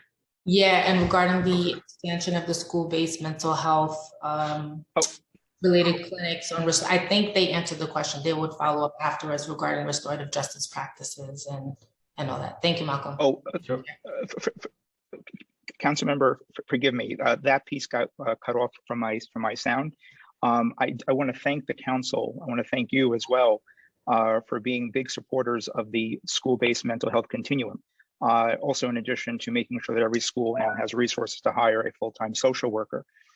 There is work underway and partnerships underway between DOE and the Department of Health in terms of setting up a structure and a system. I want to thank Advocates for Children and many great community partners as well for really championing this work for many years. And there's work underway and partnerships underway to ensure that schools have an outlet to use health officials for kids experiencing crisis rather than calling NYPD. As I mentioned before in my previous role, a 5-year-old kid having a bad day is not an NYPD matter. We need to make resources in place and partnerships in place between DOE and DOHMH and our experts to provide services at the school level. Happy to follow up with you further after this hearing as well to give you an update. Look forward to working with you on that. Thank you so much. Thank you. Next, we'll hear from Councilmember Riley, followed by Councilmembers Stevens, Abreu, Dinowitz, Aviles, Brewer, Ressler, Hanif, and Lee. But we'll turn to Councilmember Riley. Starting time. Thank you, Council. Thank you, Chair, again for your leadership. Chancellor Banks, I have so much respect for you. You know why. The things that you've done for my brother, my family, Eagle Academy, I have truly a lot of respect for you. My former colleague, Councilmember Traeger, a ton of respect for you and what you have done for DOE. I do have some questions and concerns. And Chancellor Banks, I heard you loud and clear to contact you directly when we have some issues regarding schools. And I will do so offline, but on the record, I did take a visit to a school about 2 weeks ago, and I've been talking about the school for the last 2 weeks to the chair, to members of your team, to members of the administration, that my heart is really concerned about what's going on at Evander Childs High School. When I went to the school, students were smoking in the school. Students weren't going to class. They were running out of the school. The school hasn't been invested in for years. They have, I believe Councilmember Arroyo brought it up in the first hearing with SCA, but they have 2 pools. They only can access 1 pool. And there's a lot going on in that school, and the culture of the school is really, really bad. I felt like I was in Lean On Me. If anyone remembers Lean On Me, East Side High, that's exactly where I felt I was at when I went to visit the school. Wow. We desperately need to go visit that school and solve the issues that's going on in there. But I can speak to you off record and off topic or out of the hearing to see when we can schedule a time for you, Chair Joseph, members of U of T, and a lot of people to come, because we need all stakeholders to help that school, because the high school in my district, I'm really concerned about it. My next concern and question is, I heard you brought up the green spaces at school and talked about agriculture. Just want to hear about the DOE's plan to kind of expand that to other schools across New York City. When we're talking about healthy food initiatives, and we're talking about giving our children a chance to actually grow healthy food within their school systems. That's something that interests me. And also Imagine NYC. It was a program that the DOE did where they were focused on additions of new schools. I want to know if there's any update on Imagine NYC, because there's a teacher that is in my district who wants to open up a new school, focus on STEAM for young girls of color. So really want to focus on that as well. I have to jump on my hearing at 1. I have a hearing on land use that I have to chair, but I do have a ton of other questions. But just to give you a chance to answer that, if we could please touch base offline, because I do have some concerns that's going on in District 11. CEC 11, excuse me. Got it. No. So certainly I appreciate your remarks and thank you so much. And you know how much I appreciate you and your leadership as well. And certainly at Evander Childs, we're going to follow up on that right away. Very disturbing to hear that. In terms of some of the other things that we're talking about with respect to some of the health issues, I'm going to ask Kevin Moran to lean in, and then particularly around the Imagine NYC, I'm going to ask First Deputy Dan Weisberg to lean in and weigh in as well. So Kevin, why don't you respond to the second part of that inquiry? And sorry, Chancellor, we're also going to unmute Mr. Taratko because he was indicating he'd like to say something as well. So we'll unmute Kevin Moran, we'll unmute, and we'll unmute Tom as well. Great.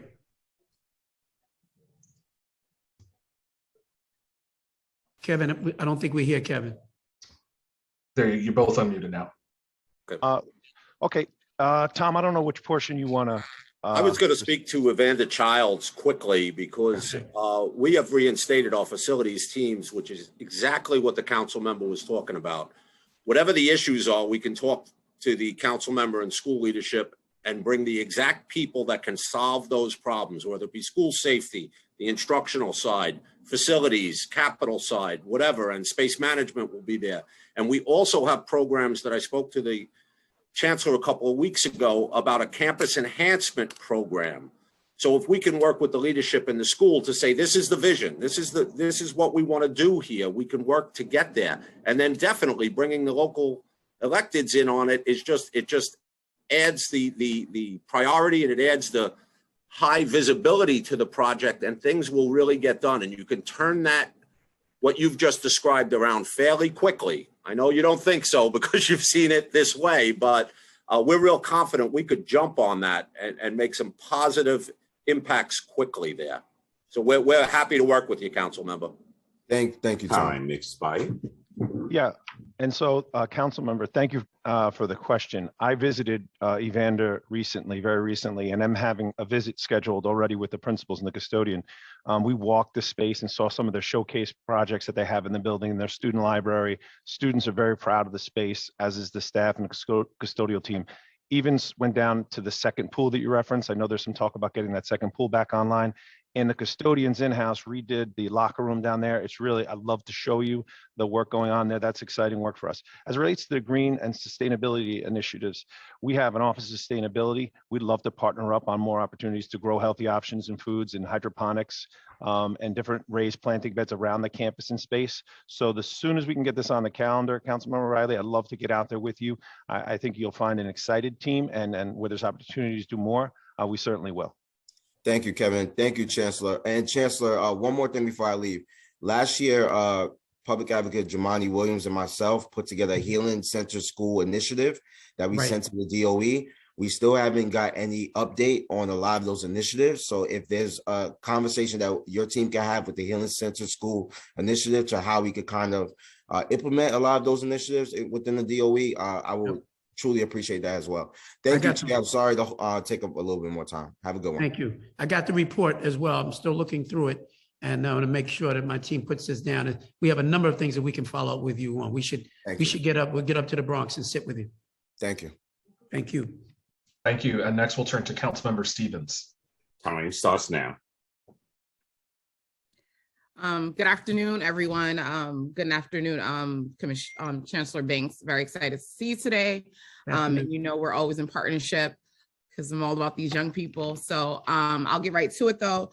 So a couple of things. One of the things I've been thinking about and talking with some of my superintendents about was just around like community schools. Community schools is one of those things that we love and we think that they're super important. But one of the huge things I've been like talking with one of my superintendents about is just like community school hubs, because we have these places where they have all these resources being put into it, and how are we thinking about getting these resources to the masses, because you know there's so many good opportunities, but it's only available to those kids in the school. So that's one of the things that I would love to talk about. And then the next thing, as you know, we are embarking on a very huge summer endeavor with Summer Rising and increasing these numbers.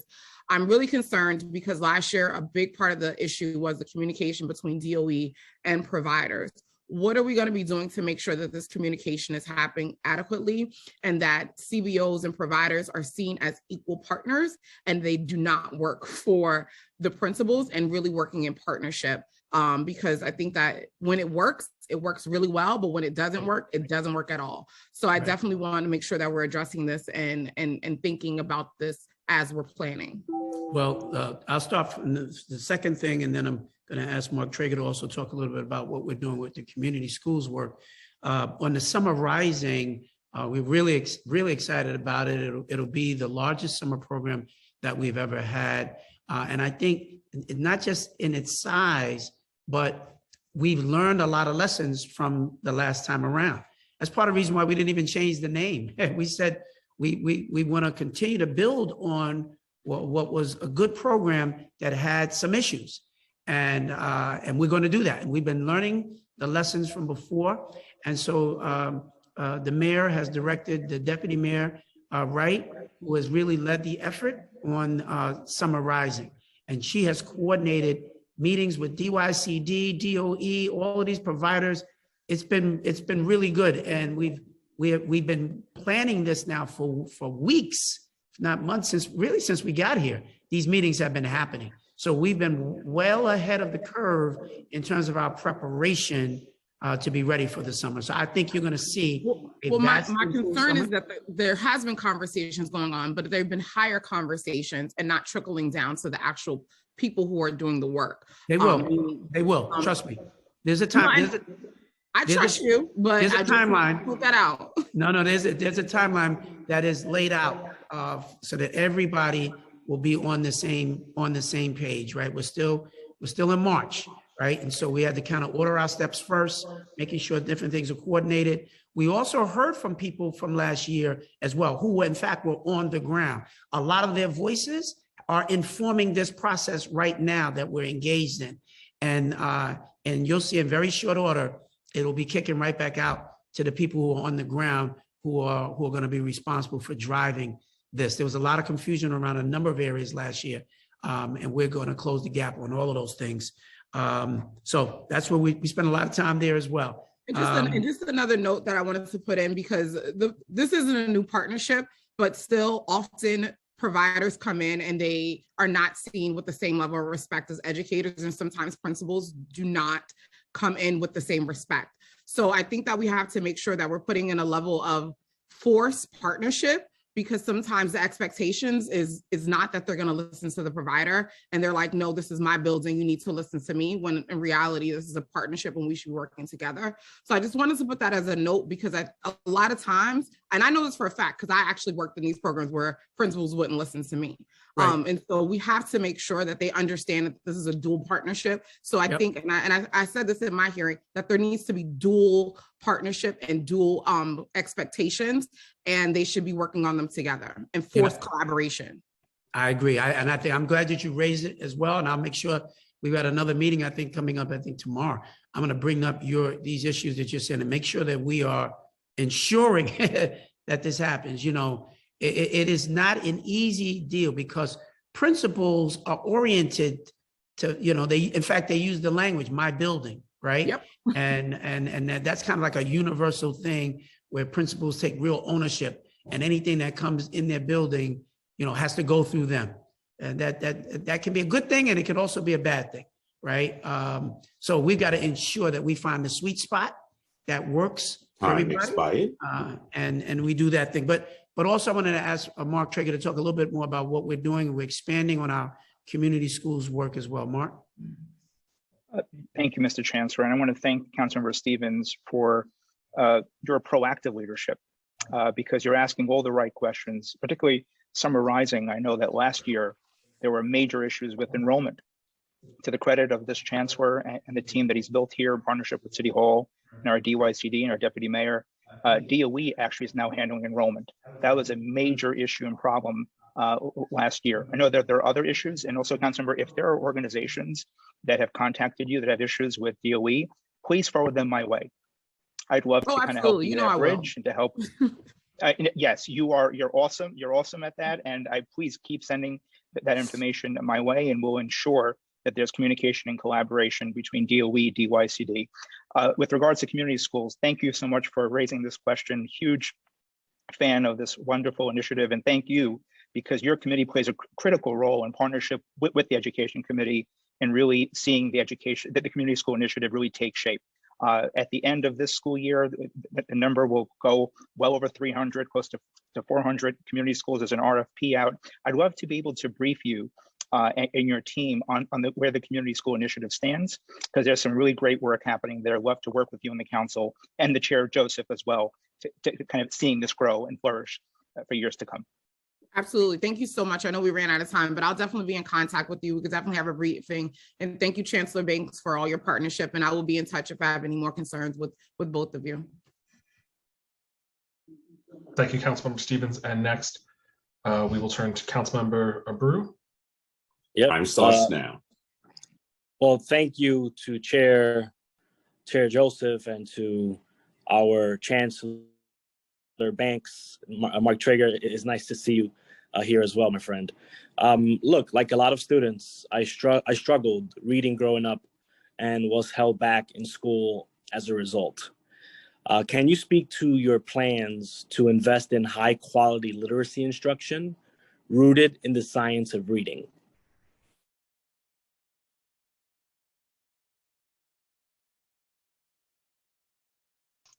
Ooh, Chancellor, one moment.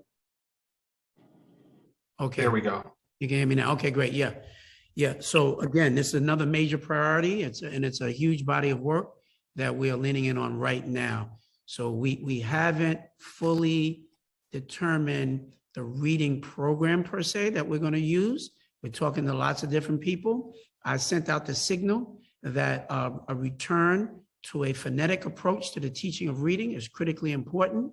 We're partnering with organizations like the Wynwood School around issues of dyslexia. For those that don't know, on the Upper East Side, private school, it's a gold standard really for how to address and support students with dyslexia. But more importantly, their approach to the science of reading is what I think is critically important.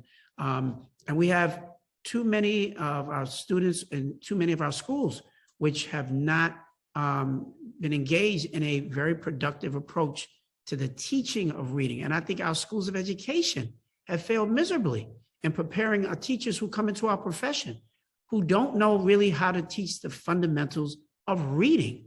And over the last 25 years, you know, we had a whole language approach that the results are in, and it hasn't worked. And that's why we're going back to probably an approach that many of you may be familiar with, maybe when you were coming up, although many of you are a lot younger than me. So I don't know, many of you may have gone through a whole language approach as well. But it has for far too many kids, it has not been an effective approach. That's why 65% of Black and brown children across the city never achieve proficiency in this DOE, never. Correct. Because we've not. So we are in that space now. We have teams of folks who are leaning deeply into it, and you're going to hear announcements about that in the coming weeks around the full-on approach of where we're going to make a difference for next year, beginning next year for our kids. I'm so relieved to hear that. Thank you so much for focusing your attention on reading.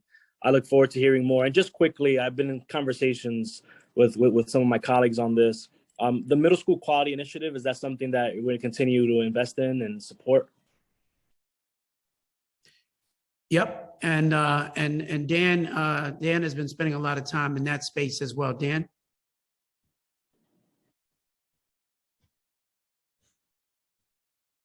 Thank you, Mr. Chancellor. No, thank you, Councilmember. I appreciate you. I owe you a call as well, like all my other colleagues. We still got to get our sit down, right? We will. Okay. Dan, we've gone ahead and unmuted him. Thank you, council member. Appreciate it. And the Middle School Quality Initiative, we would love to connect with you on that. We are going to continue that work, but we're looking at it in exactly what form. We know we have to address middle schools for sure. We talk a lot about early literacy. We talk about student pathways. We know that we don't get to student pathways and we don't build on early literacy if we don't have quality middle schools. So we definitely want to continue that work. We want to figure out how to scale it so that all of our middle schools are quality middle schools. So we'd love to talk to you about that and get your thoughts. Thank you so much to all of you. Thank you, Councilmember. Next, we'll hear from Councilmember Dinowitz. Time starts now. Thank you, Malcolm. Thank you, Chair. Good afternoon, Chancellor. Hope you're doing very well today. First, I also want to thank you for the work you've already started doing and for your vision of education. I know it comes from a place of deep love and experience, so I thank you for that. Thank you. My first question is about money and how much money is spent in per session on Regents exams. In other words, test prep, testing coordination, administration of exams, both during the school year and in the summer. I have no idea. So it's kind of a specific question, but yeah. I'm gonna ask Lindsay, our CFO, to take a shot at that one. Sure. Let me know when the chancellor's muted. You're unmuted. So. Mm-hmm. Okay. So I don't have the exact figure for you. In fact, this is something that obviously has been on pause the last couple of years as a result of the pandemic and the Regents being postponed and canceled. So we are sort of looking at it for the first time new this year after a couple of years of those activities largely going undone. So we will get back to you with some of the historical data, but just know the historical data will largely be pre-pandemic. And then this year, now with the Regents exams being announced going through, we're looking at what the spending will look like now this year, and we can certainly get back to you after those activities take place later this spring.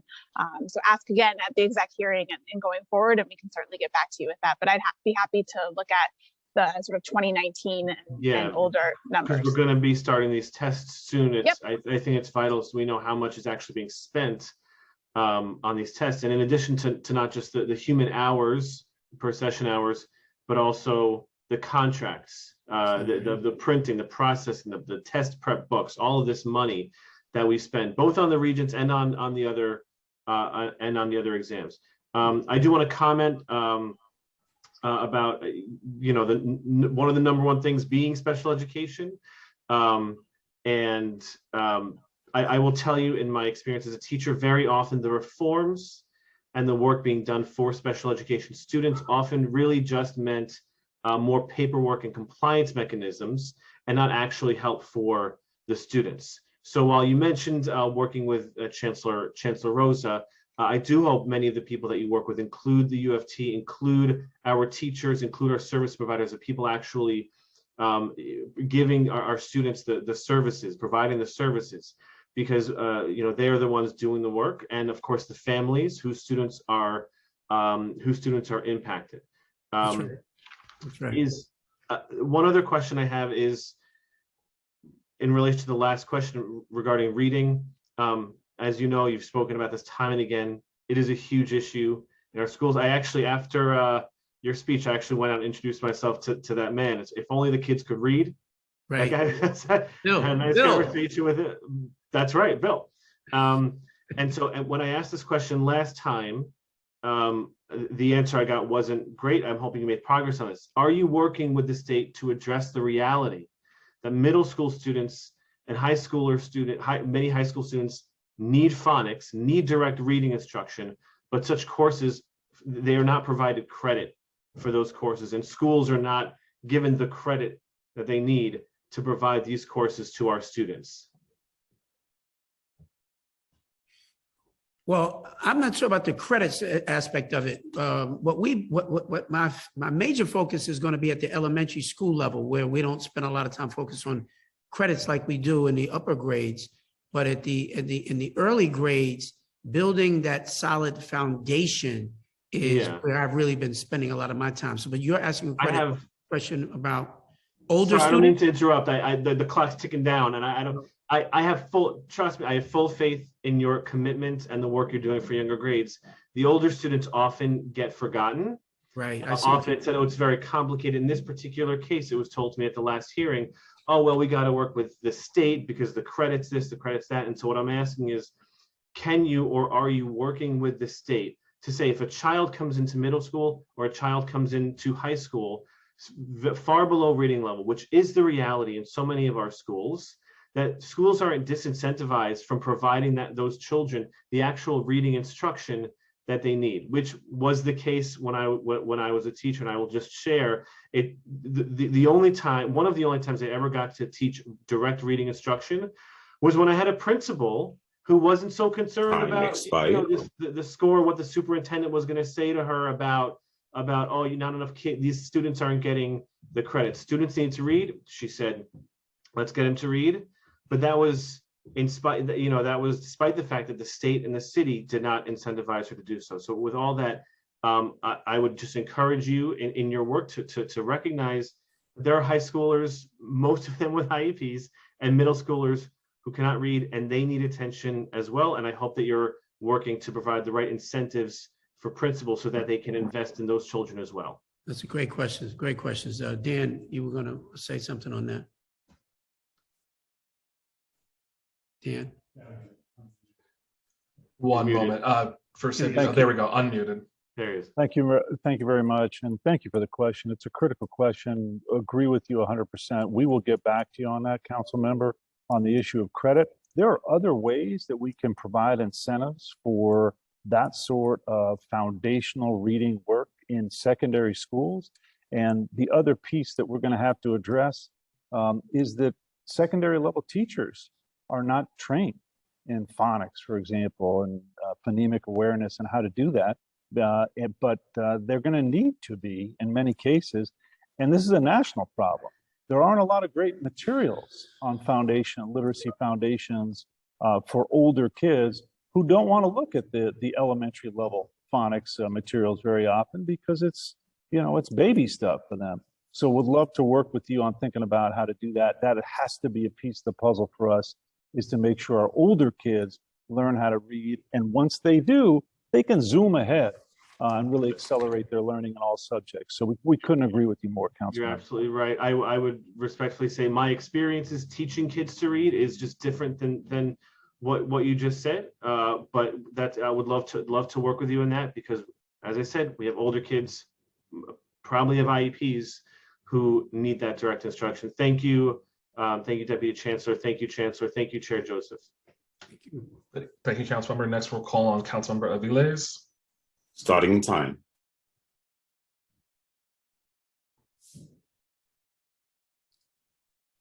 Hi there. Can you see me? No. Can't see you, but we can hear you. There Okay, we go. but you can hear me. Hi, how are you? Thank you so much again for this hearing. I wanted to ask a little bit about, we know at the state level, we've seen a significant portion of our fair student funding going to charter schools because of the tuition reimbursement and the rental, DOE having to pay for rental. And yet in this budget, we're also seeing a significant new allocation of budgets for charter schools to the tune of $281 million. Can you tell us more about why we are adding additional money, even though charter schools serve only 14% of the New York City student population and getting the lion's share of the fair funding, why we're adding more money and what that money is going towards?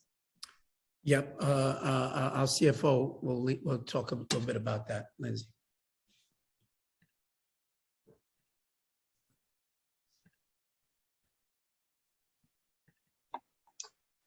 Thank you so much for the question. So the foundation aid formula, I believe, is what you were referencing at the state level. And that's a funding source that we receive. It's the largest state education funding source that the department receives. Charter school tuition is funded by about, is funded with 50% of it is funded with the foundation aid formula.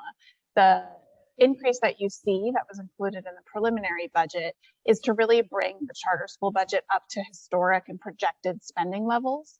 And it is not about increasing as a result of real growth in that sector. It was more about just right sizing the budget to match projected expenditures this year.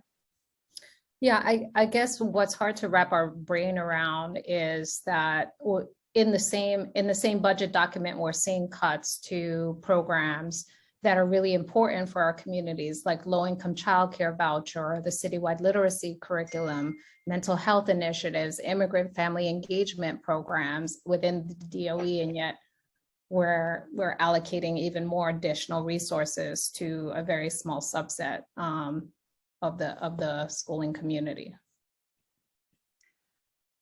I understand where you're coming from, and I appreciate the connection that you're making between foundation aid and charter school tuition. Again, the additional resources that were added to support charter school tuition in the preliminary budget were really to match projected expenditures in that space. And as it relates to, the reductions that you just mentioned, again, we want to work with you and the council on your priorities as we move forward, both with our city tax levy funding, but also with our stimulus dollars in the out years. So looking forward to continuing to have those conversations. Great. We'll definitely talk more. I just wanted to also flag really the pupil transportation has truly just been a disaster, and yet spending has doubled this year. With summer school around the corner, what measures are being taken to make sure that transportation is in place? And what's the update on transportation for students that need a special education recovery services? Yep, Kevin Moran, he's our lead on busing and transportation. Yeah, thank you very much for the question, Councilmember Vilas. Want to talk a little bit about school busing and its larger context for you.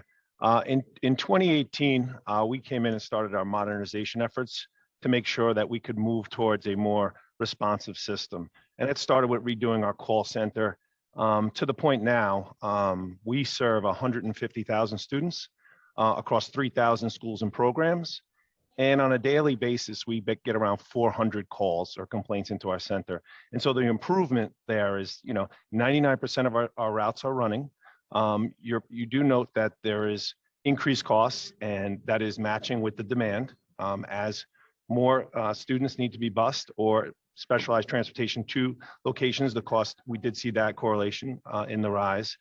But I would say one of the first things we eliminated in 2019 was the evening program. It was a program called Project Read, and it ran at 6 o'clock. It wasn't structured in a way that was successful. Students were being released into rush hour traffic in the city. And so we were reevaluating that program and how to bring it back right, that is responsive to schools, students, and families. And so that's something we're eager to continue the conversations on. But I can tell you on a nightly basis, we saw over 60% reduction in parent complaints as it relates to busing. And our focus more now than ever is how do we reduce the distance and time traveled from one's home, their residence, to their school program. And so we'll love to partner with you on places you see that there's a problematic issue. Definitely want to be partners here with you.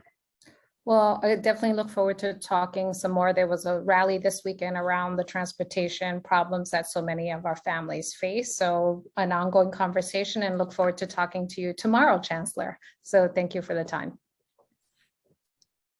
Thank you, Councilmember. And next we'll call on Councilmember Ressler. And starting time. Oh, great. Great. I didn't know that was me. So firstly, let me thank our great chair, Rita Joseph, and thank Chancellor Banks and his team for joining us. I am concerned about the budget cuts that we're experiencing in this proposed budget for DOE, the potential loss of 1,000 headcount, and significant resources when our schools need them more than ever, and when our young people have suffered from learning loss during this time period. So firstly, just wanted to kind of lean in on asking about what we can do to actually improve the literacy needs to help our young people catch up, and would love to see an intensive reading intervention program that can make sure that our young people are catching up across the board. Right. Yeah. No, and that's all part of the whole literacy initiative. And you're going to hear, you'll be hearing in the coming weeks around what our approach is going to be as we come out of this. So much of what we're focused on is really, I guess, got here in January. And so trying to organize things and get ready as we go into the next school year. It's a little difficult making major moves and adjustments in the middle of a school year. But we are spending a lot of time in these areas. So it's not just the literacy approach for kids at the early grades, but also literacy interventions as well. It's all part of the menu of things that we're exploring. Well, we've got catch-up work to do, and I appreciate that. It worries me to see budget cuts when we need to be doubling down on investments. And on the enrollment, when we look at the out years, the folks in your planning unit are not expecting the enrollment to come back, and just want to affirm that continues to be your thinking. And how are we kind of managing the loss of enrollment and the lack of funds and how are we preparing for the ensuing reduction of funds that you're anticipating in as equitable way as possible? Well, I think part of that is what we've been doing here in terms of making some of these adjustments and downsizing a little bit. I would love nothing more than to double down on deeper investments. But we're also trying to be fiscally prudent as well as we look at what these trends are demonstrating.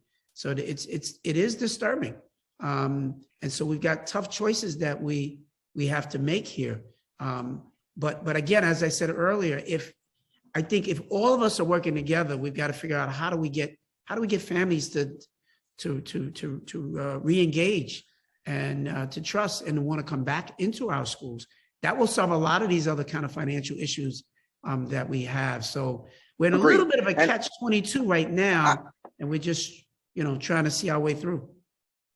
I want to be a partner, and I know that you're an effective cheerleader, and we need more. Our charter schools are aggressively recruiting kids into their schools. We need to be doing the same kind of ambitious, aggressive, dynamic outreach into our public schools. And I want to be a champion with you. I am going around and visiting every single school in my district. We've got 40-something schools. We got a lot of schools in District 33. And I've had great experiences so far, one by one, meeting with elementary and middle schools, and we're going to make our way to each and every high school as well. I want to help you get more students in the doors, recruit all of our neighbors, make sure that our young people and our families know that our public schools are the places to be. I just want to highlight big priorities for me that I'd like us to work together on: integration of our schools, better support for students in temporary housing, and fixing our broken special education system.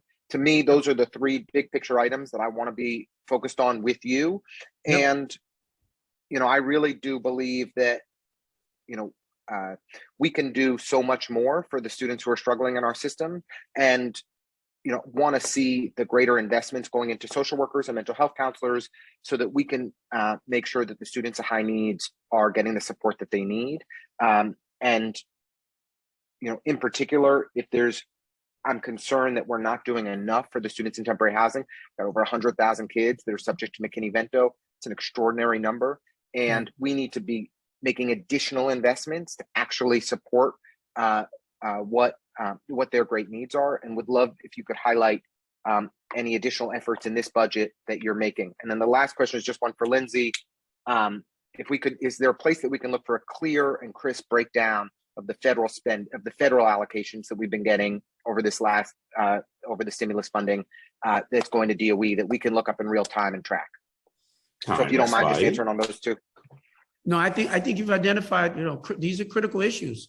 And I appreciate that. And from the moment that I met you, you've been clear thinking and very focused around these big issues, what we need to lean in on. And I'm doing my best here to try and lean in on them. I certainly didn't anticipate as I walked in having to make some of these proposed budget cuts. No chancellor wants to be able to do that. So that's a directive from the mayor, right? It's 3% peg across every city agency. We're the largest city agency. And so, it's going to be, that's never pretty. It's never easy. Certainly not something that I was looking forward to having to deal with, but it's my reality and I've got to figure it out. And the goal is to negotiate with you and figure out how we can emerge from this, under the best circumstance that we possibly can. So we're still early on in these negotiation process where we have proposed is not the law. This is a negotiation that we all got to figure out how we're going to work together on this. But Lindsay, you want to respond to the other part? Sure. Thank you, Council Member.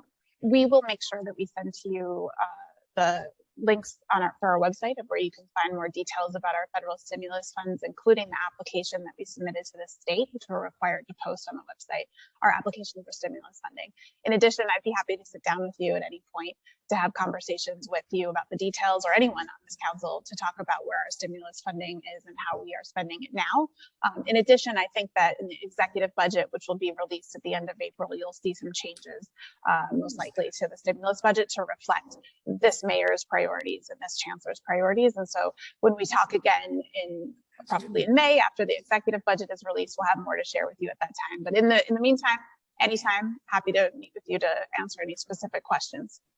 I appreciate that, Chancellor and Lindsay. Look forward to following up, and I'm hopeful that we'll get some additional support. The state's really stepped up over the last couple of years. They will continue to in this budget to help us, and then we've got to work together to fill the gap, because we cannot afford cuts in our schools right now. We need to be deepening investments, not the other way around. Thank you very much. Thank you. Thank you, Councilmember. And next we'll turn to, and I don't know if I butchered it last time, Councilmember Hanif or Hanif. Correct me, please. Hanif is fine. Thank you. Starting time. Good afternoon, Chancellor and the entire team. And I'll share them together. Please take note. So one, we know that Asian students are getting bullied disproportionately with the rise of anti-Asian violence. Can you describe how the DOE is proactively supporting students, and can the DOE commit to culturally responsive pedagogy that includes Asian histories? That's my first question. Right. Can you walk me through how the DOE engages with immigrant families during COVID? Paraprofessionals in my district were lifelines to immigrant families who lost loved ones to COVID, and they were the ones I interacted with because they represent the community. So I'd love to know right now what your language access process is looking like. And again, in a previous conversation, I mentioned that I'd love to be more proactively involved, and now as the Immigration Committee co-chair, as the chair, would love to be incorporated. And then the third, what is being done to support children and youth mental health coming out of the COVID crisis, particularly with respect to increasing the budget for social workers, guidance counselors, and shifting resources away from police in our schools? This has been a continuous ask from youth advocates. Thank you. I appreciate it. First of all, we're all deeply concerned about the anti-Asian hate that we're seeing all across the city. And one of the things I am absolutely going to committed to is the AAPI, Asian American Pacific Islander curriculum that we will develop. So we've gotten a couple of models that have been sent to us from people like Senator John Liu and others. I have met with some of the Asian leadership across the city, together with the mayor. Really just very outraged around just this anti-Asian hate that is happening, the violence that we're seeing. I have not heard that there have been many incidents in our schools themselves, but we're seeing it in the broader community. And I think what feeds that is when the young people need to have an appreciation and a respect for everybody. And when you see folks as the other, that fuels, I think, just a lot of negativity and stereotypes and ignorance, quite frankly.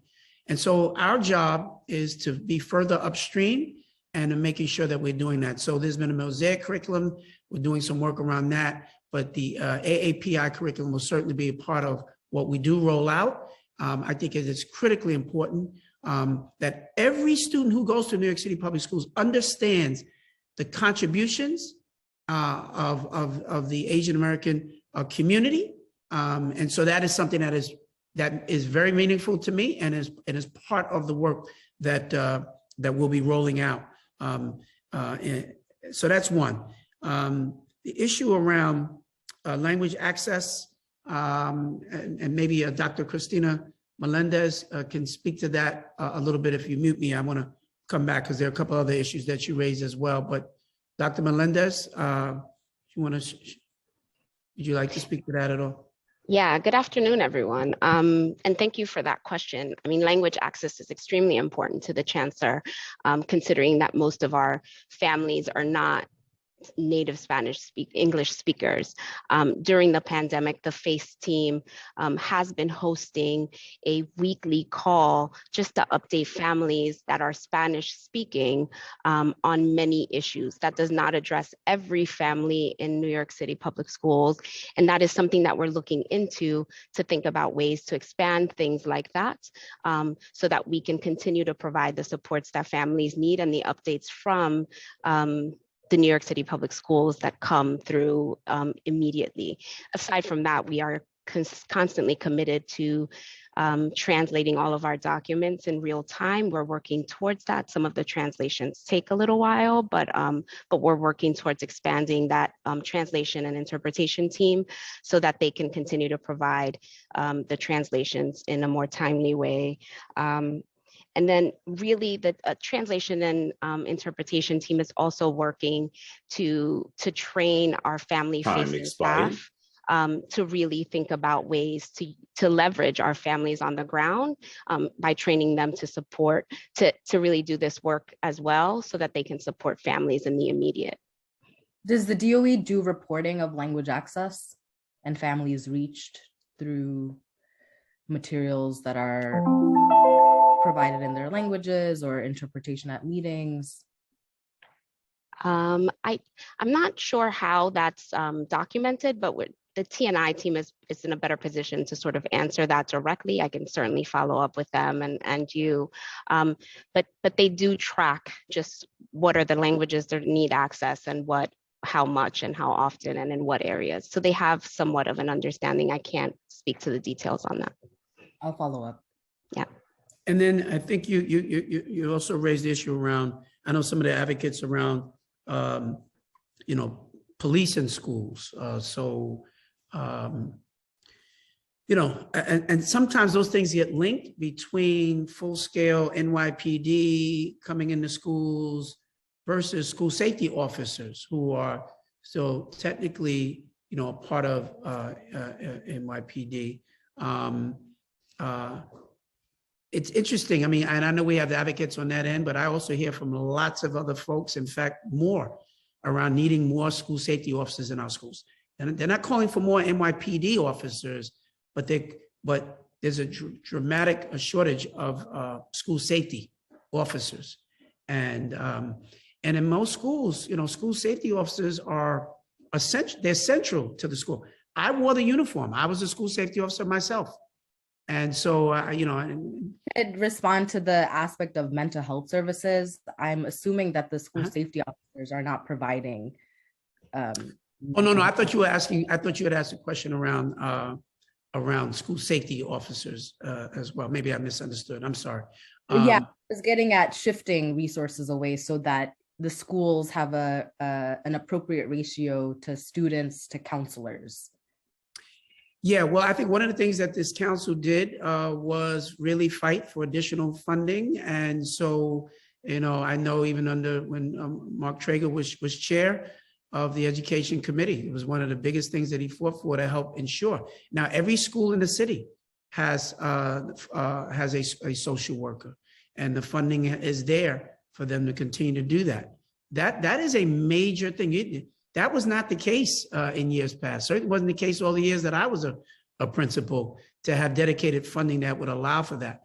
And certainly we would like more. But I will tell you that what's critically important in schools, and somebody who led 2 different schools over the course of 11 years, the culture of a school and kids knowing that they are loved and cared for and supported by the adults in the school mean more than any particular title. I can give you 5 social workers in the school. If it's a dysfunctional school, it will not have the impact that it's supposed to have. What's most important is the culture that is established in a school. That's a culture that respects parents and families and the children. And when kids know that they go, that's why so many of our kids have suffered throughout the pandemic. It was not just the academic loss. Right. When they go to a school and they know that there's an adult in that building who loves them, who gives them that pat on the back, that word of encouragement. And I will tell you, that person could be the school safety officer. It might be their third grade teacher. It might be Miss Jones, who's serving the food in the morning. All of those adults make up the ecosystem of a good school. And when it works well, it's the school crossing guard, who gives you a smile and tells you keep working hard. Kids missed out on all of those things. And that's why the return to school was so critically important. And we're still in that process of getting back to a normal where kids are feeling, again, a level of engagement and support. And the additional counselors, that all helps. But the most critical thing is the relationships that kids have with each other in school as it's supported by their teachers and their principals and administrators and support staff in the school. That's what makes for a successful school. Yeah, Chancellor, I really appreciate you uplifting that, because just going back to my first question, like, I do want our Asian students in particular in this moment to feel comfortable to be able to report and not feel fear or anxiety around reporting. I know many students, I've been in communication with just not feeling comfortable. And so to your point around creating cultures within school so that students feel safe is a big priority for us. And absolutely, it's right. no bigger priority for me. And trust me, and I'm hypersensitive around it. I've not heard of cases within our schools where Asian students are feeling bullied, where they're being treated, people are committing acts of violence against them. I've not seen that. We've seen it on the news, but these are things that are happening in the subways and in the neighborhoods. I think probably the safest place that our kids feel are in schools. And if you are aware of situations where you're finding out about Asian students feeling bullied in schools and not safe, please bring that to my attention. We will respond to that immediately. But I've not heard that. And so if you're not safe and if you don't feel safe, nothing else matters. Before you get to academic support or anything else, if you don't feel safe, then you can't teach a child who feels unsafe, physically and as well as emotionally unsafe. That's right. Thank you. Thank you for your commitment. Thank you. Thank you. And next we will call on Councilmember Menon. Starting time. Thank you so much, Chancellor. Great to see you. So I have a couple questions. About 7 years ago, I started a program called NYC Kids Rise, where we seeded in Queens District 30 about 13,000 kindergartners with a college savings account as a pilot. And at the end of the de Blasio administration, it was announced that that program was going to go universal, which is fantastic. So first of all, I wanted to get an update on that. Will that program be embedded in every single school? I think it's imperative because the research shows that a low-income child that has a college savings account is 3 times more likely to go to college than a student that does not have a college savings account. So that's my first question. And then my second question relates to dual language programs, because I'm hearing from a lot of parents in my council district that the programs have been cut. And I just really want to advocate for restoration of those programs in a city, obviously, like New York, where over 200 languages are spoken. It's so important. I say this as a daughter of an immigrant. My mom came through the public school system here, and it was really a lifeline to her. So those are my 2 questions. I appreciate it. In fact, yesterday I spoke at St. Bart's Church, and I had a chance to meet your treasurer, and so it was good to make that connection. New York City Kids Rise, I think, is a critically important initiative. Just had a big meeting about it the other day, and for those who don't know, right? I mean, just the ability for us to when kids are having a level of savings, hopefully for college, right? It is a game changer. It changes the psychology of how kids see their future. how they are saving on a daily basis. It meant a lot to me as a kid when I had my old passbook at Chase Bank. And every time you put another dollar in, it made a huge difference. And so similarly here, we are big supporters of it. The question is around our ability to expand it and make it universal. I'm gonna have our first deputy speak to that. These are one of the issues that we're finding some challenges around, and to speak to that as well as your other question around dual language programs. Both very important issues. Dan, you want to take a respond?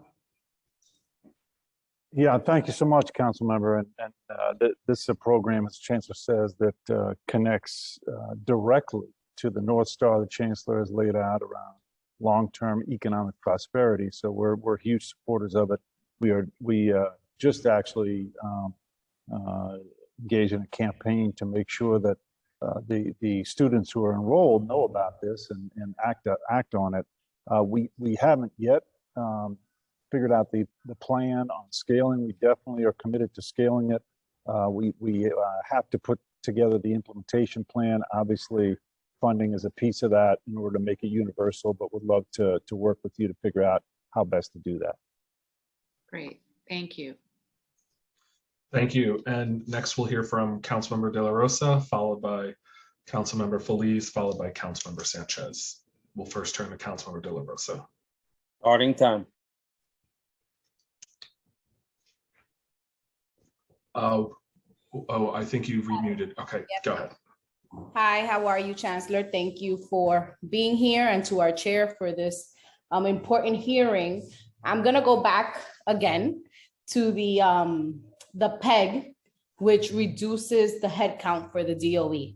And I just wanted to receive some more clarity on your part as to the impacts that the headcount reduction is gonna have specifically on English language learners and on the pool of substitute teachers that the department has right now for any schools that may be experiencing, for example, if the COVID numbers go back up and we have a second wave, right? Any preparation for that type of reality.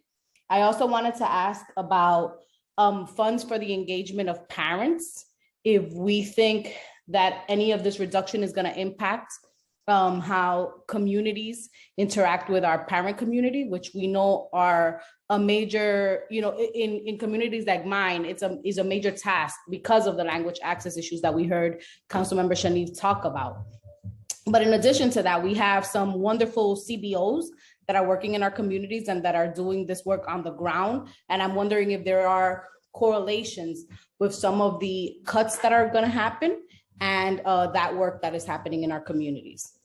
Yeah, I don't anticipate that any of these proposed cuts are going to impact either one of those issues that you just spoke about. But Lindsay, you want to respond? But no, according to everything that we've got laid out, should be no concern there. Lindsay. Thank you, Chancellor. Thank you, Councilmember, for this really important question. So to confirm what the Chancellor just said, that's correct, that we don't anticipate these cuts will have a significant impact on CBOs or family engagement activities, particularly those conducted by CBOs. We also do not anticipate that these will negatively impact any surge staffing need that we would need as a result of any God forbid, future sort of surge from the pandemic. We've prioritized using stimulus funding to provide additional staffing supports. Increasing the subpool is an example of that, where we've used our stimulus funding to provide additional funding to schools that needed that.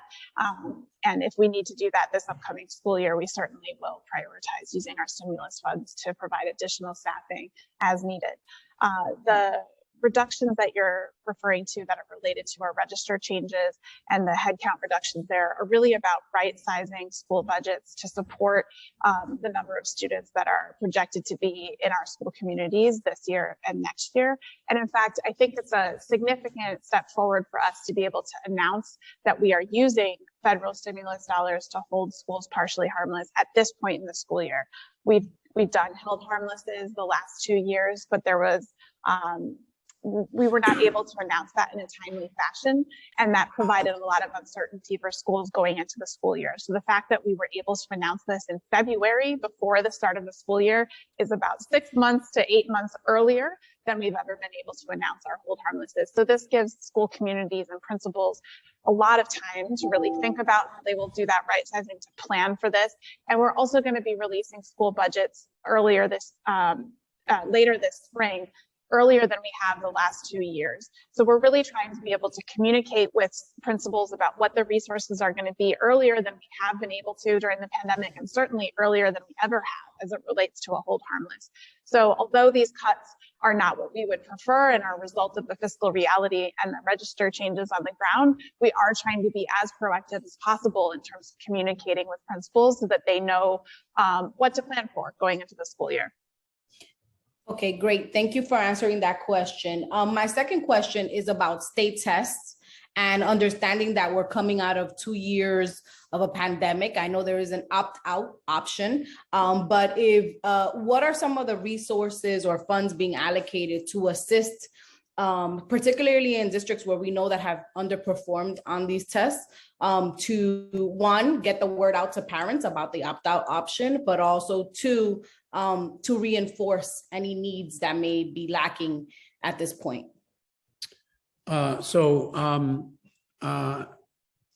In terms of our messaging to parents, maybe Dr. Melendez can speak to that, and Dan also to speak to the issue around preparation and support to schools. Time expired. Dr. Melendez? Yeah, I'm just unmuting myself. Thank you for the question. I think it's really important for families to understand what is taking place. I'm sorry to interrupt. Yeah. I'm sorry to interrupt. The live stream for this hearing just went down, so we're gonna work on some issues and then we'll get back to you guys as soon as we get it fixed. Thank you. Sorry. Should we take a break? Is that what we're saying? Yes, Chair Joseph, not to rat at anybody, but Econ Development set their hearing up wrong and they booted us out of the virtual room and they're streaming over us. So Econ Development. So just give us a few minutes, everyone, please. Sorry. All right.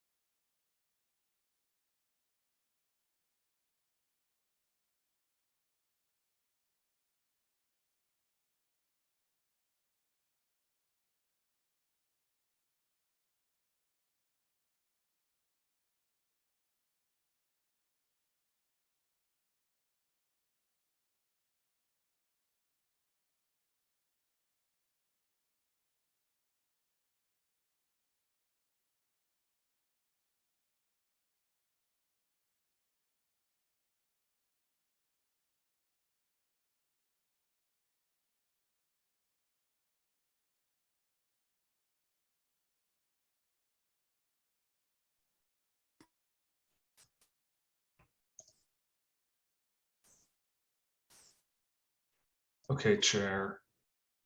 It's definitely Monday morning or afternoon. We're back. Okay. And I honestly forgot the last few minutes. So Councilwoman De La Rosa, did you get your questions answered? We'll unmute you. Give us 1 second. Thank you. Thank you, Carmen. Yes, I think that Dr. Melendez was in the middle of answering the question about parental engagement around opting out of state tests and other resources. Okay, Dr. Melendez, you should be unmuted now. Yes, I am. Thank you for the question again. And I just want to say that as the Department of Education, we are not messaging directly to parents that testing is optional, although they can always opt out. That is still their right. However, we are more interested in communicating with families that it is extremely important, particularly after the pandemic, that we get as much information as we can about where their children are in this particular moment in time in regards to state standards. And so it would be essential for us to really get these as many children as we can to participate and engage in taking the test so that we can have yet another layer of assessments and including student work that happens in schools and the screeners that are being integrated currently, so that we can shift our practices to meet their needs. So that's sort of where we are around that. Yeah. Jump in there. Okay. And hold on. Are there any resources? Yeah. Or- Yeah, and our first Deputy Chancellor is going to respond to the second part that you have. Thank you so much. Yes, thank you, Councilmember. Appreciate it. And it is a really urgent matter. It's always on our mind about the schools that have been most heavily impacted by the pandemic in terms of disruption to students' lives and mental health and their academic progress. So that is why, a major part of the stimulus funding this fiscal year, it's about $350 million are going out for academic recovery.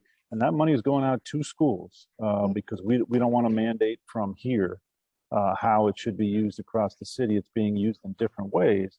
But for example, using the information from the academic and the social emotional learning screeners for teachers then to provide personalized plans for each student to get them back to grade level is some of the things that schools are doing. They're using it for after school times, in some cases weekend time, to give students extra help. So that's one of the ways we're investing in making sure that the schools that really need extra help have the resources to do it so that their students catch up. And hopefully we will see that on all sorts of indicators, including state tests. Thank you so much. Thank you for your answers. Thank you. And Chair, I missed a message. You wanted me to turn it back to you before I kept going. So sorry, turning back to you for a moment. No, that's okay. You can I'll go right after Councilmember Lee. Councilmember Lee, because I have a couple of more questions. Okay, Councilmember Sanchez and then Councilmember Lee and then back to the chair. So if we can unmute Councilmember Sanchez. Starting time.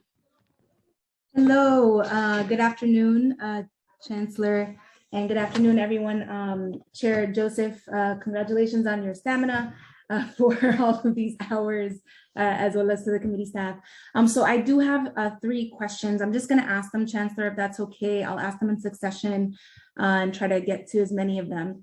So the first one is about supporting our homeless families. I don't have to tell you, but 101,000 families experienced homelessness last year. 94% of them look like you and I, they're Black and Latinx. And here in District 14 in the Northwest Bronx, we of course have such a high concentration of these families because housing instability is so pervasive. And so my question is, given how disruptive this is to the children, how much this impacts them in schools, what is the DOE doing? Can there be a stronger commitment, more funds allocated to having coordinators, perhaps at shelters in addition to the schools?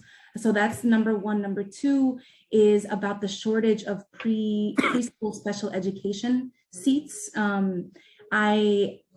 2-part question. 1, there is a shortage. 2, there were federal stimulus funds, but I understand that most of the federal stimulus funds have gone toward programming, toward learning loss, and things like that, making up for lost time in the pandemic.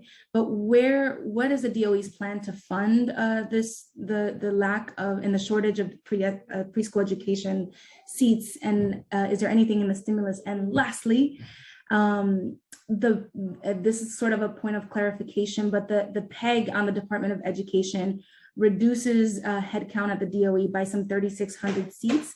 But I also see that there's a new, just about 1,700 seats in terms of federally funded positions. So are those federal positions temporary, or how does the PEG reduction and the federal funding increase, how do those things work together? Thank you. I appreciate it. I'm going to turn to Lindsay, our CFO, who should better respond to each one of these issues. Thank you, Chancellor, and thank you, Council Member. These are really important issues that you're raising, so thank you for the opportunity to talk about them. As you point out, students in temporary housing are a high priority for all of us on this hearing today, and we have received targeted federal funds to support an expansion of the community coordinator positions that are in temporary housing shelters that we discussed this earlier. We're going to expand that. We're in the process of hiring those staff. In addition, we have been tasked both by the federal government, but also because it's our priority for the New York City Public Schools to really target resources towards students in temporary housing. So the academic recovery, school allocation, the $350 million that First Deputy Chancellor Weisberg spoke about earlier, one of the factors that's considered in the allocation of those funds is how many students in temporary housing are in your school. And so we're really looking at concentrations of need when we push out those funding sources, because we know that higher concentrations of need in a school really need more funding to deal with that. There's a big difference between having, 50% of your school coming from students in temporary housing to just having 1 or 2 students in your community. And so the way we've approached that allocation is really in acknowledgement of those concentrations. As it relates to the pre-K seats that you were talking about, or early childhood seats, the federal stimulus funding did significantly expand specifically the 3K seats available throughout the city. So this school year, now we have 3K seats available in every single district. And we are, our new Deputy Chancellor Ahmed has been looking at how best to approach early childhood along with Deputy Mayor Wright in the city of New York. And I think there's going to be more to come as we look holistically about where those seats are. Are they serving the right students? Should we be looking at serving different types of students, different age bands? And so I think there's more to come there, but we have been using federal dollars to look at that area, those students, as well as special education pre-K. You asked about the reduction in headcount and the backfill of the federal dollars. And so want to really just speak to that. The federal dollars are temporary. They are going to help offset some of the reductions in school budgets that we are taking to right size those budgets. And so what we spoke about earlier, what I spoke about earlier, is really using those federal funds strategically to be able to sort of smooth out the approach as schools are right sizing. So we're going to try to, the last 2 years, we have held schools armless 100%.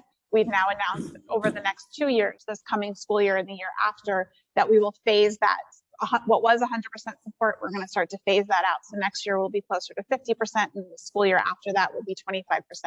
It's really helpful that we have these federal stimulus dollars to help schools be able to plan over the long term as they are right sizing. So this funding is really stabilizing schools as they are working towards right sizing their budget. And principals are really empowered to make those hiring decisions. So what's in the budget now are really estimates of what will ultimately be decisions that are made by principals in their school communities to right size the resources and the staffing levels to support the students in their building. I think I got all 3 of your questions. If I missed anything, let me know. Time expired. Thank you so much for that. And Chancellor Banks, I do not have your phone number, but I will absolutely follow up and make sure that I get that. So thank you so much. Yeah, no, in fact, I'm going to make sure that somebody sends it over to you right away. So we have a lot of people who are listening to this from our team, and I'm hoping that they heard what I just said. Make sure every council person should have my number. And if there are things that are, if they're just run-of-the-mill things, you can talk to people on our team, our staff handle. But if there are things that are very pressing, that really require like an urgent response, please let me know. I'm inviting you all, please encouraging you all to do that. And so I want to make sure that everybody certainly has my number. Excellent. Well, thank you. Thank you, Chancellor, and thank you, Chair. Thank you. Thank you. And finally, we'll call on Councilmember Lee, and then I will turn it back to you, Chair.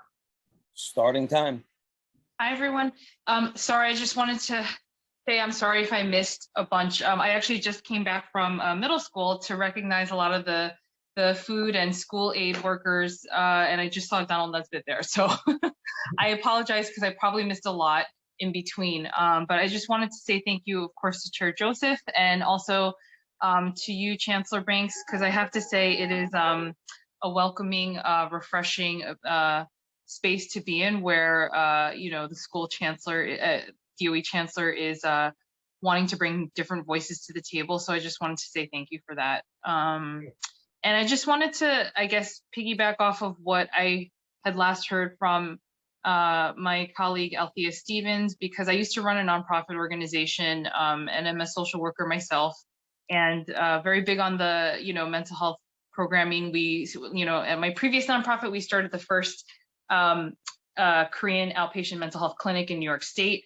And so to me, this is a very important issue around mental health and the emotional social well-being of our students. And so I just wanted to know a little bit more about how you're engaging a lot of the community-based organizations and partnering them along with the schools.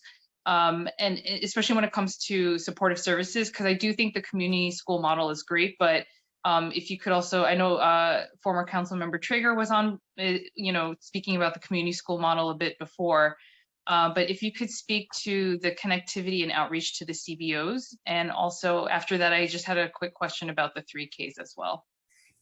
First of all, thank you for your question, and I respect it very much, and I respect the spirit in which you asked that question as well. I come out of the not-for-profit space, which is, I think, kind of gives me an interesting perspective on being chancellor as well, right? So, and not only did I lead a school, but then since 2008, I've led a CBO that was connected to the DOE, but it was not directly within the DOE. And I've gotten to know many of the community-based organizations around this city. And so very serious intentions around how to engage the CBO world. That's who I was as well. And it's interesting, I would talk to community-based organizations on a regular basis and said, who do you deal with at the DOE? And the response was, there's no real point of contact. We work in schools. We kind of work around the DOE. Yeah. So we're putting in efforts now to change that so that the community-based organization world has very clear points of contact, so that not only do we want to enhance their work, but we want to really connect the dots amongst the CBOs themselves. Because one CBO is doing great work in one district and is not even aware that there's another CBO doing something that's also amazing. If they join forces, we could have even greater impact. So it's one of the things I talked about even before I came into this office.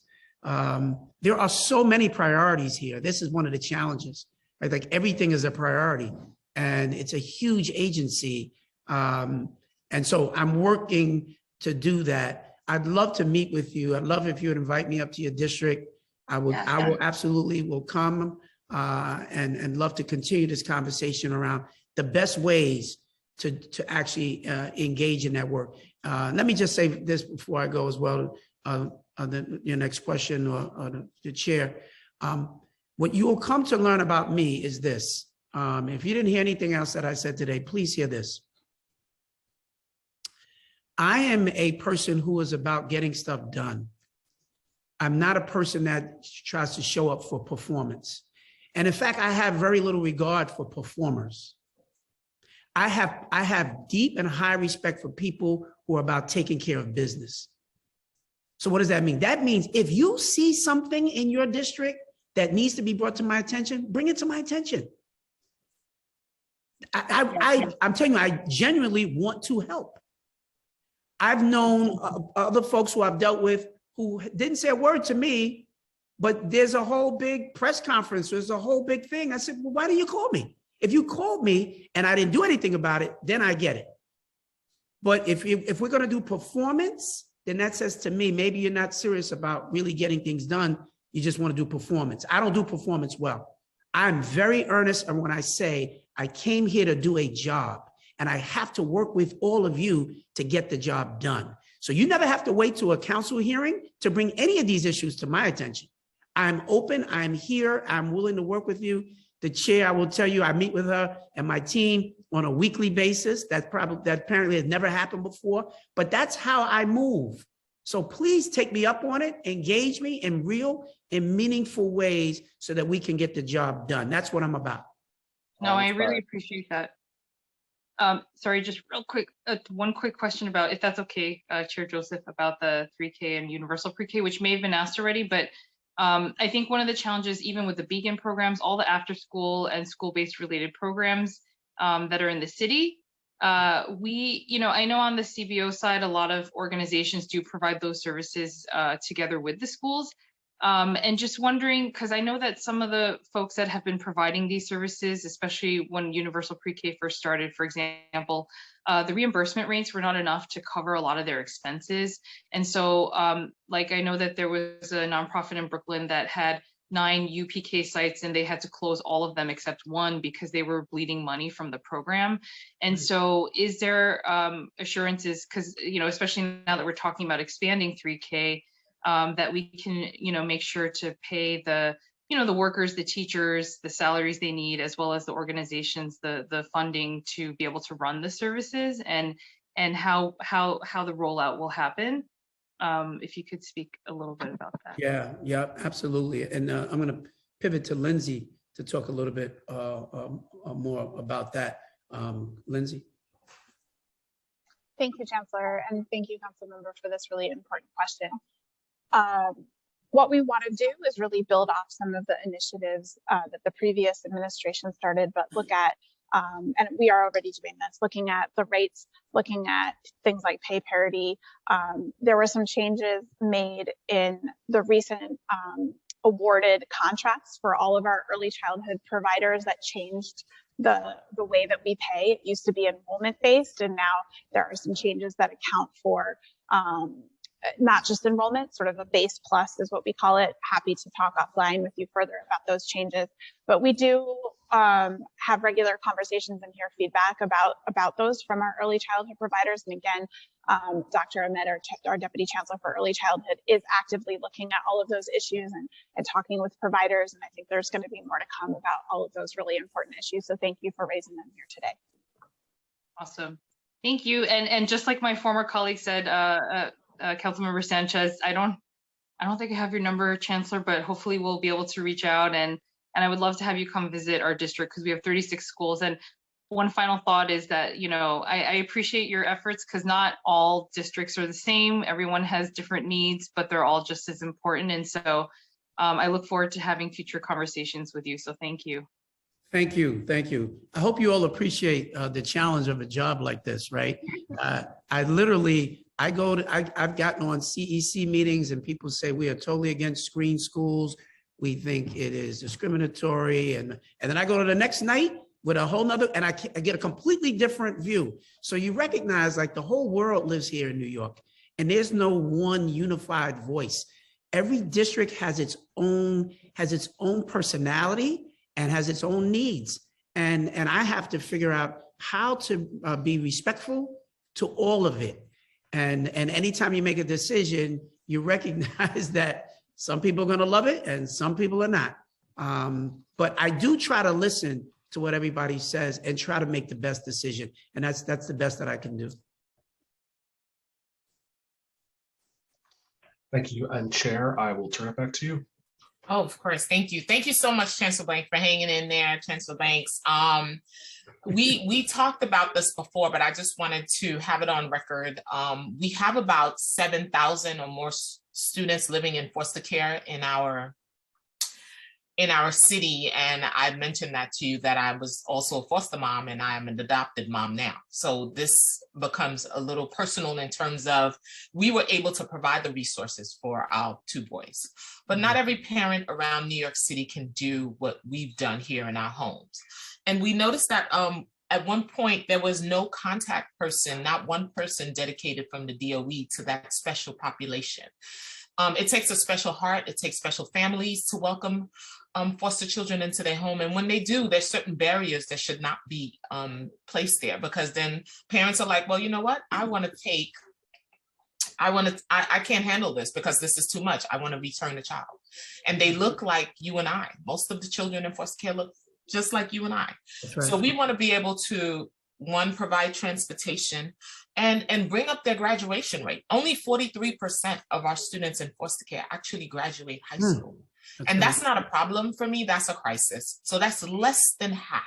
Yeah. So how can the DOE work in partnership, probably with agencies and other stakeholders, to make sure that we're meeting the needs of this special, very special population? You know, and I feel it. I feel you. I do. I feel it. I see how personal it is to you as well. I feel it deeply myself. And that's part of the reason I am excited that, you know, we're moving forward with hiring staff for the first ever DOE office that's focused on addressing the needs of kids in foster care. And I'd love to, there are a number of positions that are in this space. And I'd love to talk to you after this about any recommendations that you have around people who might be a good fit to be here. Lindsay, you can talk a little bit more about what some of those, what that office is going to look like and what some of those positions are. But we're you know, during the transition, our leadership had to get its hands around what the previous administration had planned to launch, but it hadn't. But now we're posting those roles and getting ready to move forward. So you're asking it at the right time. We're getting ready to launch this brand new office that's going to support our kids and their families in foster care. Lindsay? Thank you, Chancellor, and thank you, Chair, for this really important question. We have begun to start the hiring process for the foster care office, which will, for the first time, put a really point of contact, as you note. So that is great news, and we'll certainly report back as we start to build out that office. One thing I just sort of generally would like to speak to is, as it relates to foster care and as it relates to students in temporary housing, as it relates to English language learners, one of the things that I really want to highlight for you that I hope that we can work together on in the future is, you talked about at the top of the hearing, the fiscal cliffs as a result of the ending of the stimulus funding. So we have really been intentional, and we will, under this chancellor as well, be intentional and are intentional about using stimulus dollars to really support those concentrations of high need populations in New York City. And I think we all know that those concentrations in New York City are unique in New York City, and make New York City really an area that the state and the federal government need to continue to invest in when the stimulus dollars dry up. And so we want to, although the state has for the first time ever committed to fully funding foundation aid, we really, you know, appreciate the fact that that took so long to get here. We're grateful that we're here, and we're grateful that the state looks like it will continue to phase that in the state budget. But there are things that we would want to really highlight as we look at future opportunities for investment in our school system. And the things that make us unique, that make us worth investing in, are the foster care students, are our students in temporary housing. We, I think, have proven that that's how we're using our stimulus funding. And we want to make sure that we, as we think about the end of those funding streams, continue to work with you and all of our advocates and stakeholders, that we need to continue to invest in those populations. And that means more federal funding, more state funding that really account for those specialized needs. And I think that that's something that we can build on together as we work towards, not in this budget, but also in out years too. A follow-up question to that. I know one of the barriers that my students in foster care usually face is transportation. And a lot of them also have IEPs. And usually transportation is offered only to students with special needs, but not to foster care. Do you have an idea what that model would look like, transportation, and how much would it cost to do a transportation model for students in foster care? Lindsay. Yeah, thank you. So this is something that we have been looking at over the years. I don't have a cost estimate for you today.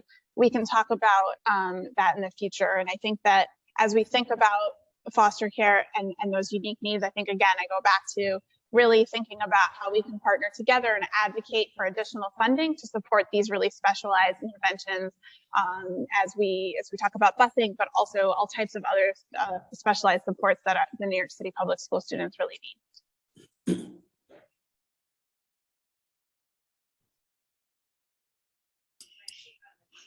You were going to add something, Chancellor, or? No, I think that's about all that I've got for now. Just to know that we are committed to this place in this space. And with you as chair, this I know this sits right at the top of your agenda. This will give us a chance to really lean in a big way and make a real difference for all of our kids in foster care. So let's make it happen together. Absolutely. Adult education. We have about 1.3 million adult education students in the city. One of the things I wanted to see is adult literacy. What sort of collaboration exists between adult ed and the DOE? Because I felt that I've taught adult ed over the years, and I've always found that there was a disconnect. When I think that there should always be a connection through pipelines, just like elementary schools should talk to middle schools should talk to high schools, and how we put a pipeline in place. And adult ed, which is also the continuing ed department of the DOE, would provide all these free courses. How is that pipeline working? Because you do offer CTE, you offer a lot of variety of programs, but I always feel a disconnect from the DOE and adult ed. That's a good point. And that's one I haven't spent a lot of time really thinking about. So let's come back to that, right? Building a deeper level of alignment with adult ed is, I'm just making a note of that now. So let's talk about that. There's so many issues, Madam Chair. So I don't have an answer for every single one, right? But these are, as you raise them, these are things for me to take time and to figure out, how to dig much more deeply into them. Yeah, absolutely, because the Adult Ed program provides that workforce, and it supports immigrant families because they have the CPE, they have the plumbing, they have the carpentry programs, and if we support that, as we talked about workforce, this would be a great collaboration between the DOE and the Adult Ed programs. Absolutely, because we're already doing that stuff, and we want to expand on it even more. But developing that deeper alignment, that's what I want to spend some more time talking about, how we make that happen for sure. Absolutely, because we want to retain them, just like the students in the lower grades that were experiencing digital divide. So would these adults. A lot of them we weren't able to retain. Retention was very low. Access to devices and access to Wi-Fi was also a challenge for them as well. Because I do stay in touch with the superintendent and the DOE and the principals at all of these variety of these sites, and that was one of their biggest challenges. So to maintain the students, retain them, and make sure. I know Council Mark Traeger had an amazing program in his district where he created a program like that. He provided the technology, made sure they had a stipend, and they were encouraged to come and stay in these programs. So maybe that's something we might want to revisit or have a pilot on. That's right. That's part of the scale, sustain, and restore what works. We want to lift up these things that are working. And we don't necessarily have to reinvent the wheel. We just need to scale them across districts around the city. Absolutely. Well, thank you for your time. I look forward to our partnership, and I look forward to the budget cycle. And thank you. This is just the beginning of it, right? We're your voices are being heard in this moment, and you will continue to do that. And you're going to help to shape what this budget is ultimately going to look like. This was just our first foray into it, but over the next several weeks, we're going to really figure it out. So I thank you for the opportunity. Thank you, first of all, Madam Chair, for allowing me to switch my time. I know you originally had me scheduled to go first, and I had an opportunity to be in a meeting this morning with some of the biggest foundation funders in the country who were at a big meeting at the Ford Foundation. And we're trying to raise a ton of money to help us with many of these programs that we're talking about here. One of the questions that was raised around how we engage the community-based organizations. Well, these foundations like Robin Hood and Ford Foundation, and about 100 of them, they were all there together, and they wanted to hear what are the mayoral priorities and what are we doing in education. And so I definitely did not want to miss that. And you made it possible by switching the time. So I was able to do that and then come here, and I appreciate it. And I thank you all for taking the time, and thank you to my team for hanging in there as well. You're quite welcome. Thank you so much. Thank you. All right. Bye-bye. Bye-bye. All right, thank you, Chair. So we are now going to go to round 3 of today's hearing, the public testimony. So for those joining us, good afternoon. I'm Malcolm Buterhorn and counsel to the Committee on Education. We are now going to receive public testimony for the preliminary budget hearing for the Committee on Education. You will be muted until you are called on to testify, at which point you will be unmuted by a member of our team. Please wait for the Sergeant at Arms to tell you when your time begins. The Sergeant will then let you know when your time is up. As a reminder, you have 2 minutes for your testimony. We have more than 100 registrants and more than 40 panels for today's hearing. So we ask in fairness for everyone that when the Sergeant does call time, to please wrap up your thoughts so we can move on to the next person. If there's anyone who would like to submit written testimony for the record, which may be as long as you wish, please email it to testimony@council.nyc.gov. We'll accept it for up to 72 hours at the close of this hearing. We're going to ask members of the public, please do not use the raise hand function. The raise hand function should be used by council members for those that have questions of a particular panelist. I will call on you in the order that you raise your hands at the conclusion of a panel. Now, and if anyone is not called, we only call on people when we see you logged on. So if you were not logged on when it was going to be your time to testify, please remember at the end of the hearing, we do a catch-all statement for anyone who is off the Zoom at the time they were going to be called, we still retain time at the end so everybody will have the opportunity to testify today. So the first panel that we are going to hear from will be Tom Shepard, the New York City Panel for Educational Policy, and Shirley Aubin, the Chancellor's Parent Advisory Council. We'll first turn to Tom Shepard. Starting time. Good afternoon, Chair Joseph and members of the Education Committee. My name is Tom Shepard, and I am the CEC President's appointee and current Vice Chair on the New York City Panel for Educational Policy. I wanted to start by thanking you for giving me a few moments to testify before you today. While I'm not speaking for the panel, I would like to offer the City Council Education, I would like to offer an invitation for you to engage with members of the PEP in the same way you do as the Mayor, OMB, DOE, and the Chancellor, especially since panel has the responsibility for approving the DOE estimated and aggregated budgets and contracts tied to those budgets. And because 5 borough presidents and 32 CEC presidents are also represented on the city board. That said, this has been an extraordinarily difficult time in New York City public schools. This pandemic has caused a lot of pain, trauma, and unimaginable loss for many students and their families, as well as our school communities. As the doors to our schools reopen, I am concerned that not enough is being done by our public school system to address this trauma and provide the tools necessary for our students to cope and understand this trauma and to provide the necessary social emotional support for everyone as they begin the process of healing and recovery. On the ground, organizations such as the Bronx Healing Centered Schools Working Group, the New Settlement Parent Action Committee, Dignity in Schools Campaign, and hundreds of parent ambassadors have answered the call to support themselves and each other as part of the Family and Community Wellness Collective. These volunteers have taken the time to get trained on what trauma is and the impacts of that trauma on behavior, and then take what they've learned to create support systems at schools for their children and their communities. There's been a lot of initial funding to support this much needed program, but only half of the schools in the city. And if I'm not mistaken, only $3 million. I'm here to respectfully request the City Council to allocate the resources necessary to provide ongoing support for the schools already participating in this program and expand the program to cover every school in New York City. Thank you. Thank you. And next we will turn to Shirley Aubin, the Chancellor's Parent Advisory Council. Starting time. Good afternoon, everyone. Chair Joseph, council members for Education Committee.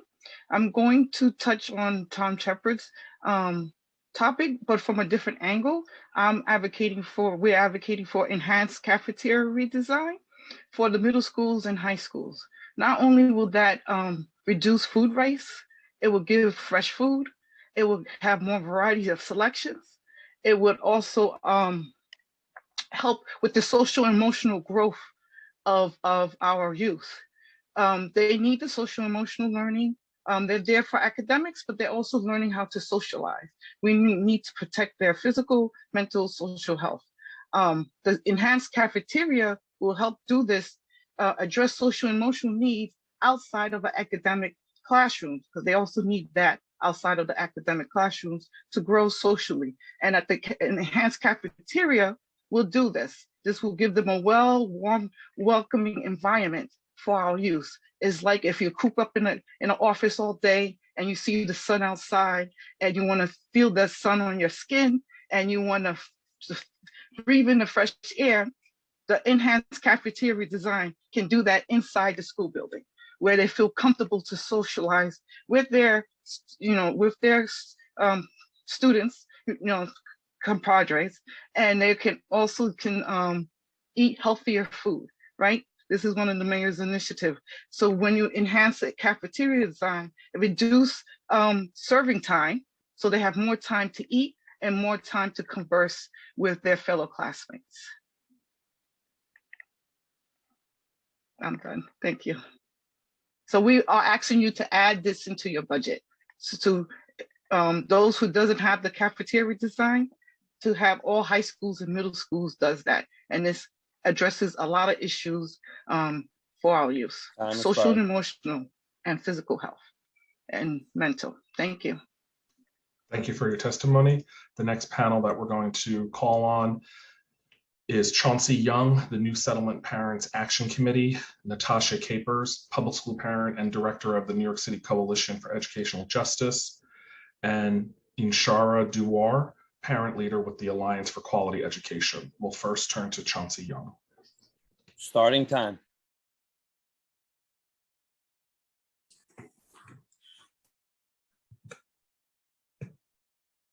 Good afternoon, and thank you, Chair Joseph and members of the New York City Council Committee on Education. The Parent Action Committee is a multicultural group of parents and community members dedicated to improving the quality of education for all city children in New York City, with an emphasis on the Bronx. And we are based in Community District 9.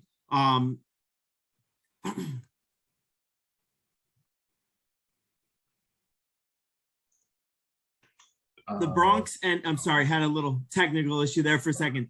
The Bronx in our neighborhood has always been a community of immigrants, and over 2/3 of the residents of the Bronx Community Board 4 and School District 9 speak a language other than English.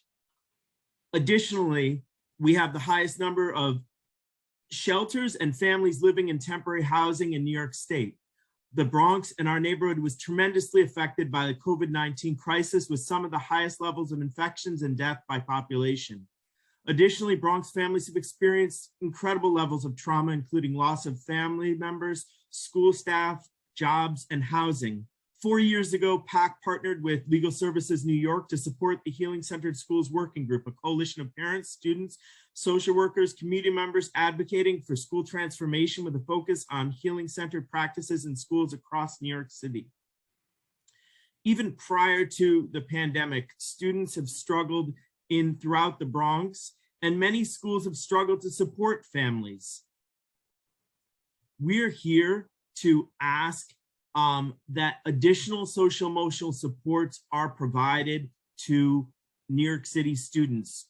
We would like to hire more restorative justice coordinators in 500 high schools, and to put $45 million to institute restorative practices. Additionally, we would like to have baseline $5 million for the mental health continuum. Youth in New York City need additional support.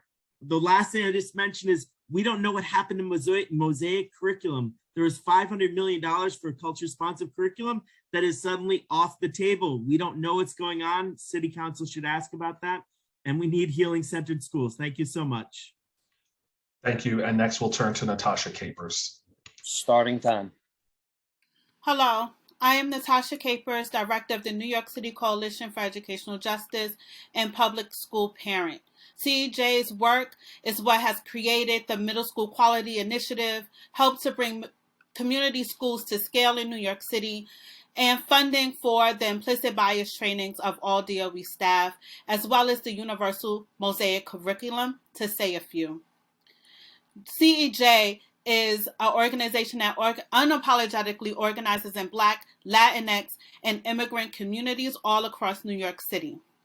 The Chancellor spoke again and again about building trust with families and bringing them back from charters and private schools. But two key things that private schools have that we do not is both a culturally responsive approach and curriculum, and they have ethnic studies programming. Chancellor Banks spoke one sentence, about the development of the Universal Mosaic Curriculum that is supposed to be comprehensive, CRSC aligned for K through 12. That's every student in the system.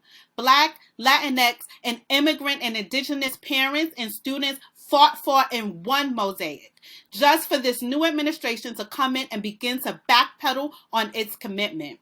In the words of the DOE last year in their plan to the state, they would create a comprehensive ELA math and curriculum and that engages all students and prepares them for success in school and life. That is what the Chancellor spoke of today, and that is what the Chancellor should live up to. What makes CRSC so fundamentally different is that it is committed to eliminating all forms of oppression within our learning communities. That includes xenophobia, misogyny, ableism, religious oppression, and adultism. CRSC centers the voices of young people and their families. Last budget season, the DRE received over $200 million.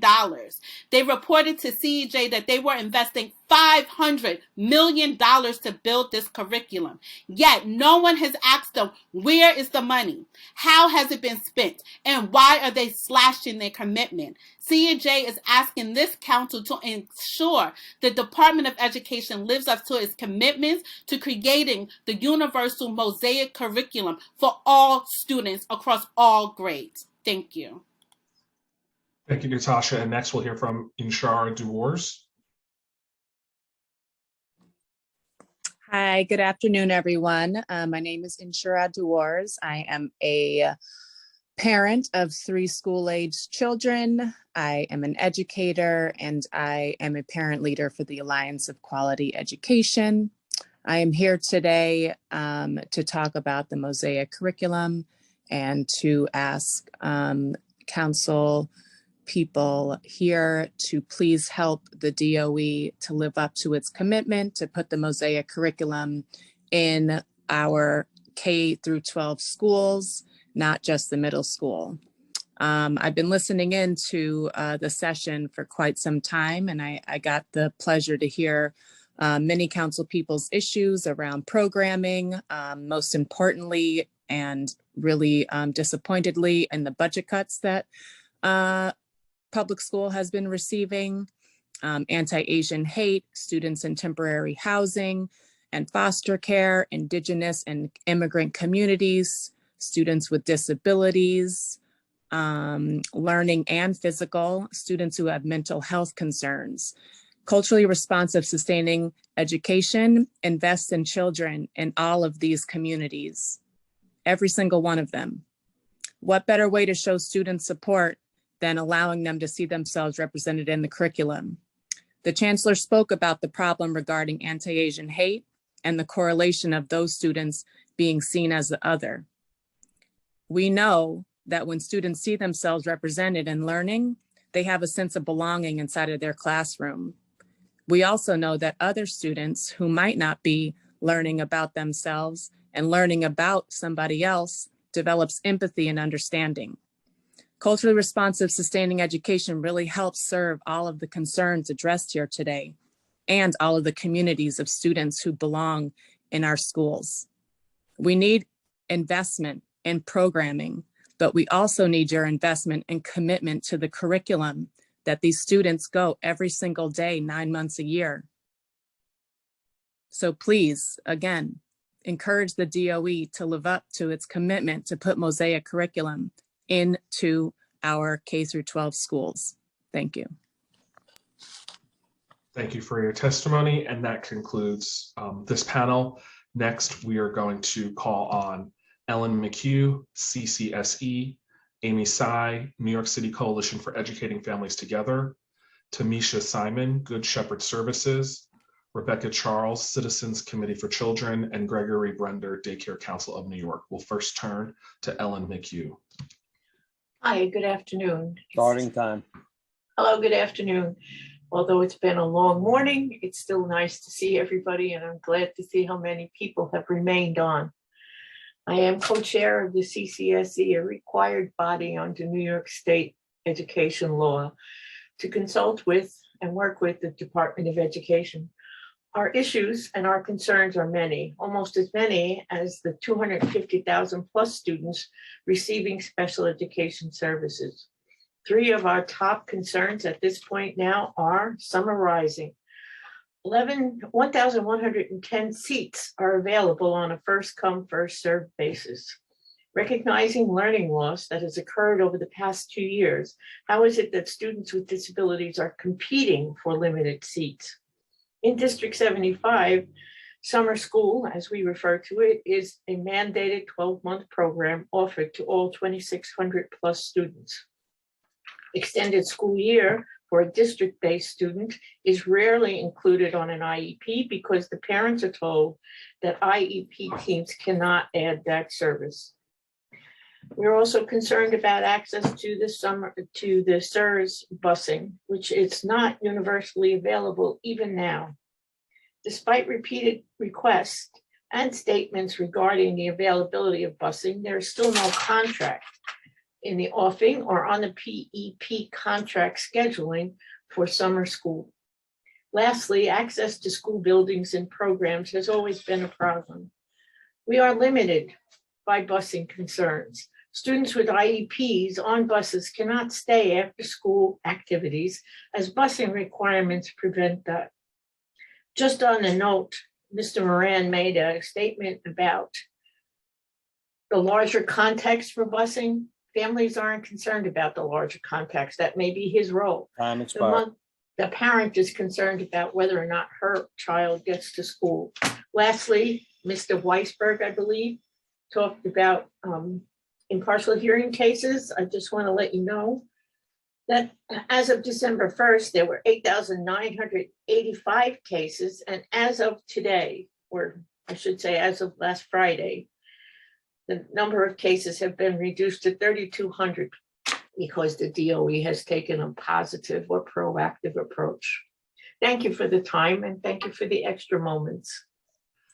Thank you, Ellen. And my screen froze 1 moment. Okay, next we're going to call on Amy Tsai. Time starts now. Good afternoon, dear Chair Joseph and the members of the Community Education of New York City Council. My name is Amy Tsai. I am a parent of 5 New York City students that are currently all attending elementary to high school. I'm also the Citywide Community Education Council member for District 75, as well as the Vice President of New York City Coalition for Educating Families Together, New York CEF. Today, I am testifying with other parents and advocates across the city to ask that special education services and student transportation be a priority in the educational budget of New York City for fiscal year 23. This school year is certainly the recovery of full in-person classroom instruction and the social emotional support needed for students after the 2 years of unstable learning and social engagement in the remote and hybrid. There are still thousands of students registered as a public school registry or still not physically in the building. These families who are receiving a medical home instruction and families that choose to keep their children home for various health reasons to stay safe from COVID-19. Although Mayor Adams has lifted the mandate for masking in schools and the reported positive cases are at the lowest in the city, the Department of Education still has failed to fulfill the vacant service providers needed for students with an IEP and the bus pairs that some students need in order to go to school and home. Hundreds of IEP complaints for services that were non-compliant before the pandemic with the current non-compliance have become a backlog of DOE's norm. It is unacceptable.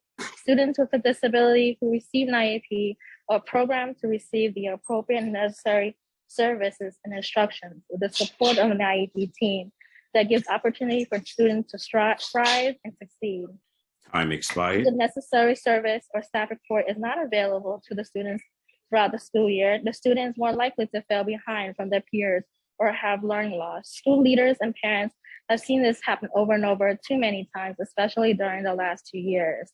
Thank you for the opportunity to allow me to speak this afternoon. I appreciate your time. Thank you. And next we'll hear from Tamisha Simon. Time starts now. Good afternoon. My name is Tamisha Simon, and I am the Director of Special Services and Model Fidelity, overseeing the education team in our family foster care program at Good Shepherd Services. It's important for the city to lift the DOE hiring freeze so the DOE can move forward with hiring positions designated to supporting students in foster care. My agency, along with many others, advocated for the DOE to hire staff specifically focused on the needs of students in foster care. Finally, in December 2021, the DOE announced that it would launch the first ever team focused on students in foster care. But because of the hiring freeze, the positions are all on hold, and there is not a single staff member at the DOE focused on the needs of students in foster care.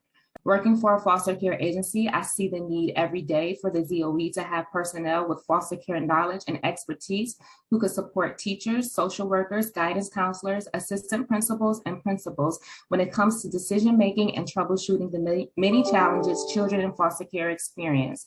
Far too many times, school personnel do not know where to turn when complex questions or issues come up involving students in care.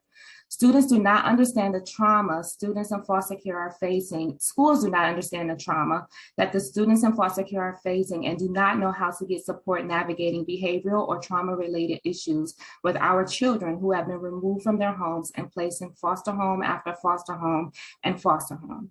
Most often, the stable environment children need is their school, but only if they can get the right support in school. We need a DOE team focused on students in foster care to bridge this gap. We need the village to come together to really ensure our young people have access to the same educational opportunities as other young people. We need to come together for the sake of our children in care, and we need the DOE to support our young people during the most tender moments of their lives. We need to instill trust in one of our most vulnerable populations and go above and beyond so their education and foster care experience doesn't allow them to become a victim of their reality. We must give them the opportunity and support needed to overcome all obstacles thrown in their direction. It's hard to do that when there is no one at the DOE focused on the needs of students in foster care. Please make sure the city lifts the DOE hiring freeze and hires a team focused on students in foster care. Thank you for your time. Thank you. And next we will call on Rebecca Charles. Time starts now. Good afternoon. Thank you and congratulations to Chair Joseph, and thank you to all members of the City Council Education Committee for holding today's budget hearing.